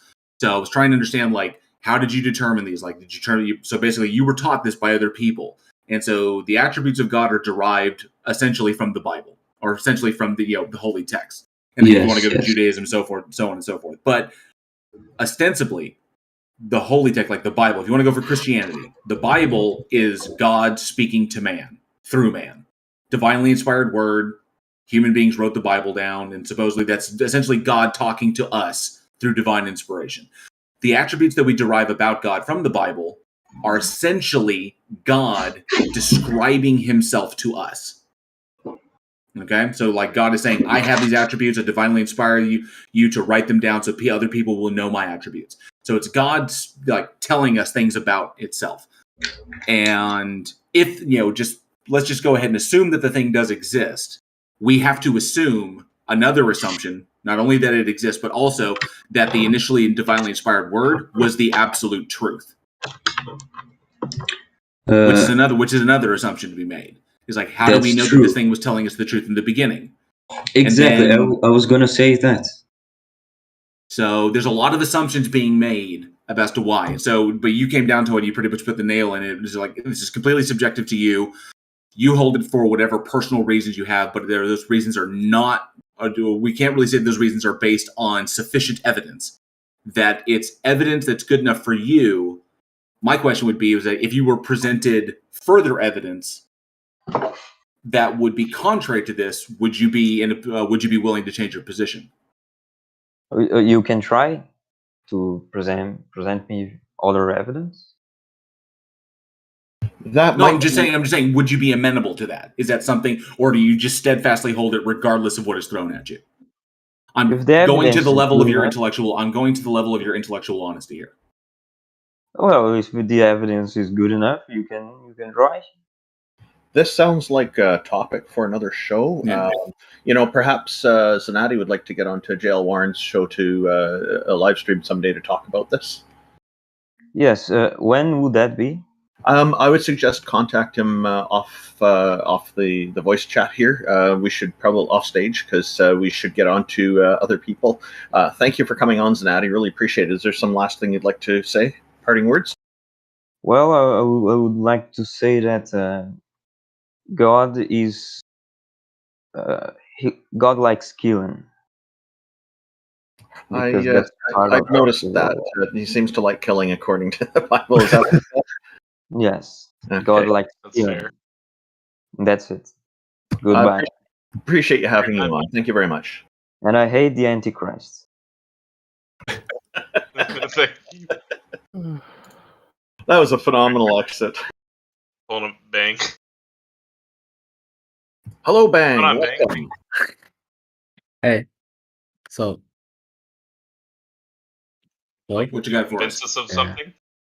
Yeah, I want to talk about like because I don't want to talk about like how like I should like convince you guys or like live up to what you expect, or I don't even know what you expect, but like I think it would be more productive to talk about like why people believe what they believe and the reasons they hold to, right? And then you can like contemplate on them yourself, right, later or whatever. Right? I think How that would about be like you give us a list of maybe the top 3 reasons that you think would be good ones to discuss here? okay. Leave it the Zoom chat, Well, Frank. Appreciate it. because I hope you guys like understand like a belief or a worldview is not going to be based on like just one evidence or like one fact, right? It's going to be cumulative, right? It's a cumulative case about certain things that like make it reasonable to hold a conclusion, right? So like the reason why I'm a Muslim, right, and which ultimately leads to God is that out of every religion or worldview or like theory, right, none of these that I came across hold the same level of coherency, explanatory power, and evidentiary basis as Islam does, right? Historically, theologically, philosophically, right? And I can just like read this little thing that I put on my text, next note, like why I believe in Islam, right? Which is gonna be ultimately the Prophet Muhammad sallallahu alaihi wasallam. Right? His biography alone is enough evidence for me. He was an illiterate, uneducated man who was already known among his people as a truthful, trustworthy person who brought revelation, right, or so-called revelation that contains supreme guidance, right, for the people, right, that deals with all the aspects of their life, whether it's societally or individually, right. That Hey, established. Bang, real quick, just a quick question. Can you give me an extra Islamic citation about Muhammad being illiterate? What do you mean Islamic, extra Islamic? I have outside of I Islam. can give you. It's not about Islam. It's about history. It's just history. You know, that's what I'm talking It's about. not. Because It's we not only revelation. have if we only have one indicator, revelation. but Bang, if we only have one indicator from one particular group about one particular thing, and there's nothing extra out of it that can confirm that thing, why should I believe that thing to be true? Because it's historically confirmed through Okay. independent. Hold on, just let me finish. It's historically confirmed through independent first-hand accounts. But it's not, because there are no living first-hand accounts of him being illiterate. We only have the story that he was illiterate. There is so what, bro? There is so many. There's so many. Is there anybody alive who knew Muhammad today? Alive, right? Well, what? No, we do have a historical chain that goes back to these people. But it's not extra Islam. It's all contained within Islam. No, it's not about it's not revelation. It's just history, right? Okay, so I'm asking you, conveyed history. An extra Islamic confirmation of this. That's not just but it's not going to be Islamic though. Like the historical basis I'm telling you is not Islamic. Hey, Bang. Just so you know, the word extra Islamic means not Islamic. Yeah. So like for example, can you define Islamic? I don't know. I don't even know what you mean by that. Okay, so yeah, that's what Randolph just did. So it means outside of Islam. So in other words, is there anything from this? Let's say, because you'll remember, Islam is not practiced in every single culture. Okay, but if for a good example with this would be the Hittites, the historical Hittites, and the historical Egyptians. These two cultures separated or did not believe in the same things, and they were divided by a good distance of land. So they had their own cultural identities. But we can confirm things about the Egyptians in the Hittite culture due to diplomatic correspondence between the two nations. okay, between the two civilizations. And we can confirm things about the Hittites by looking at things in Egypt, in the Egyptian culture. So because they corresponded between the two, sort of things that we can confirm, things that that confirm Hittite that were discovered in Egypt. That is called extra. That would be extra Hittite, all right? Extra Hattusin is technically what that would be. So, what extra Islamic citation do you have to confirm that Muhammad was illiterate? Is there anything in the Greeks and the Egyptians and the Assyrians and in the anywhere else that says that he was illiterate? Do you think Islam? Like, do you think history is Islamic or something? Like, I don't get it, bro. No. I'm actually coming out of this. We take those historical narrations not because they're Islamic. Stop. You're strong. What I'm pointing out is that you are taking things to be true when they're only coming from one source. They're not okay. So when I'm talking about independent sources, they're mass. Okay, so I'm asking you for extra Islamic sources. That's not Islamic, dude. That's just. Can you pull something from the Greek? Can you pull something from the Assyrians who lived very close to the you know how history works? Yes, I do know how history works. That's not how it works. Like telling me to give you a Greek or a Egyptian source when the Prophet lived in Arabia. That doesn't make any sense for someone. Because I can confirm things about the Egyptians by studying what the Greeks knew about Egypt, and I can confirm things in Egypt by what they knew. Yeah, but the Prophet didn't leave Arabia. He didn't travel to Egypt. How do you know that? Well, I know that because of the mass independent first-hand witness accounts. But there are no first-hand witness accounts. Oh, they are. You're no, wrong. There aren't. They're all dead. How can we confirm them that they knew it and that they were there if they're all dead and we can't talk to them? We have a chain that leads back to them. Then let me ask you this, Bang. Let me ask you this. Isn't that the opposite? Isn't that the opposite of a first-hand account? If we have a chain, that's not a first-hand account. That's literally like second, third-hand accounts, isn't it? Yeah, T-Jump has a point there, Bang. And let me ask you this real quick. If you take information, okay, and your culture is derived around protecting that information and keeping it alive, and that anybody who disagrees with it or challenges it or tries to change it winds up getting ostracized or killed, as the Islamic faith has done, to keep everything in line with this kind of iron-booted mentality that this is the way it is and it cannot change. That's not necessarily the case. That is necessarily the case. That is the case. That's why it hasn't changed. So you don't know if the culture of the then you agree it hasn't changed then. Bang. Okay. If the culture, can we move on? If the culture it literally centers around maintaining the structure of the story, does that mean the story is true? Can you repeat the question? If the culture itself is focused predominantly on maintaining the story, does that mean the story is true? Depends on the methodology they use. No, it doesn't. I'm simply asking you a yes or no question. No, yes, it can does. You derive the truth yes of the Can you derive the truth of a story if one singular culture has dedicated itself to maintaining the structure of that story and ensuring that it doesn't change? Yeah, again, it depends on the methodology. If you can actually look at the methodology they use to distinguish truth from false accounts, right? Then we can assess those methodologies and therefore derive reliable and unreliable testimonies from them, which is what the Arabs. But you don't know that those testimonies are reliable because those people are no longer alive to talk to. No, we do know that every single person who narrated of the Prophet Muhammad ﷺ at first-hand accounts met someone else that they met, and they met someone else that they met. That's not a first-hand account. So it's a second-hand account. That's not a second. No, Bang. That's the chain. If Muhammad did something and someone was there to witness him doing something, that person recounts that story, that's a first-hand account. But the person he gives it to, that person then goes and tells a third person, that is a second-hand account. And then a third-hand account, fourth-hand account, fifth-hand account, over 1,000 years. Do you honestly expect anyone here to believe that the story has not changed somewhat? We can confirm that this first-hand account did witness it. Right? We can. No, we can't. These things. How are you confirming this? By what methodology did you confirm this? By the science of hadith. You look it up. Right? Okay, it's very easy to argue against a concept you know nothing about. No. So, like, rather than just trying to be argumentative, right? You can let us like you can like I'm not being argumentative, Bang. we can I just am move on. directly addressing Bang. I am directly addressing your epistemology. No, you're not. Yes, I am. I'm saying, how are you coming to a conclusion to know that something is true? And you were saying that you have these pieces, and I'm saying those pieces don't exist because they don't. First-hand accounts do not exist anymore. They do.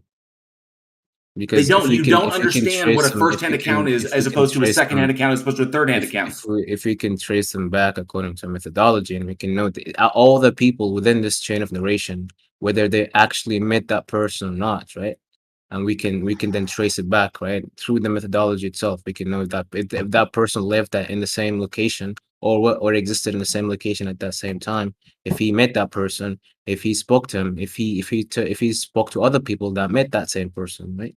All these different factors give us clear evidence of historical reliability of. But these it doesn't. narratives, right? No, it doesn't. So It doesn't. No, it does not speak to the truth of what was said.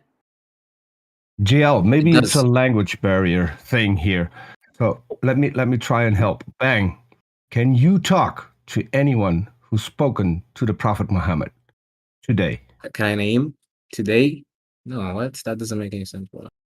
I'm going to just quickly read something. And that is what JL meant with a first-hand account. You have no one who can talk to Muhammad today.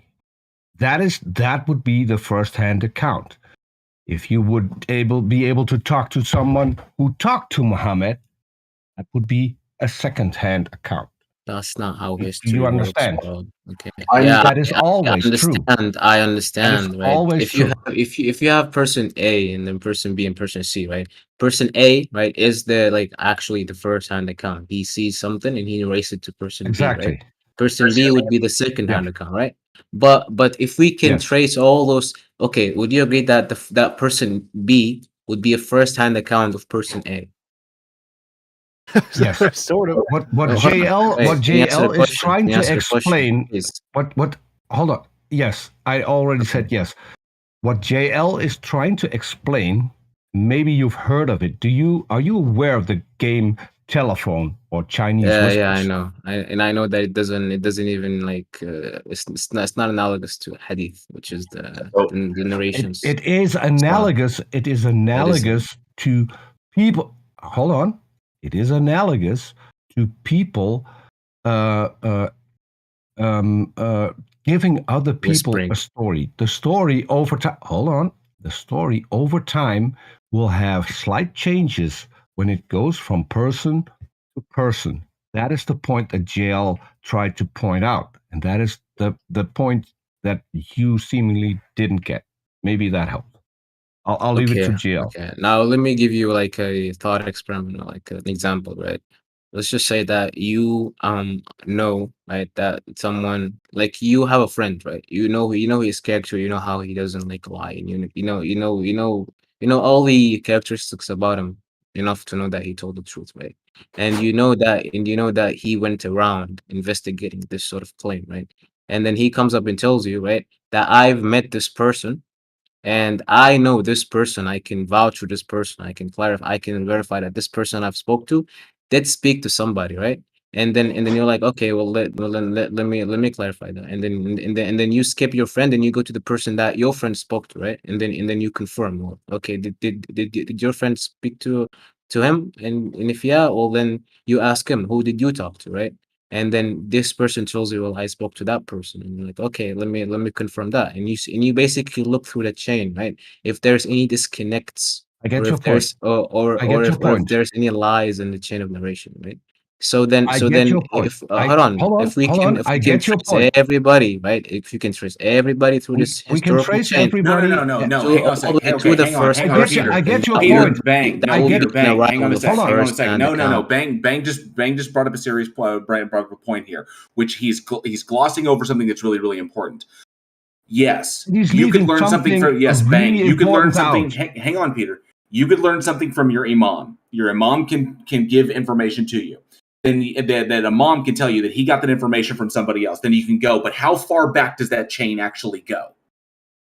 Okay. There's one thing you left out. Considering the number of people, there's one thing. Well, hang on. Considering the number of people alive that you could go and talk to, that you could get confirmation that the one person told them the exact same story, and you can go back and you can confirm the game. You basically go back and talk to the previous speaker so you can confirm the message in the game of telephone. So, but how far back can you go? Now, go from the last person alive all the way to the beginning of Islam. The very foundational. Can you tell me? No, Bang. No, hang on. By what methodology, Bang, did you determine that no one within that chain, from the last person who is alive to Muhammad, changed something in the story, got something wrong, misheard something, wrote something down incorrectly, or straight up made up the fact that Muhammad was illiterate in order to make it seem more miraculous? How did you eliminate those possibilities? That was the point. That was the point that I was trying to press. You can go with people's honesty and sincerity. I'll give you that. We can apply that to everyone in the chain. Not just that, right? There's different factors. Please let me finish. We can give that to everyone in the chain. Honesty and sincerity. The fact that they can get something wrong applies to every single one in that chain. That doesn't mean that there is intent to write it down wrong. People make mistakes. Everyone makes mistakes. And I will even grant you that Muhammad did not make a mistake. Everyone who came after him was human, made mistakes. How did you rule that out? If you were to know 10 people, right, but you know that these 10 people don't know each other, right? They come from different regions, or they come from different backgrounds, right? These people do not know each other, but you know each of these persons. And these 10 persons all come up to you at different times, and they tell you person A said A, B, C, D, right? In the exact same order and everything. There's not even a difference in vowels or anything, right? What's the chance that those all 10 people somehow made up a lie or came up together to conspirize against you, right? What's the chance? Would it be reasonable to actually believe that claim? I'll give you a response to that. And this is from personal experience. We had a group of friends who did things when we were in school. That was 40 years ago. Every single one of us remembers it differently. The reason why they do is because that is how your memory works. If you know something, if I tell you something, I'm talking to you right now. If you remember this conversation tomorrow, you will remember this conversation. If you will remember the conversation next week, you will remember the moment you remembered it tomorrow. You will never be able to go back to the original conversation. That is how your mind works. So you're agreeing with the fact that making a mistake is very easy because your mind, your brain is imperfect when it comes to memory. This is the point. None of these 10 people, like all of these 10 people, have an identical account of what happened, right? Which is going to be a form of a like a statement, right? What's your evidence for that? What is your evidence for that? No, hang on a sec, Peter. The evidence is, hold on, dude. Let me answer him. Okay. The evidence is the independent chains of narration, right? That don't have anything to do with each other. That doesn't confirm the truth of the story, Bang. It does. No. It confirms that they all. No, Bang. All that confirms, if 10 people come up to me individually at different times and all recount that they heard from one person this same story, and they all get it exactly alike. There is no deviation between the two. This does not confirm the truth of the story. This only confirms that they all were there to hear the story, or they all got the story from one person and they all recounted it to me in exactly the same detail, which is a thing that can occur. Because that person may have recounted it. That initial person may have told them a story. They wrote it down. They memorized it, and then they brought it to me. That's a thing that occurs. But that doesn't eliminate the possibility that the initial speaker, wasn't making shit up. Yeah, okay, that's okay, good. We agree, right? We agreed that those 10 people actually were truthful about the person saying something, right? But whether that person made up something or not, this is irrelevant, right? No, it's not Now this irrelevant is because you're saying these things as though they're let me finish true, this. and Let I'm me telling you finish. you can't back that up. Let me finish, right? If all those 10 people say that this person said some sort of claim, right? And like this claim goes around some time without it being confirmed or like or disproven, right? Because it's a very extraordinary claim that we couldn't know of, right? And it's very specific and detailed, right? And then like 200 years later or 1,000 years later, we're finally able to confirm such a claim because that back then there was no tool to know if such a claim to be true or not. But now we somehow know of that claim, right? Now this would be part of the statements that we consider to be prophecies or historical knowledge or scientific knowledge that was not known at that time, right? I've got one quick thing to say here because I think we need to wrap up soon and move on to our next people in the audience. But I think I spoke for a short time. I mean, I'm glad to leave if you want me to. wanted to say I want to find out quickly what your thoughts are on it, but I posted something in the chat there. It's on the side. You can see a picture showing up. It's a document titled "Muhammad was not illiterate." It says, I'll just read the first part of the paragraph. It says, one of the fabrications against the prophet that was created by the corrupt Muslim ulama was that he was not What is illiterate. ulama, dude? I don't know. I'm hoping you knew. You don't know, right? Like you take the blog post to be some sort of like actual. What Like, I'm telling you is this is a joke, man. Okay, what I'm trying to point out is there are perspectives out there that are that people Yeah, are. We're not the only ones who are thinking this. So they seem to be making quite a case for it. It might be an interesting document to read, and you could bring it up later if you wanted at another. They just have There like is Arabic there is words, good and I reason can to speak believe Arabic. that Muhammad. There is good I got a reason to question believe really that quick. Muhammad was not illiterate because Muhammad was a merchant. At that time, a merchant had to be able to read in order to conduct his business. So there is very, very strong evidence that Muhammad was not illiterate. The fact that he may not have been able, to write everything in the Quran is correct. But he could not have been illiterate because he could not well, have that's worked in his Interesting. profession without being Apparently, able to according read. to Zexus in the chat, ulama means interpreters. One sec. No, Bang, I that's got. not what it means. Oh my god, dude. Like, why you guys take like this knowledge from like Discord, like blog posts? Like guys, like at least be charitable to be like, okay, whatever you're saying, we might look into it. We're not just gonna be argumentative for the sake of being like just denying what you're saying, right? I brought Like it up. there is an entire science of hadith, which like the word hadith just means the sayings, the narrations of the sayings and the deeds of or the actions of the Prophet Muhammad, right? I brought it up. It's a 1400 years science that deals with analyzing the historicity and the reliability of those claims. And it's a yeah? science, I might remind you, that claims that fresh water and salt water don't mix, which is not true. But I brought this article No, up. that's not what it says, just man. to No. demonstrate- just to Wait, you demonstrate. I just brought made a this lie, article dude. up. That's not what it says, Excuse man. me, Vang. I'm trying to respond to you. I brought this article up to demonstrate that we're not the only ones who have this perception of the illiterate thing being questionable. Okay, T-Jump, what is your question? No, bang. I had two he really made a quick point, questions. so I can't really Bang. respond. T-Jump, what's your question? It's ridiculous, dude.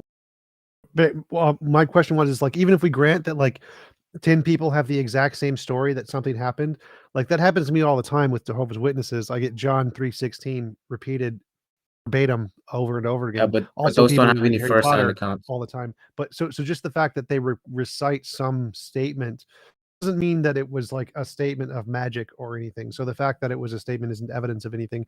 Also, what is your picture from? JoJo's Bizarre Adventures, is that it? Yeah. I like the picture. Okay. Look, man. Okay. So you guys made so many points at one time. So okay. So Randolph, what you said about like what the Quran claims that salt water and clear water don't mix is not. That's not what the Quran claims, right? The Quran makes a clear statement specific about the sea itself, right? The sea, where the sea meets the two seas meet, but they don't mix, right? And it's true that those two seas don't mix. Right? It doesn't say like water itself doesn't mix, right? Like salt and pure water. Now the second thing, which you said, can you repeat that, please? Like you made a second point. The second point. I'm sorry, I'm drawing a bit of a blank because a lot has gone on here. Okay, yeah. Sorry, yeah, I remember. Like the blog post you sent, right? Like I'm reading yeah, through okay. it, and I have a general idea what he's talking about. It's basically trying to quote these verses from the Quran and like giving these like obscure understandings of some words, right? To speculate that the prophet actually could, read or write, because there's some verses that command to read or like to write, right? Well, like so it says that too. But like the Quran itself, right? The Quran itself says explicitly that the prophet was illiterate. So like if this blog wants to use the Quran in some sort of way to show that, like use some speculative, vague words, right, or definitions to show a case, but like there's already clear, explicit verses that show otherwise, right? So I'm already discarding the blog post, right? So the point is what I'm trying to say originally. If it's true that we can trace back a person's sayings to be true, right? Like that person actually said something, right? Historically, then we can then look at what they claim itself and ignore the historicity, because we would already confirm the historicity of such claims. Now, You now just the can't reason, confirm the truth of what they said. yeah, well, I mean, I have by investigating into the claims themselves, right? Which took me quite a while. I'm not gonna be like sitting here pretending that I can be convinced in like 5 minutes, right? Changing my whole view in 5 minutes, right? This takes actual investigation, and studying, and contemplation, right? But like the And point faith, is, right? no, okay, and No faith at all. yeah, no faith. Okay, so Do what? Wait, what? yeah, no faith. No Okay, faith at all. yeah, no faith. You'd be the first Muslim I've heard to say that. I mean, if faith, but if by faith you mean like blind, like faith, like just following because I feel, gullible. No, then that's not the case. Right? No, it's I not what I'm actually saying. have, It's just belief without evidence. yeah, I don't hold that. I don't hold to that at all. I don't think. I don't You think hold the I. position that Muhammad did not make all this shit up on the fly. You hold that on Yeah, faith. yeah. No, that's not on faith. It's That is on faith, because you can't confirm that Muhammad didn't just make it all up on the fly. Well, I can based on the claims. No, you can't, because the claim is that he didn't make it up on the fly. No, that's not the claim. I don't believe it based on these claims. I believe it based on the evidence that come around the claim that would confirm the proposition. So let's just say, for example, we have like someone making the claim that Alex ate the apple, right? So the claim is being made. You don't know whether that's true or not. You're not gonna believe it just because it's being said so. Right. So you look around, investigate what would be the case that helps, like makes the proposition reasonable. Well, you look at the apple, you see a bite on the apple. Alex is the only one around the apple. Alex loves apples. Alex has some sort of like apples around his mouth, like apple clumps around his mouth, right? All these different evidence or facts make it more plausible that Alex did indeed eat the apple, right? Hey, Bang. I know that I'm wondering if you'd like to have RNG Base join us here. I know he's been communicating with you in private messages. I don't know. He's not really. He's sent me 2 messages, and like one is like a server invite, and the other is like a picture. Oh, okay. Then I gathered incorrectly from the chat, but we're thinking of him on next. I think that this essentially boils down. There is no way to independently confirm or confirm in any way that Muhammad didn't just make it all up on the fly. There is not enough data points. Do you know what to the prophet this said though? Like, because that's not the point I'm trying. I'm just trying to like give you like the general case, the general like sort of facts around the prophet's prophethood, right? Why I believe he's a prophet, right? So I didn't even finish the little like paragraph I was reading, right? Just I'll just finish that, and then I'll leave, right? I don't think there's any more point in continuing this, right? So I'll just read it again, right? Again, his biography, his historical biography alone is enough evidence for me. because he was an illiterate man. He was an uneducated man, right? Who was already known among his people and his enemies, right? After he's a prophet, that he was a truthful, trustworthy person who never told a lie, right? Who brought a revelation that contains supreme guidance that established one of the greatest and longest lasting civilizations of all time. He went against all odds and sacrificed everything to bring this pure message of absolute monotheism that all the previous prophets brought. He brought a revelation that is linguistically unmatched, right? With no errors or contradictions, that perfectly explains reality and it answers our intuitive questions about life. No errors. Okay. It contains accurate and unpredictable prophecies and scientific and historical knowledge that was unknowable at the time. Right. So all these different facts around the prophet tell me that the prophet could not have lied about his claim being a prophet. Therefore, he would be a prophet. That's it. And now, if you wanna like argue for like 4 or 5 minutes about like the errors of the Quran, I can do that, right? But then I I'm think we're gonna go all after pretty that. familiar with the errors in the Quran. Okay. I think you're misunderstanding them, but that's fine. I think he was offering to defend the errors of the Quran. Yeah.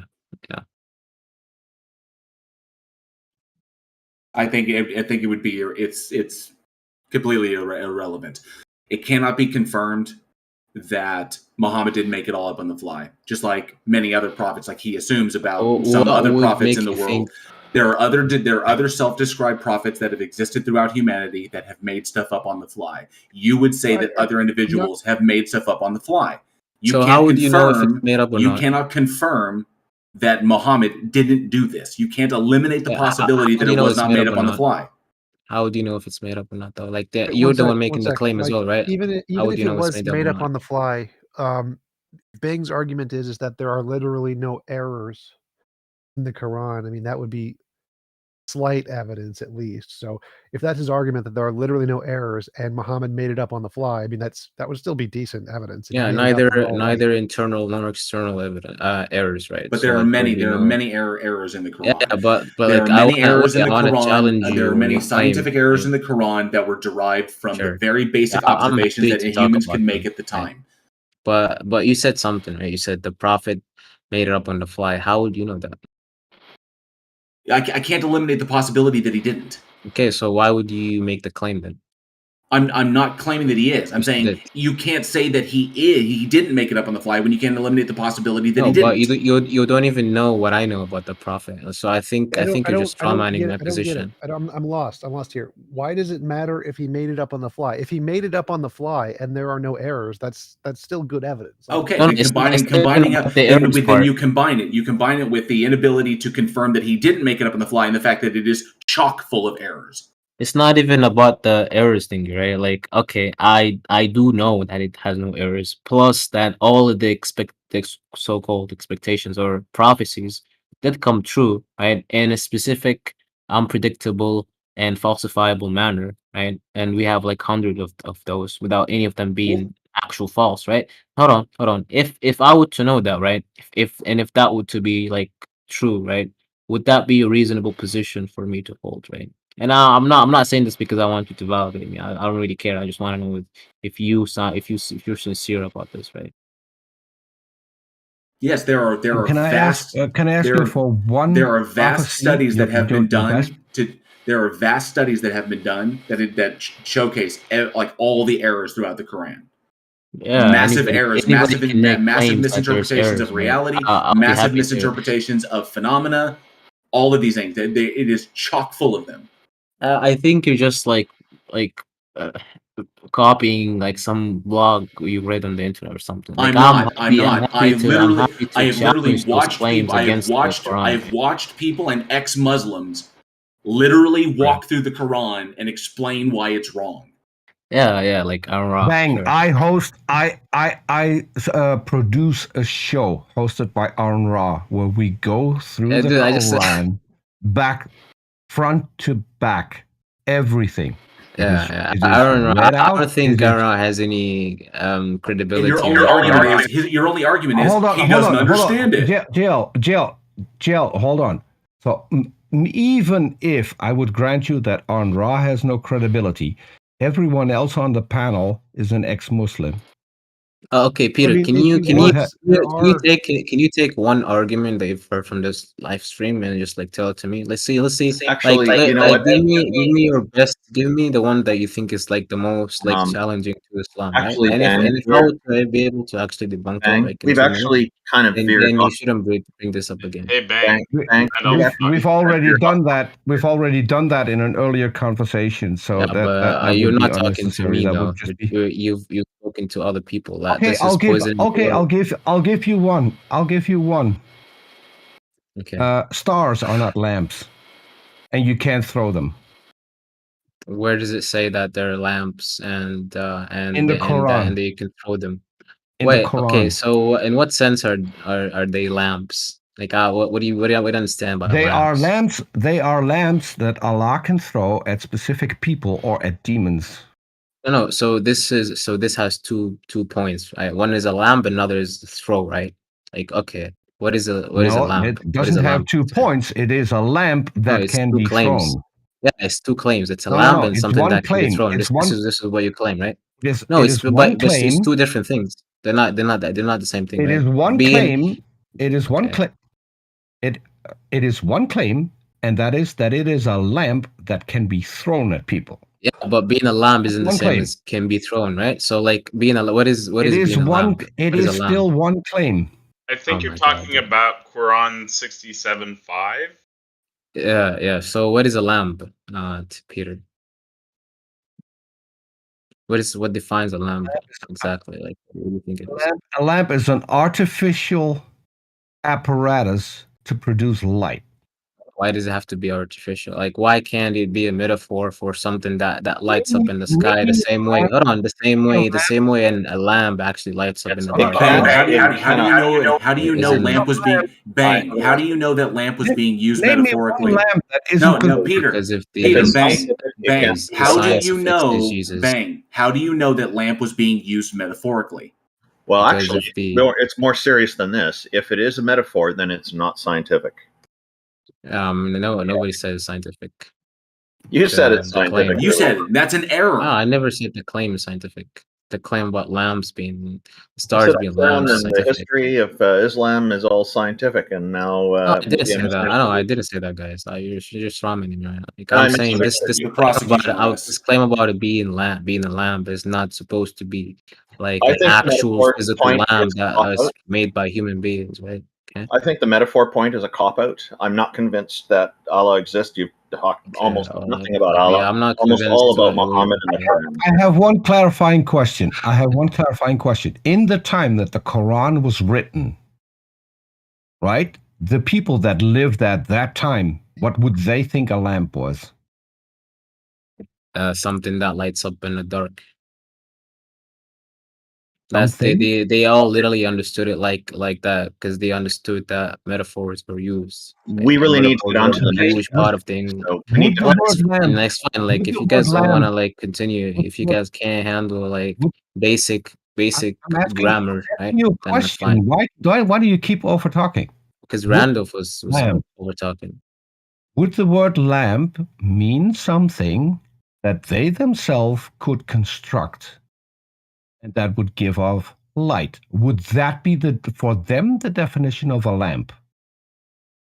I didn't get it. Can you repeat that? Can you repeat the question? I didn't get it. The people living in the time when the Quran was written, if I were to mention to them lamp, would they think of something that they themselves or people in their community could construct that is used for giving off light at night so you can see? That would be the basic general definition, but that ultimately is going to depend on what you ascribe it to, right? If it's just a lamp, like a room lamp, like some sort of like a glass lamp, right? Then they're gonna think of an actual lamp, like like the literal physical lamp that we use, right? If you tell them like a celestial lamp, they're gonna think of stars. If I would try to describe to them something that is not a lamp, not by a long stretch, not a lamp, would I then use the word lamp? No. Well, if you tell people, well, there's this without thing that any lights without up, any right? That Would I that use lights the up and lamp hanging without in any? the night. That would define a lamp, like something I that lights would up, that hangs in the dark, right? would That this is how would the lamp is I understood, and this could be applied to a star metaphorically, because a star literally is up there in the sky, the dark sky, and right? And it lights. Allah on purpose wanted to spread the misinformation that the lights What? we see at night in the sky are not planets. I think you I guys hate are to not being interrupt, but charitable. I think you guys are not being we've charitable. really veered off I'm just course. gonna leave. I'm I'm just gonna leave. asking You guys I'm are asking you a inculting. question. Okay. No. I'm You asking guys you a have a nice question. day, guys. I know, Assalamu Peter. alaikum. Yeah, I this is don't think wasting he's time. convincing Assalamu anybody, and he's alaikum. just defending the Quran at this point. I don't think anybody's going to get convinced from this. Yeah, instead of giving him an inch, you gave him a whole lamp. So someone has been spamming Randolph with all sorts of DMs, spicy DMs, and he thinks he can. Yeah, this sounds like a good one. RNG Base. RNG Base. Just so you know, I just reposted the article in the chat so people can see what you're talking about. Yeah, sure. All right. Who am I talking to? I'm Randolph. Yeah, okay. So let's go to the article point by point, yeah? Well, let's try to keep it quick, because we'll also be expecting that you're going to provide us with some convincing argument for your God, I guess would be Allah. But before that, go ahead and respond to this article really quickly, and let's get through that. Okay, so chapter 25, verse 5 says, they also say tales from the past that he wrote down. They were decanted to him day and night, right?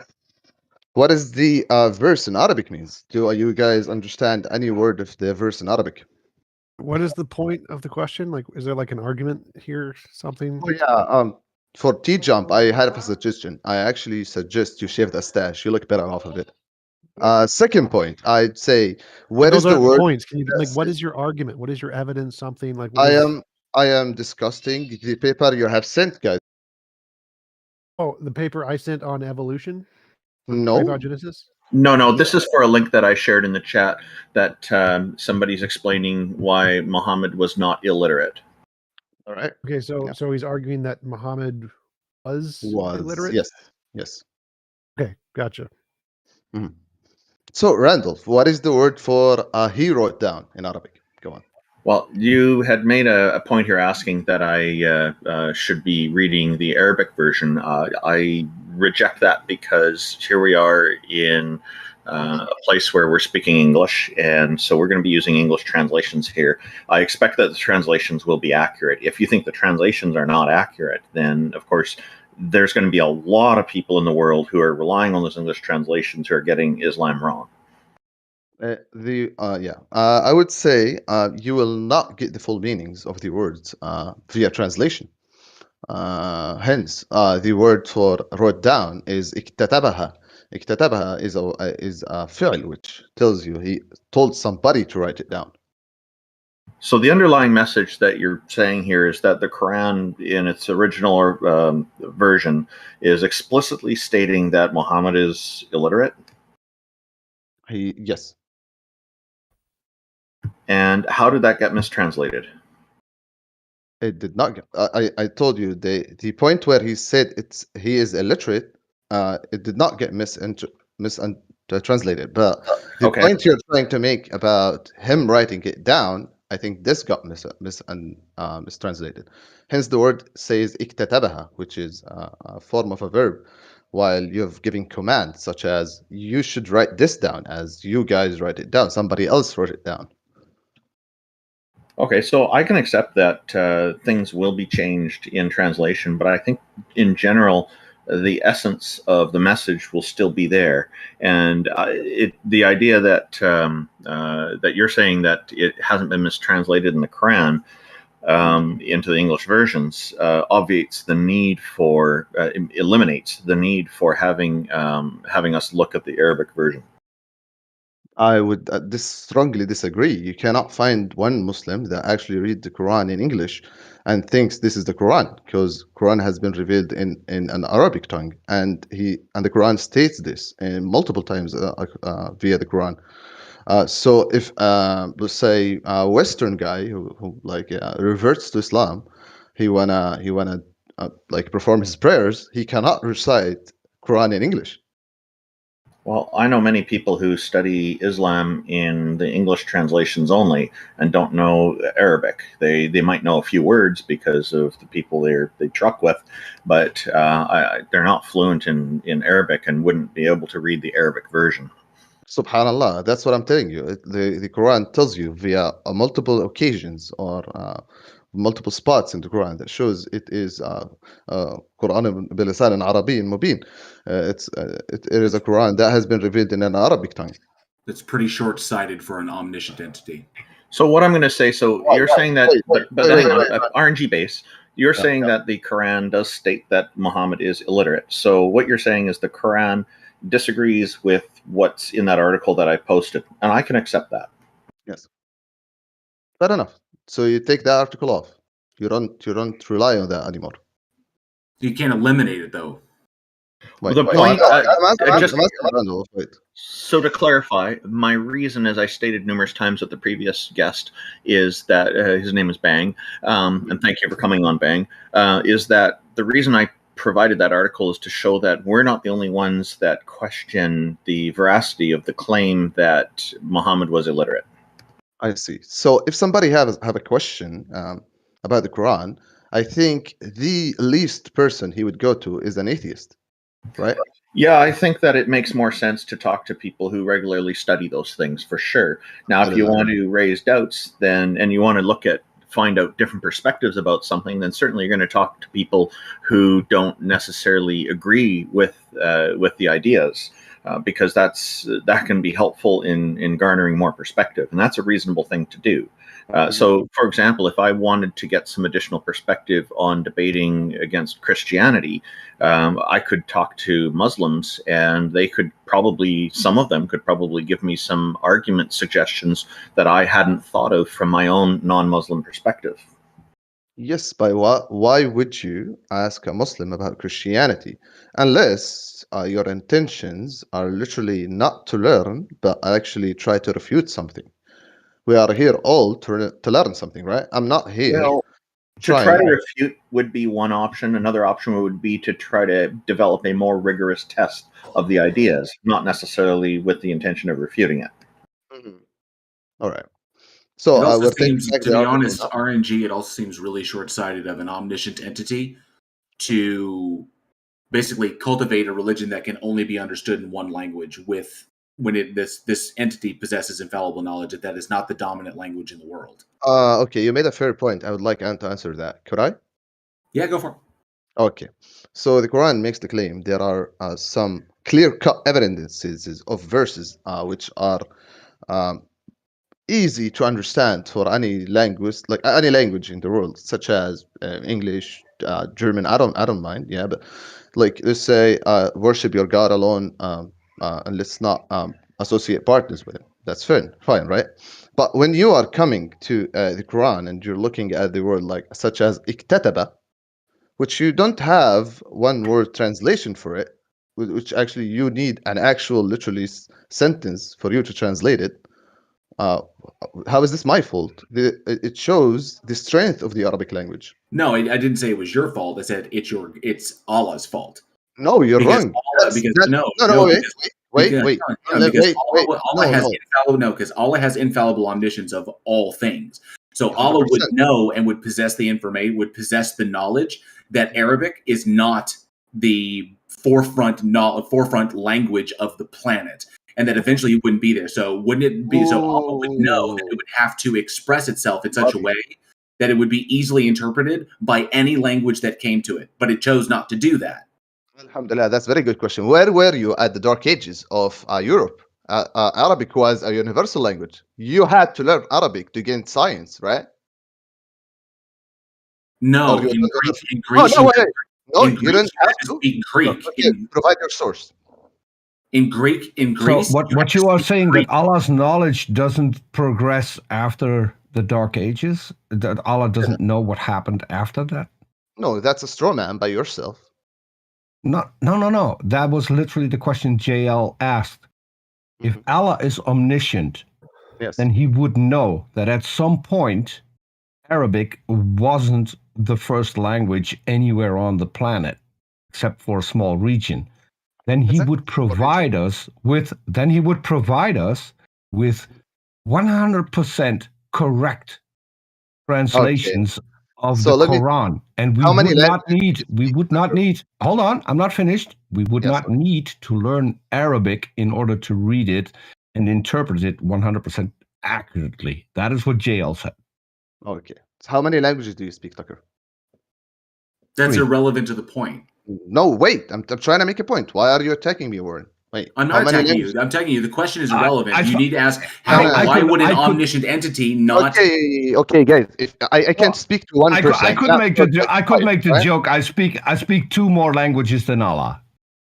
Okay, fair enough. You said that. Now I'm telling you, every single Muslim on the planet, as of today, has to learn Arabic. How is this Which is not irrelevant. Arabic revealing? No, Which it is. It is relevant. No, you made. Hold on. You made the perfect argument in favor of what JL said. Every Muslim has to learn Arabic. So how does one become a Muslim when you don't speak Arabic and you have to go off of false translations? Then have to you learn are a Arabic, false which Muslim. is- No, you have to go to No, learn Arabic. no. Wait, let me make my point then. You ask a question, you don't want to answer it for me. Go ahead, answer it. Go on. I'll listen to you. Answer the question. Okay. So you asked me a question. Why is Arabic not prevailing as of today? We have approximately 2 billion Muslims across the world. They all have to learn Arabic. It doesn't matter how much. You have to learn Arabic to recite Surah Al-Fatiha. Then I will tell you why are 2 billion people, a majority of the world right now, have to speak Arabic, have to learn Arabic. My point was, and I think that was JL's point as well, people who become Muslim, who do not speak Arabic, have to read a false translation first. No, they don't have to. They can learn Arabic and read the Arabic version of it. No, Because- you because- just wait, said wait, a Muslim. wait. You just made the claim. You just made the claim. Now let me finish. You just made the claim. A Muslim has to learn Arabic. A non-Muslim does not have to learn Arabic. In order to become a Muslim, if you're not a Muslim, the only thing you will have is the Quran in your own language. Okay. Which means that Allah has provided you with a false translation and then False expects translation? you to correct that later. I wouldn't say false translation. I would say an improper translation. So in essence, the chosen language, language that the language that Allah has chosen is Arabic. Okay. Now, if Allah exists and Allah is trying to convey truth to all the people, okay, then it would behoove Allah in its omniscience and its omnipotence to be able to, the ability to do anything and knows all things, that it would behoove the message that it be able to be translated into any language without error so that all the people could understand this. This would behoove the mission of this deity. But this deity, RNG, hang on, RNG, but this deity did not do this. Why is that? Okay. So you're asking why it has been revealed in an Arabic tone, right? Or an Arabic tongue, right? Is this your question? No, I'm asking you, why did Allah need to give a translation, or need to basically give it? Why did Allah need to word it in such a way that there would be, knowing that there would be translational difficulties along the way? Why not just word it in such a way, because it has the power to do so? Why not just word it in a way that no matter how you translate it into any language, it always says the same thing? Okay, alhamdulillah, that's good. هو خلق الموت والحياة ليبلوكم أيكم أحسن عملا. So the verse says, he created life and death to test you, who is doing good and who's doing bad. حسب الناس أن يؤمنوا من غير أن يفتنوا. Do people think they would believe without having trialships and hardships during their beliefs? So Allah puts the challenge in front of the believer to test their faith. This could be one of these tests, right? And we've already discussed why faith is inappropriate to use. Huh? I want to know why it matters if it's. Wait, please, 1 second. Did I answer your question, Warren? No, you basically summed it up. You need to have faith, and faith is an unreliable pathway to truth, so it's unnecessary. No, I didn't do that. I literally told you there gotta be trial ships, there gotta be hardships to be tested. I didn't say faith. I said testing your faith. Testing your faith. Testing your faith, meaning you have to have faith. Why would I possess faith in anything? This is just your intuition. It's not my intuition. Yes, I have confidence based upon evidence. I don't possess faith. Do you know the saying there are no atheists on a falling airplane? Yeah, yes, I've been on a falling airplane. I am still an atheist. You call out for a deity to help you? No, I did not. Are you sure? Yes, I was there. All right, inshallah. We can't look at the 6,000 foot plummet, dude. I can guarantee you. I did not call for a god. Okay, fair enough. I can do you one better. I was conscious when my heart stopped beating. I know what was going to happen. I had no need for a god at that point. Okay, and I don't know about that. We'll see in the afterlife. Second point I'm trying to make. If you want to talk about the existing, I have not seen the afterlife. You guys making points, and you're not allowing me to talk, guys. Come on. No. Don't strawman me. Don't strawman me. I said I didn't strawman. I told you. Conscious when my heart stopped beating. That does not mean that you're dead. I told you we're gonna see and find out in the afterlife if there is any, right? We're gonna test out, right? How is that straw manning? Second point I'm trying to make. You actually made me. I misunderstood. My apologies. Apologies. I misunderstood. Yeah, that's fine. If you want to talk about the existence of God, we can shift it and we can talk about the existence of God via the logical narrative, since you don't believe in any religion, right? What do you guys say? Can you say again? I missed it. I was aiming this for Warren, since he was saying about the existence of a god, and I was saying about if the saying about there are no atheists on a falling airplane. So if you want to talk about the existence of a god, we can shift this and go to how do you say this? We go to a logical narrative. Yeah, sure. T-Jump, go on. So you brought up you have to read it in Arabic. But I don't see why. There's no extra knowledge in the Arabic. It's literally you just read it in English, you read it in Arabic, you get the exact same knowledge. I don't know why Muslims think reading it in Arabic is somehow special. It seems to be the same thing that Christians did back in the 17th, 18th century, where they said you had to read it in Latin, which had nothing to do with the actual content. It was just in order to keep the people uneducated. So I don't see any reason why you would have to read it in Arabic at all. Yeah, and to be fair here, RNG Base did confirm for me that the translation has the same thing, so we were okay there. Yeah, but okay. I want to test something out. Could you provide somebody who knows Arabic, maybe, from the chat? So I can show you that actually people of this time do not speak the same language that they spoke earlier. Why does that matter? So I can show you language changes over time, and of course it does. Why does that matter? I'm trying to make my point. Do you want to let me make my point, or what is the point? I'm trying to make my point about saying the language, translations, mistranslations, because if you are relying on translation, you're not getting the original form. Hence, you have to go to source a reliable source of the translation, right? Now, if you just tell me, if we get a reliable source who can actually read Arabic and they can tell me it in English, then I get the exact same meaning both ways. I wouldn't say that. I wouldn't say that. Still, even if you get a reliable source, just a quick thing. I think I'm just hang on. I've got to interrupt here. I'm going to, if it's okay, I'm going to bring in AlKanadi in because they've indicated that they speak Arabic. Would that be okay? I know that Kennedy. I think he knows the verse, but sure, go on, bring it up. Hello, AlKanadi. Thank you for helping out. Welcome. Assalamu alaikum wa rahmatullahi wa barakatuh. How are we doing? Assalamu alaikum wa barakatuh. Alhamdulillah. Okay. So basically, you've proposed to bring an Arabic person, and I speak Arabic, so yeah, you can make your point. I can help you, brother. Okay, I have this ayah from Surah Al-Dhariyat which says, وَالسَّمَاءَ بَنَيْنَاهَا بِأَيْدٍ وَإِنَّا لَمُوسِعُونَ. Can you translate this in English?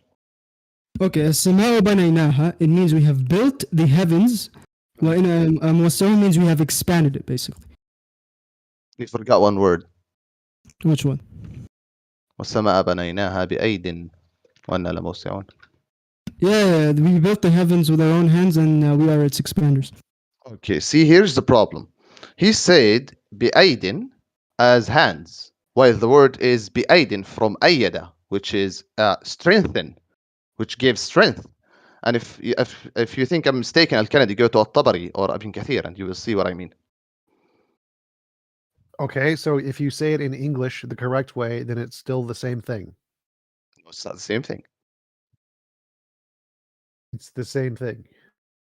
It could be, but I'm showing you that there are changes of the Arabic Yeah, language. people can mistranslate things and missay it in Arabic too. The fact that they're translated to English doesn't make it any less reliable than if they're translated into Arabic. It makes no difference. It's just you have to make it translate it correctly. You made a comment on the saying of the stars are they are being thrown out, right? Who made that claim? Tucker, I think. Yeah, he was talking about the description that the stars are lamps and they can be thrown at individuals or demons. Bring up the verse, please.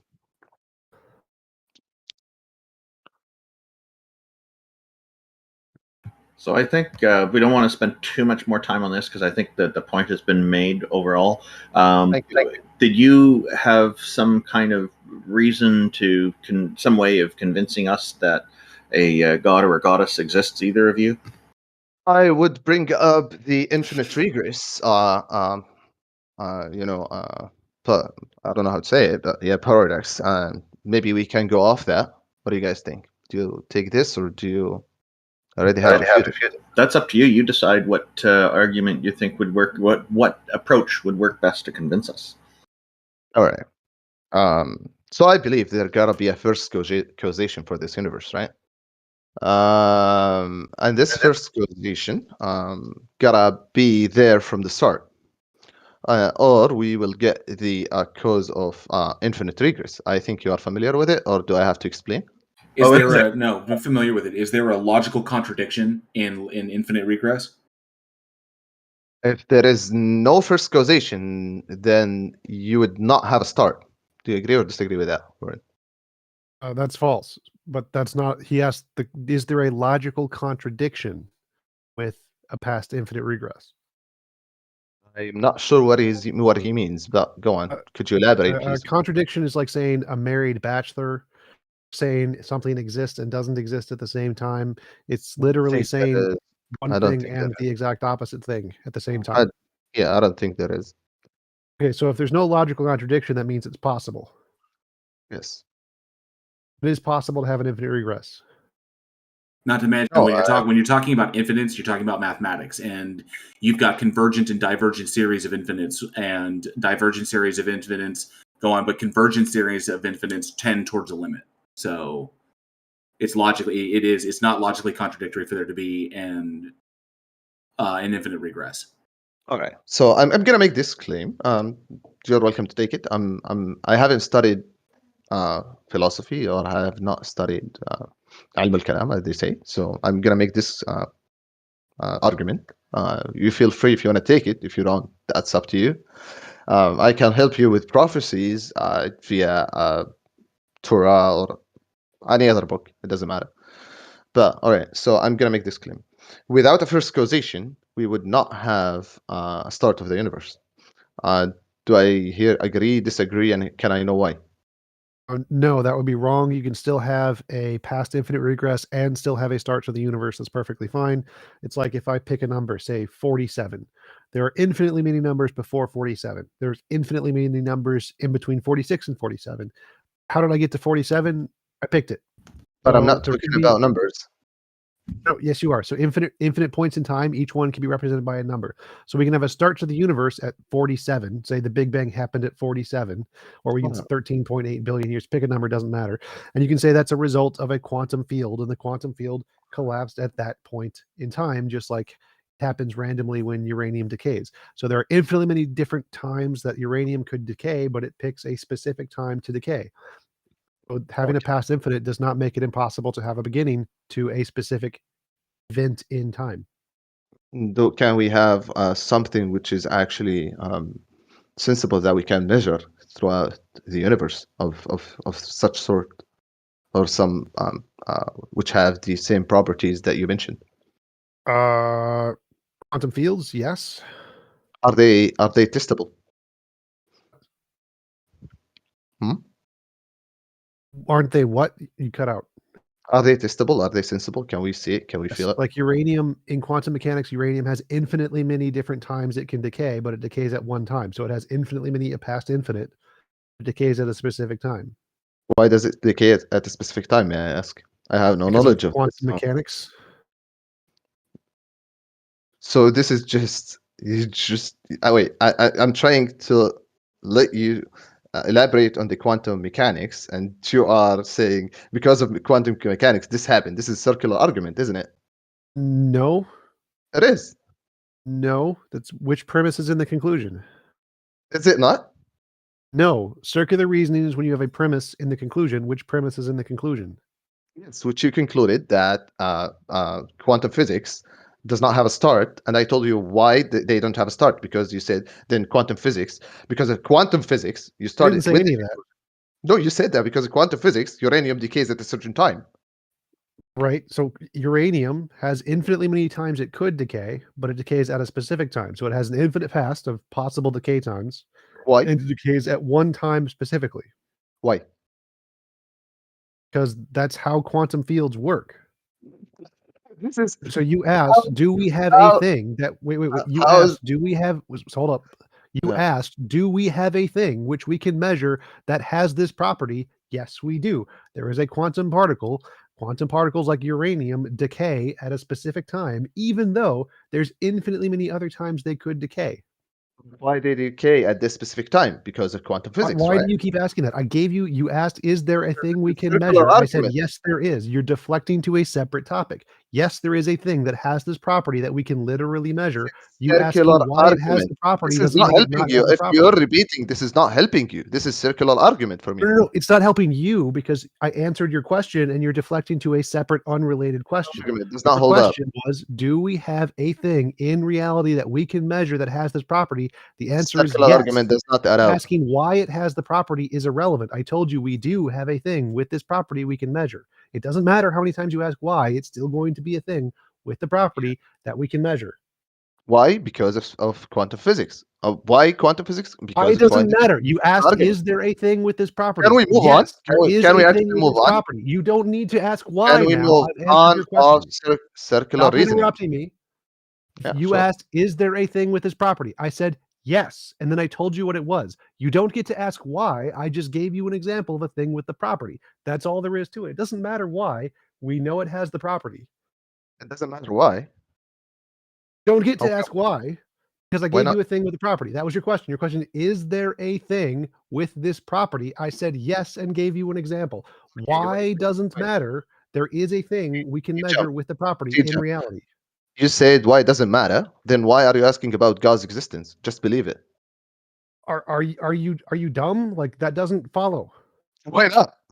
Being hypocrite, Because we're asking, isn't it? do you have evidence for God's existence?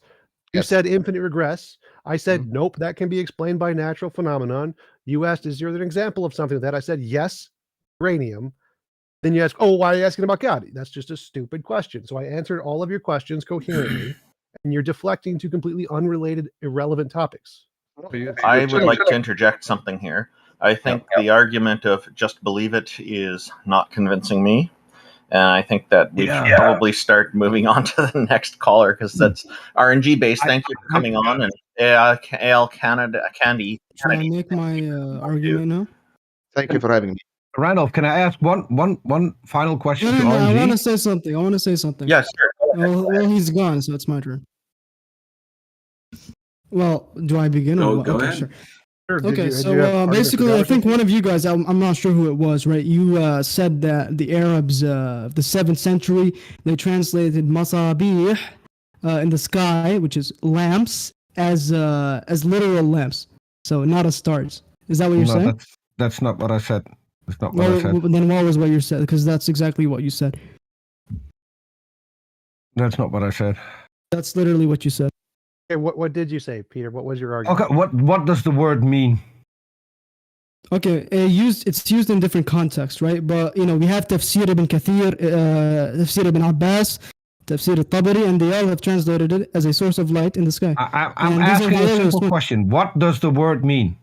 A source of light. And listen, see, here's the thing, right? You're asking me what the word means, right? And then you're taking it out of context completely. I told you what it means according to Ibn Kathir. Do you not take Ibn Kathir as an authority? Do you want to translate Arabic yourself? Do you know Arabic? Okay. I can show you a lexicon where it translates the word. Stop. So you said that it means Can we a keep it? source of light. Can we That's what he keep it said. respectful without resorting to shouting? And can you step away That from would your be nice. microphone because you're burning Yeah, I everybody's know. ears? Listen. Okay, here. I'm away from my microphone, and I made my Much argument. better. Okay, sure. What about the demons in that verse? Wait, that's a separate topic. So his argument is that it doesn't mean lamps; it means sources of light. That's fine. Yeah, I don't it see says that so as- in the tafsir. Unless you guys are mufassirs and you're trying Okay. to interpret your own way. You No, can see that let's point? go with that. Let's go with Okay, that. Sure. At the time the Quran was written, Sure. how would the people It have wasn't written. It was interpreted orally the word? revealed. It wasn't written. Okay, 1400 years ago, approximately, when it was revealed. Do we It have was to orally go transmitted. into semantics? Hold on. It's not semantics. You guys are saying something completely Wait, wrong it and doesn't- incorrect. it You need doesn't to matter. step away It doesn't from your matter. microphone. Literal You're date doesn't basically matter. Let him wrecking finish. people's ears. Peter, go ahead. Please stop shouting. It doesn't help. I was asking a simple question. Ask your At question. the Ask your time, question. the Quran at the time the Quran came into existence by whatever means you want to use. No, it came to existence by Allah's uncreated speech being revealed to the angel Gabriel. Let him finish. Give me Let him time to finish. finish my Al-Kanadi, let him finish. How's that?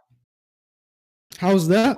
Until Well, you give Allah's me created time speech, he spoke to the angel, and the angel delivered the message. It's as simple as that. And then Muhammad, he recited the verses to his followers. Oh, Are you answering? AlKanadi, what question are you answering? I'm answering your question about how the Quran was transmitted, how it was The one revealed. that I didn't get out? The one that you didn't allow me to ask? Which You're question was that? Repeat my question back to me, please. No. Your statement was that you don't know, or you assume something wrong. Repeat my last question back to me, please. No, I didn't hear it because I was correcting your nonsense. So you can repeat it. Because you were over talking me. So I'll ask it again. In the time, and I have to be careful because you're gonna get mad again.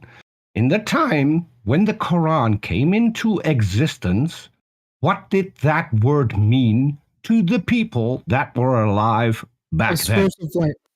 It says so in Ibn Kathir. I already answered this like 3 times now. Okay. And can any source of light, can any source of light be thrown at people? Well, yeah, metaphysically. I mean, if Allah describes it as such, then sure. So you can throw the sun. Well, we're talking about Allah subhanahu wa ta'ala himself, so I'm not sure what's your question. We're talking about a source hold of up. light. The sun is the source of light, isn't it? One sec. So Hold on. Stop. Please let me finish my line. Just stop. Please let me finish my line of questioning. Peter, stop. Please let me finish my. I'm trying to clarify. You Finish my misunderstood what he said. question, You because made I'm a mistake, going somewhere with Peter. this. You made up. Peter, stop for a sec. Let T jump. You asked the question: can any light be thrown at somebody? Al-Kanadi said yes, some lights can be thrown at somebody. That does not mean literally every light can be thrown at somebody. And so you following up with a sun would only apply if you said, can every source of light be thrown at somebody? So No. separate thing. Because that would be my clarifying part of the question. If he implies that the word can be used to describe a star, our sun is a star. It's a very logical follow-up of what he said. If some things can be thrown, then I want to be specific. Can our sun be thrown? Because our sun is a star. Yeah, our son can be thrown by Allah subhanahu wa ta'ala. I don't understand your point. Our son can be thrown by what? Yes, it's listen. God. You're talking about Allah, the God, yeah, omnipotent being. So you're saying he cannot throw the sun away to hit certain demons or something? Let me grant you that Allah would have the power. Let me grant you that Allah would have the power to throw the sun. Can he throw the sun at someone specific on the planet without hurting the rest of the planet? Can he do that? Yes, he can. Is that physically possible? No. Exactly. No, how you perceive it, it is not possible. However, Allah, as He created the laws of nature, He can and is able to do it. Just admit the question itself is wrong. No, what do you mean? I'm literally answering your questions. You're the one interrupting me, sir. You're literally the one interrupting me. Also, so you can interrupt me, but I can't interrupt you. No. Look, I've never interrupted you when you were going off that tirade. You interrupted me while I was giving my answer. Earlier. I answered your question. Which question? Yeah, after I had to beg you to listen to my entire question, right? No. I answered it like 4 times and you repeated it again. Let's keep this cordial and let's give each other time to speak. That would help. That's what I did. Wallahi, that's what I did. Do you move on to the next question instead of like just insulting and waste your time? Sure. Move on to the next question. Yeah, what's your next question?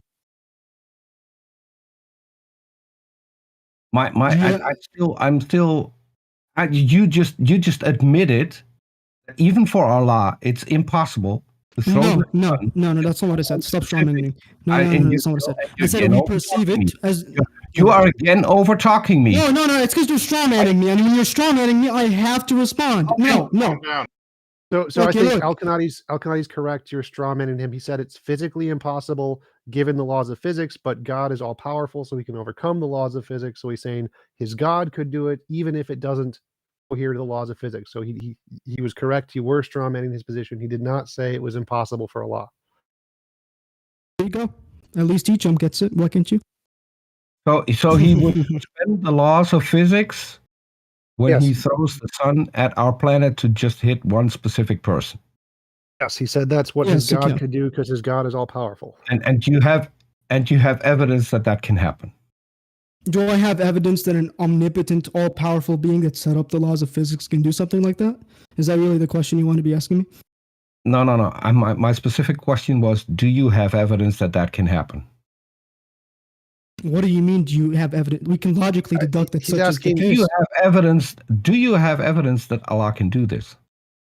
Okay, one sec. Let me just fix my mic since people are telling me to fix my mic. But I'll get back to your point. I'll answer your question. Just give me a second.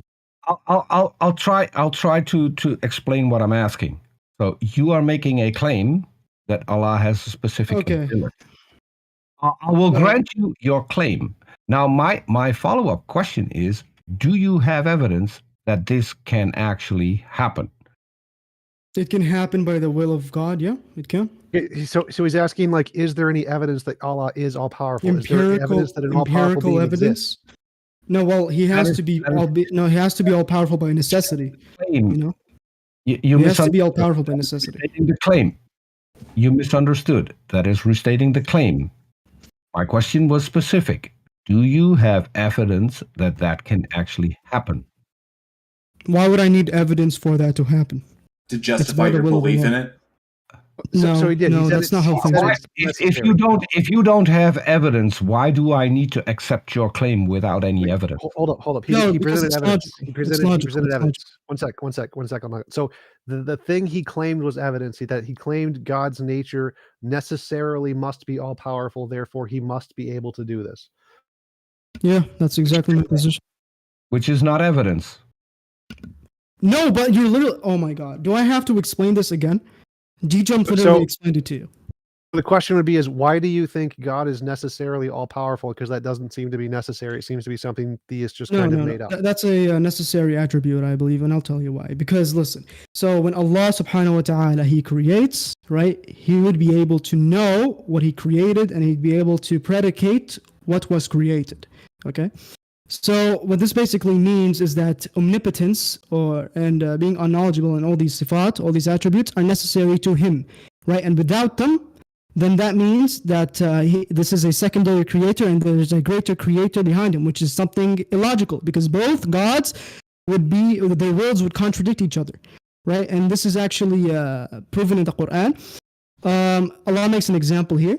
Abraham refutes the polytheists by saying that, how polytheists, they used to have societies and there were idols and there was a big idol where they used to sacrifice to him and let me interrupt for a second. Yeah. We can just say that there isn't an all-powerful God. No, there is no mind. No. I'll get to that. Okay, give me a sec. Okay, so basically the argument here is that if a fly were to take food from one of these big gods, the big gods, he wouldn't be able to take it back. So this pretty much refutes the will of these gods. So this means, right, that by necessity, that this God, this all-powerful God, he has to be omnipotent. He has to be all-knowledgeable, and he has to have all these other attributes. Otherwise, another God would be predicated to him, and there would let be me a address that one secondary sec. creator, which is a Before you go contradiction. on, let me address that. So there could be no gods. There could be a powerful being named Allah who is created by a field, and so the field is No. all powerful, and Allah isn't. And so Allah may have created this universe, but he's not all powerful. So your argument is false. That there could be a being That's that's also really true. powerful. One That's sec, let me literally finish. One sec, let me finish. Literally So not there what I could said. one sec. Stop talking. I'm going to mute you. There could be a being who's really powerful, but it was created by something like a field that has no mind, and it's all powerful. So you don't need a mind there.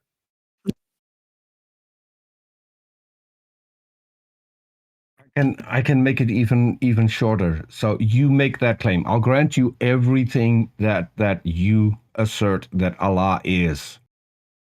The fact is, I don't believe it, and the topic of this conversation is that you convince us why your claim must be true.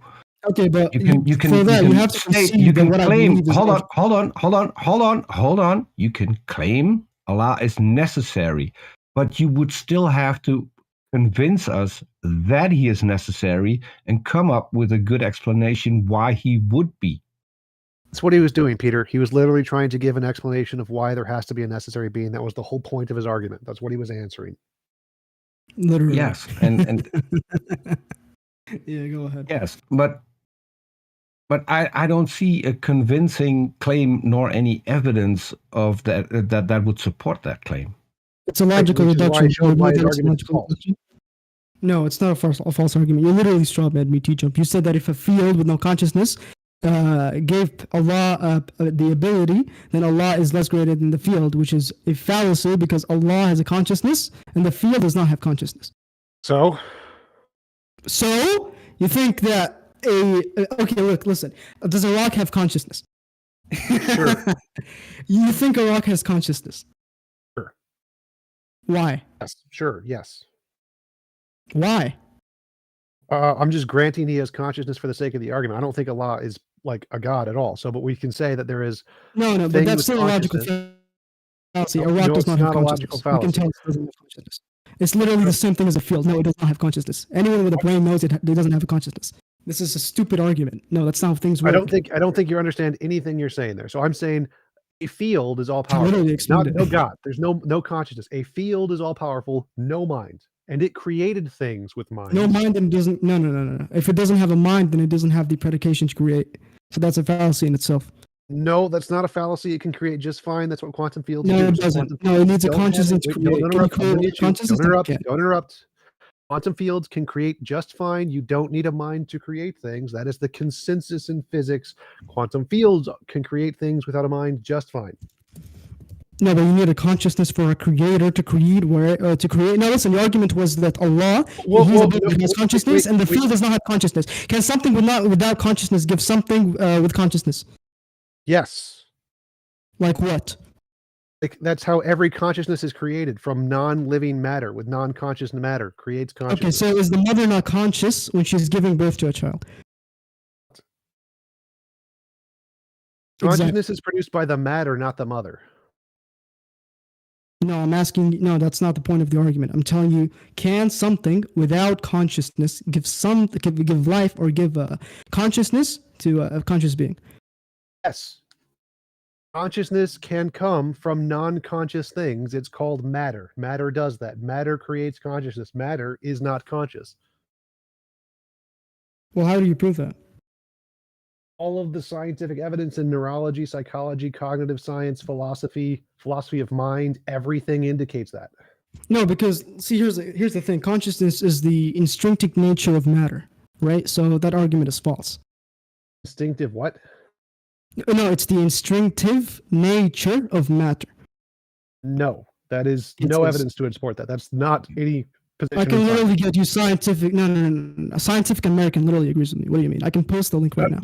No, they don't. I can give you a full. Yes, they full do. philosophy. I can Don't literally interrupt. I'm going to mute you. Don't interrupt. I'm going to mute you. So he mutes me because I don't didn't interrupt. answer. I'm gonna mute you. Stop talking. So I can bring you the polls of everything from the philosophy of mind, Phil Survey's paper in philosophy, the cognitive science and neuroscience. I can take any one of them. The whole consensus in every academic field is mind is a result of matter. None of them indicate the idealism or consciousness is fundamental. That is a single digit position. Like nobody accepts that in any of those fields. I can show you the polls.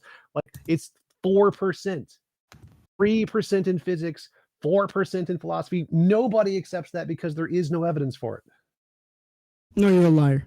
Because I literally just posted an article and it refutes you. Okay, I'll post the polls of the expert consensus in every single one of those fields that shows you're full of crap. Well, the Phil article Survey's I posted paper does, 2020. There you I have go. a survey as well, so where it is. You don't get an opinion because I just posted the consensus of all of the different fields. Where's the consensus of all the different fields in your link? Full Survey's paper 2020. Fundamental Where? attitudes in physics. I don't see the link. Where is it? I'm sending it to. Send it to my DMs. Yeah, I can send it to yours. Oh, I'm gonna send it to Randall because he's gonna post it in the. He wants to post it in the chat. Physics snapshot. I'm not sure about this consensus you're talking about because physicists say that consciousness might be a state of matter as well. No, they don't. Yes, they do. Literally, No, they they do. Oh, no, This is you're a an idiot. PBS, You're an idiot. study. As I No, just you're the said, idiot. You're a polls- soy boy. Don't talk over me or I'm going to kick your ass. So, as I said, the I fucked your consensus wife.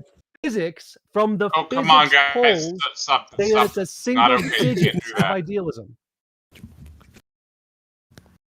What? Never I mind. literally posted something to refute you. I literally posted. Never mind. It's completely begging the question as to the truth of the Quran because he's getting all of this from the Quran, and he can't demonstrate that the Quran is true. Something von Neumann hypothesis. The something von Neumann. I shared your link, by the way, to jump in both Discord and YouTube. So that he was quite a firecracker. Wigner von Neumann. That's it. Wigner von Neumann, and you can go to the Wikipedia for Wigner von Neumann, and it should give you the actual percentages of the polls there. 6%. A poll was conducted in Quantum Mechanics Conference of 2011. 6% of participants indicated they believed the observer plays a distinguished role in consciousness collapse. 6%. That was an interesting guest. He was kind of a little bit unscheduled because he was brought in to do translation, and then wow, that turned into really something. I think okay, we have less than 25 minutes, so we want to bring in Trev here. He's already in, and we want to bring in Sam as well, and hopefully we'll have time for others. Otherwise, we'll have to do the rest next week, next 2 weeks from now, next fortnight. Welcome, Trev. Thank you for joining us. Hello. Thanks for having me. I want to play devil's advocate for the case for there being a god. I can hold a belief, a worldview, in my mind, and withhold disbelief, as I'm sure everyone can. And I like to do that with different scenarios of there being a god. And to be honest, I don't actually think there is a god, but with my small percentage of the possibility of it being a god, it's just maybe around 20% possibility. We know what devil's advocate is. What is the argument? Yeah, so I'm just prefixing it with this isn't my full belief. You I only already said that, believe devil's this is advocate. That's a what devil's advocate possibility. means. Yeah. Okay. Yeah. But I do actually think it's quite a possibility. Okay, so what is the argument? My argument is basically a panpsychist argument. It's almost what that guy was going to say, actually. And I was actually, even though he's kind of awful, that thing that he was saying about can matter be conscious, there are actually some scientists, like there's the neuroscientist Christoph Koch, who like talks about integrated information theory, who proposes that consciousness might be an inherent, well, not an inherent, but it might be a property of organized information. Like we might be able to emulate it in a computer someday, for example, if we can, get the neurons to work in the same way as brain. And as far as we can tell, consciousness is an emergent property of the brain or emergent quality of the brain.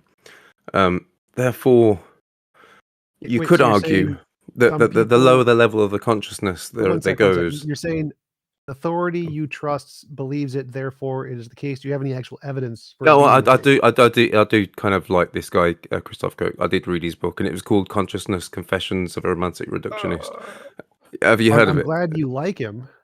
But do you have any actual evidence? Like, well, as I mentioned before, like so this is just like my build up to my argument, really, which is kind of a panpsychist kind of a god. Because if you imagine that consciousness could reduce more and more and more to the states of where it's not very organized, maybe there is still a very, very, very low level of inherent consciousness. But maybe my version of a god. What my initial question was is, could there be a creator god that is not conscious, or maybe a low level of consciousness, not omnipotent? I'm not all the omnis, not omnipresent or not omnipotent or omniscient. And I would argue that by the very fundamental core definition of a god, yes, you can, because if you all of those other other qualities aren't necessarily there in all other religions, but the one thing that is there is that he's a creator. And I would argue that the universe scientifically is the biggest thing that created it. It's the thing that created us. And we've got evidence for that. So if you assume that God is a creator, then that's the universe. I'm still not seeing the evidence. What is your evidence that the universe is conscious? Because is it possible? Well, I don't need to present that. All I really need to present at the first, it might be a bit of a trick, but all I've really got to say is the universe created us. If you just accept that God is the creator, and then we can say, well, is it conscious? No, but that's not really necessarily. It could just be a low level of consciousness, but still, I'm saying there's zero. As far as we know, we are sons of the stars. So I'm saying there is zero. Consciousness is not fundamental to the universe. It's an emergent property of matter, and specifically brains. Therefore, the universe did not create us in that way. We're just a result of natural, unguided processes with no consciousness. What is your evidence that consciousness played a role of any kind, of any level of consciousness at all in our creation? That's not really the crux of my argument. The crux of my argument is that God, from most religions, is a creator. And if you're going to say, is there what God is? If there's a God, who is it? I would argue that it's the universe, and I would also argue that in many cases it's useful. It's like a useful myth for people to believe, to have almost not just faith in themselves. Ultimately, even though you might call it faith in a God, I think poetically that's just a poetic way of saying have faith in themselves and their family. Totally lost in anything you're saying here. So it seems like you're just saying, I'm going to call the universe God, which is just naturalistic pantheism, which is, there's no actual. Well, pantheism, yeah. No, panpsychism is an alternative to theism. It's not. I would argue that it might be important for us to have a kind of faith in something more than us, because of the way our brain operates, because on a very basic level, we can set our brains to work on problems like without our conscious effort. So you can actually do this yourself. You can set your subconscious to work on a problem. Why is that evidence that there is a God? Like with the saying solution. That there's a positive consequence of us having wrong beliefs. I'm saying there's positive things in having faith in yourself, and I think that's self-evident. Like, sorry. It's an appeal to consequence. Like I can say there's a positive effect of having a belief in a magical sky daddy called Puffins, but that doesn't mean it's true. Like it doesn't. But it doesn't. But I would say that because you can't argue against there being a very low level of basic version of a creator God that kind of binds us together, because it kind of is a bit depressing. After I became a non-Christian, I did kind of get a bit depressed until I built my own moral system, and I think that part of that is having that kind of, a little bit of faith in kind of a greater something, and maybe that is a good thing. That's not evidence. That's an appeal to it's not a good. fallacy. It's not good evidence. Feel but good is not evidence. It's true. Yeah, I know. I'm not even arguing that it is true. I brought this up with the car accident and prayer analogy. And by the way, I'm a massive fan of Aaron Ra. By the way, I didn't know you guys spoke with him. But yeah, I think there is still an argument that a faith, because ultimately it's a faith in yourself. I think that, and that's where a lot of atheists do kind of. I think that's a bit of a weak area for atheists because faith Trev, in yourself. Why would I use faith in yourself? Ultimately, why would I use faith when I? Okay, so it's a bit like The Secret. No, but Ken, why would I use faith when I can have confidence in myself based upon the evidence of what I can accomplish, my abilities, my knowledge? Because sometimes blind faith is needed to achieve insurmountable odds. The thing is, you're not blind when you believe in yourself. So you have past experience. You have significant prior evidence that you are capable of many things, right? So believing that you're capable of things in the future is a reason-justified belief. Even if you don't have exact evidence proving that you can do a specific thing, believing that you're likely to be able to do things in the future makes a lot of sense because you have priors to justify it, right? Yeah, believing in a spiritual apprehension, like the existence of a deity, without any priors that demonstrate it, is completely different kind, which is why if you look in dictionaries, there's two totally different senses of the word, right? So a leap of faith, like doing a thing that's risky, is not the same kind of sense of the word, and it's polysemous, as believing that there is a supernatural being without any evidence of it. And they refer to that as believing because of spiritual apprehension. In other words, just believing because you feel it, because you feel a certain way, right? So, you did say something about faith is needed for something, for improving the odds or something. I question whether it's actually needed for that. It doesn't seem. I think that a lot of the time you see that the most successful people in business are risk takers, aren't they? So, in a lot of cases, it did pay off to have kind of a bit of calculated risk, which are against the odds sometimes. They built confidence in their abilities by prior success, right? So that's completely reasonable. But my example is a what we call leap of faith, which isn't really faith at all, right? It's just being confident enough in your prior success that you're willing to take more risks in the future. Now, our time is running short. We have another 15 minutes left. There's one more guest we want to get on. Would that be okay to start moving on to the next person before we close down the show? Yeah, cool. Sounds good to me. Okay, thank you for coming on, Trev. Really appreciate your time. All right, thanks. Cheers. Let's bring on Sam.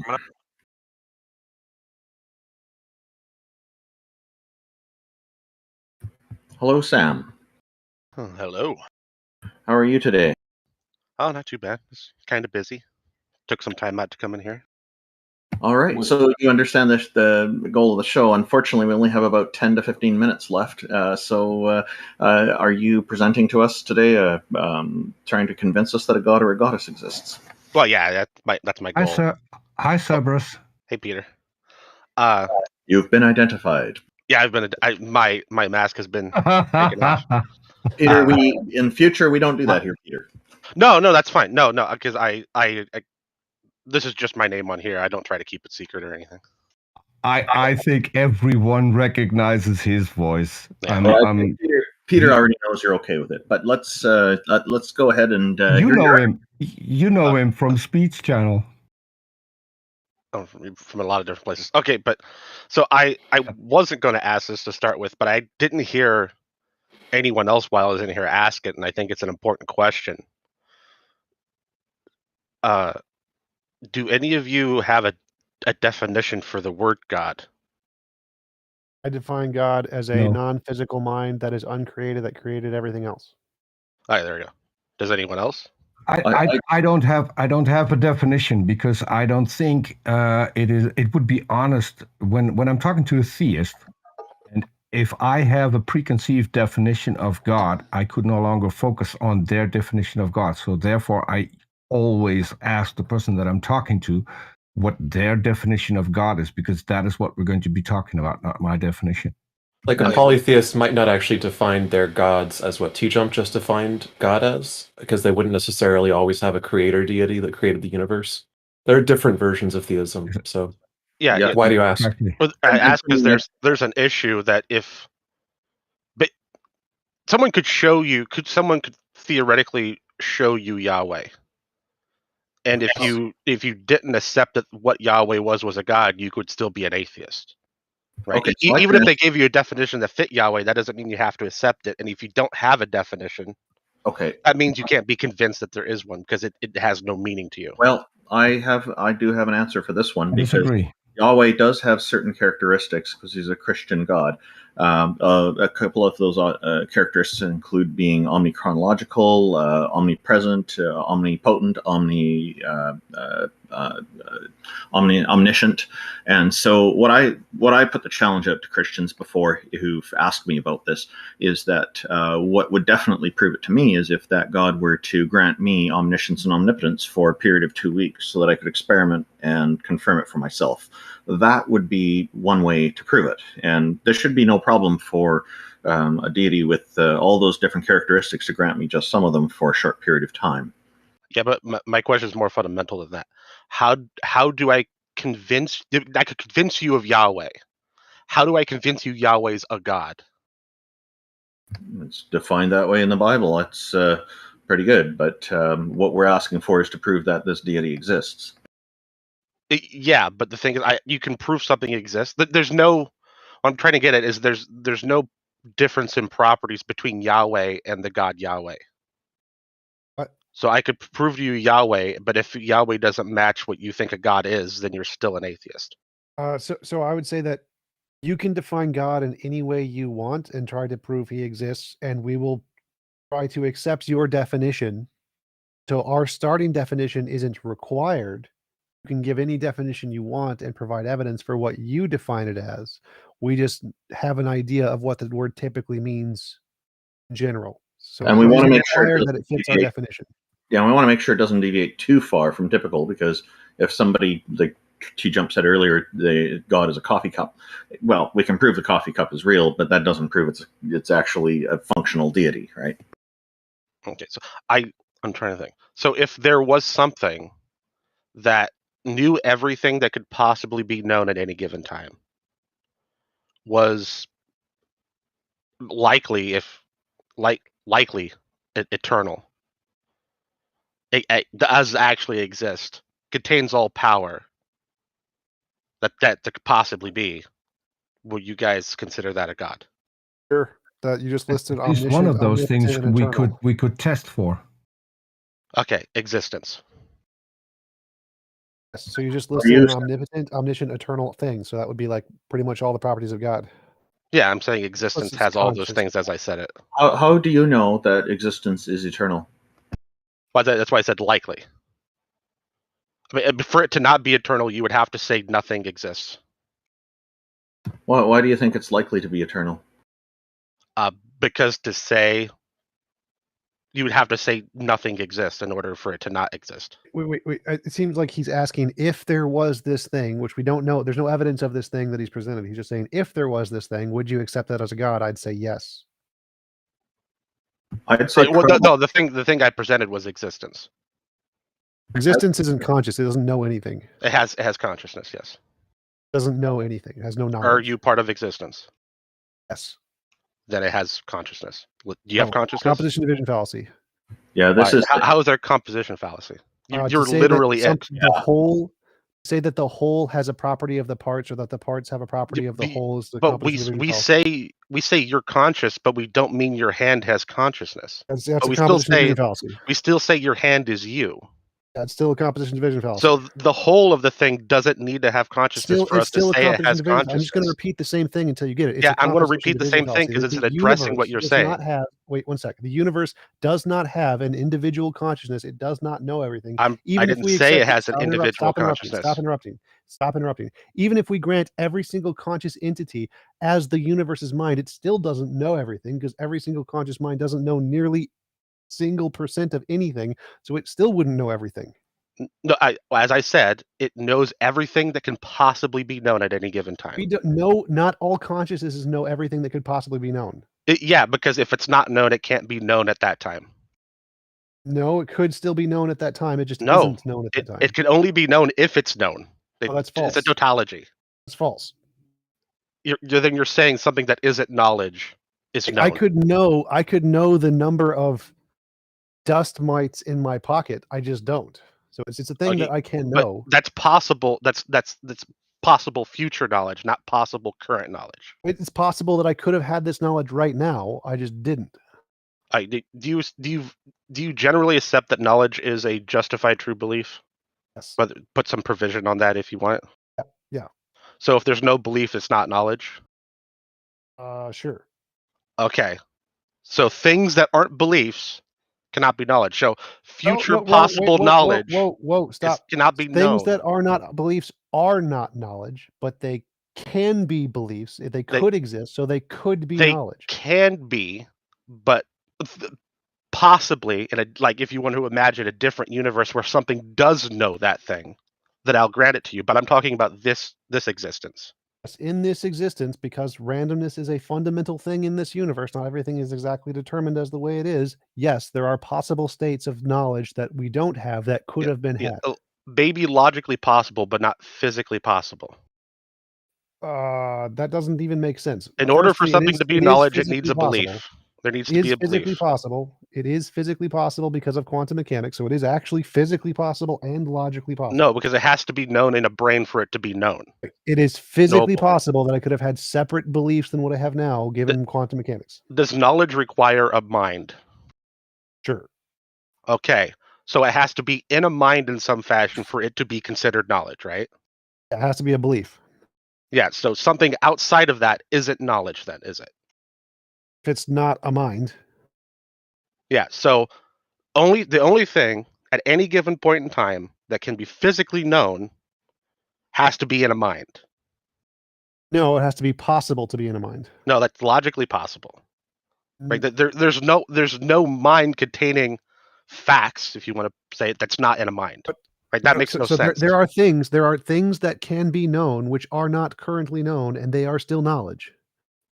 How are they knowledge if they're not in a mind? Because it's logically possible for them to be in a mind. So they are things which are facts which we just don't know. So propositions can be true whether or not we know them. And we don't know them because they're not knowledge. It can be known. That's the point. It can be known, but that doesn't make it knowledge. All things that could ever be known, not just the things we currently know. Can be known is not knowledge. Yes, it is. No, knowledge is a justified true belief. No, if you use the term everything that can be known, that includes all propositions. Anything that can possibly be known. The only things that can be known is knowledge. Oh, I've already explained that's wrong. If you say everything that can be known, that includes all propositions which it's logically possible for a mind to know. So you know things. Wait, so you know things that are not knowledge. Oh, again, as I explained this, if you use the term everything that could be known, that means any proposition that could ever be known under any circumstance, any mind logically possibly is knowledge. Yeah, I'm not interested in your usage. I'm pointing out that something isn't knowledge unless it's in a mind. No, right? So something outside of a mind is it not? Or you just admitted it requires a belief. You are wrong on this topic. So if you say you're contradicting yourself. If you say that there is knowledge, all knowledge that could possibly be known, that means at any given point, any proposition that could ever possibly be known by any possible mind. It does not mean is currently known. But that's what literally the stipulation I made. At any given point in time, what can be known is known. Can be known means a logical possibility for a mind to have a proposition. That's it. Doesn't mean even if none of the minds do, is it logically possible for a mind to know this proposition? Again, yes, I'm only talking about knowledge. I'm only talking about knowledge. I'm not talking about things. I know, and you don't understand the topic. If you say knowledge which can be known, that statement refers to all possible propositions which can be held in any logically possible that's mind. not what I'm that's not the usage I'm using. Okay, guys, we're running. Saying the sentence it's very simple. The only thing that can be known is knowledge. Period. They're like equal. I don't know how you're denying A equals A. It's weird. I don't get it. I'm not. You're just saying things that make literally no sense. So it seems like you're saying The universe knows all things that are known. Yeah. Meaning it has all knowledge. It contains all knowledge. No, those are two contradictory statements. It does not have all knowledge. It doesn't. Is a key point of knowledge a belief? A logically possible belief. I think you can believe. All knowledge refers to all possible propositions which could ever be known under any circumstance. No, but that's not on addressing as part of this. So you don't mean all knowledge. You I'm mean not talking about what can be knowledge. I'm talking about what is knowledge. Yeah, so you're not saying all knowledge. Yeah, I'm only saying that. Well, no, I am. Because to say knowledge implies that there's a belief, which implies a mind. Oh, because all knowledge would include all logically possible knowledge. All knowledge has to be in a mind, right? No, so in order for it to be logically possibly knowledge, it needs to be in a mind. You're wrong. I've explained you wrong many times on this. That is not. Yeah, but your explanation is false. It doesn't. It's not addressing anything. Philosophy. Just Google modal logic. You don't understand how it works. I don't think you're understanding me at all. I do. I understand what you're saying, and you have no idea how it works. But you're saying there's knowledge outside of a mind, and then you're saying there's knowledge in a mind. You don't understand how modal logic works. Knowledge can exist in possible worlds. Possible world semantics. There are possible worlds with different cases of knowledge. I'm not worried about possible worlds. I'm talking about this existence. I am, because that's what philosophy does. You're ignorant. Yeah, great, but I'm talking about something that exists. I understand. You don't understand the topic. You keep using the word all knowledge and don't understand what all knowledge you understand if I'm talking about what actually exists and you're talking about something other than that, you're not talking about what I'm talking about. Right. You're contradicting. Oh, great, then you're off the topic. All knowledge to refer to something that isn't all knowledge. You are off the topic then. I'm sorry. No, that's why you're not understanding this. You're trying to go other places. Contradictory statements. What are two contradictory statements? All knowledge referring to just the knowledge we currently have. That's all knowledge. Yeah. No, it's not. Yeah, it has to be by definition. An ambiguity fallacy, basic fallacy in philosophy. No, it's not ambiguous at all. I can define it literally. Literally an ambiguity for something to be knowledge, it has to be a belief. Things mind is required for belief. So dumb. This is so dumb. This is a dumb semantic argument. Since I have experience talking to Cerberus, can I help? Because I think you're talking past each other. Pretty close to the show. I understood what he was trying to say. It's just stupid. It doesn't follow his argument. So his argument is that the universe has all minds in it, and all minds have all currently known facts. And then he uses this as an ambiguity fallacy to say it has all knowledge, which is not what all knowledge means, in order to imply that the universe has all knowledge, which literally doesn't. So it's a composition division fallacy. I think what he meant is that knowledge is defined as things we know. And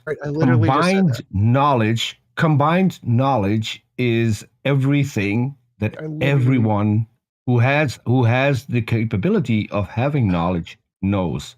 It's the that's what he meant with all knowledge. Literally just said. So yes, his point was that he thinks all knowledge equates to all currently known things by minds in the universe, which it does not. Mm-hmm. He's using that as a composition division fallacy to say that the universe has all knowledge. So it's an ambiguity fallacy, changing the word all, meaning literally all possible propositions which have knowledge potential, to just the currently things known. And he's using that to try and make a composition division fallacy to say the universe itself has knowledge. So he's using two fallacies, combining them together to make a fallacious argument. Okay.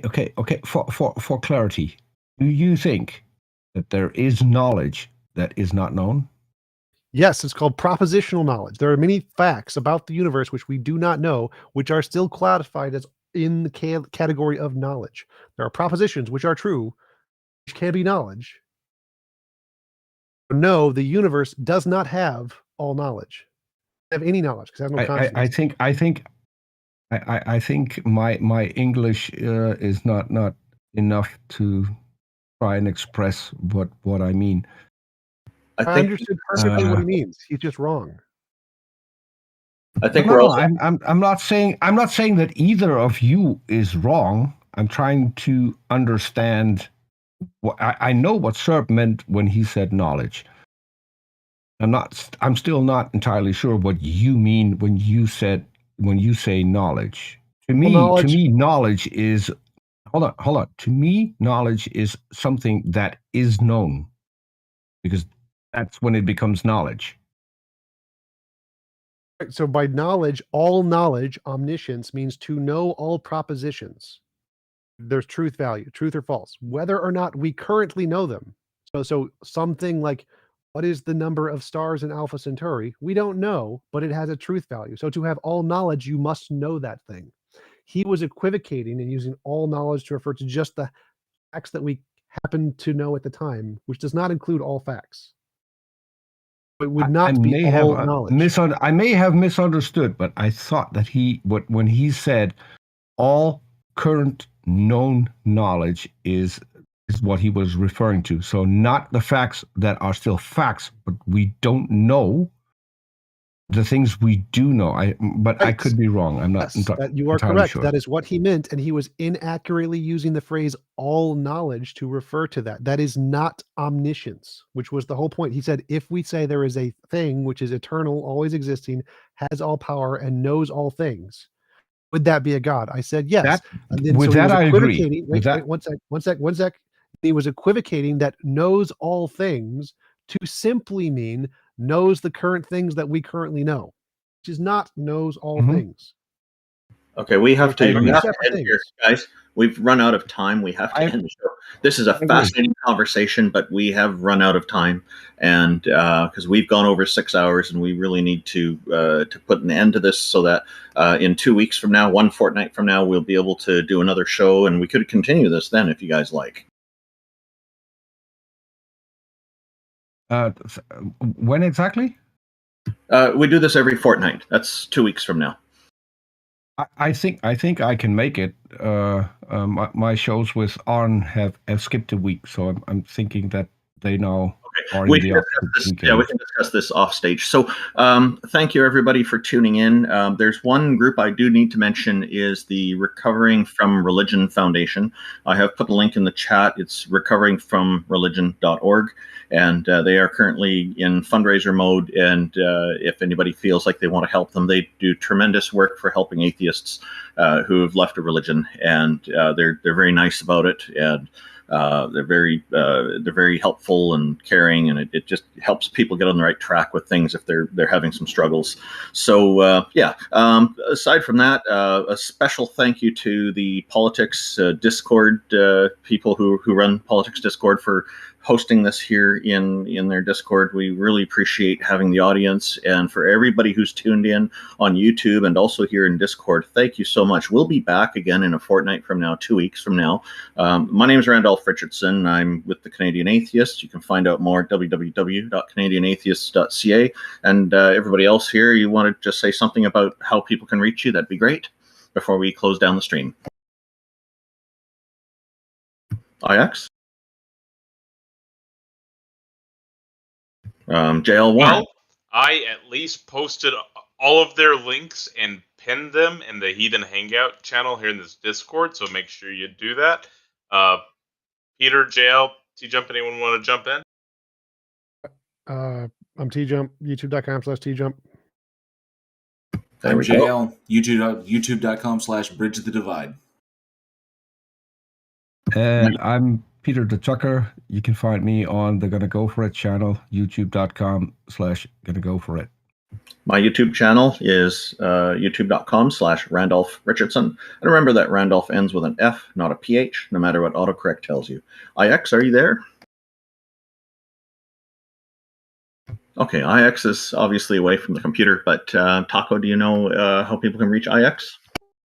On a number of Discords all over the place, actually. Okay. He's an admin everywhere. If you join a Discord, you will probably find him. So for those who wanted to get into the show today, we're sorry that we've run out of time. We will hopefully see you next fortnight when we can get more of your perspectives and challenges. Thank you again, everybody.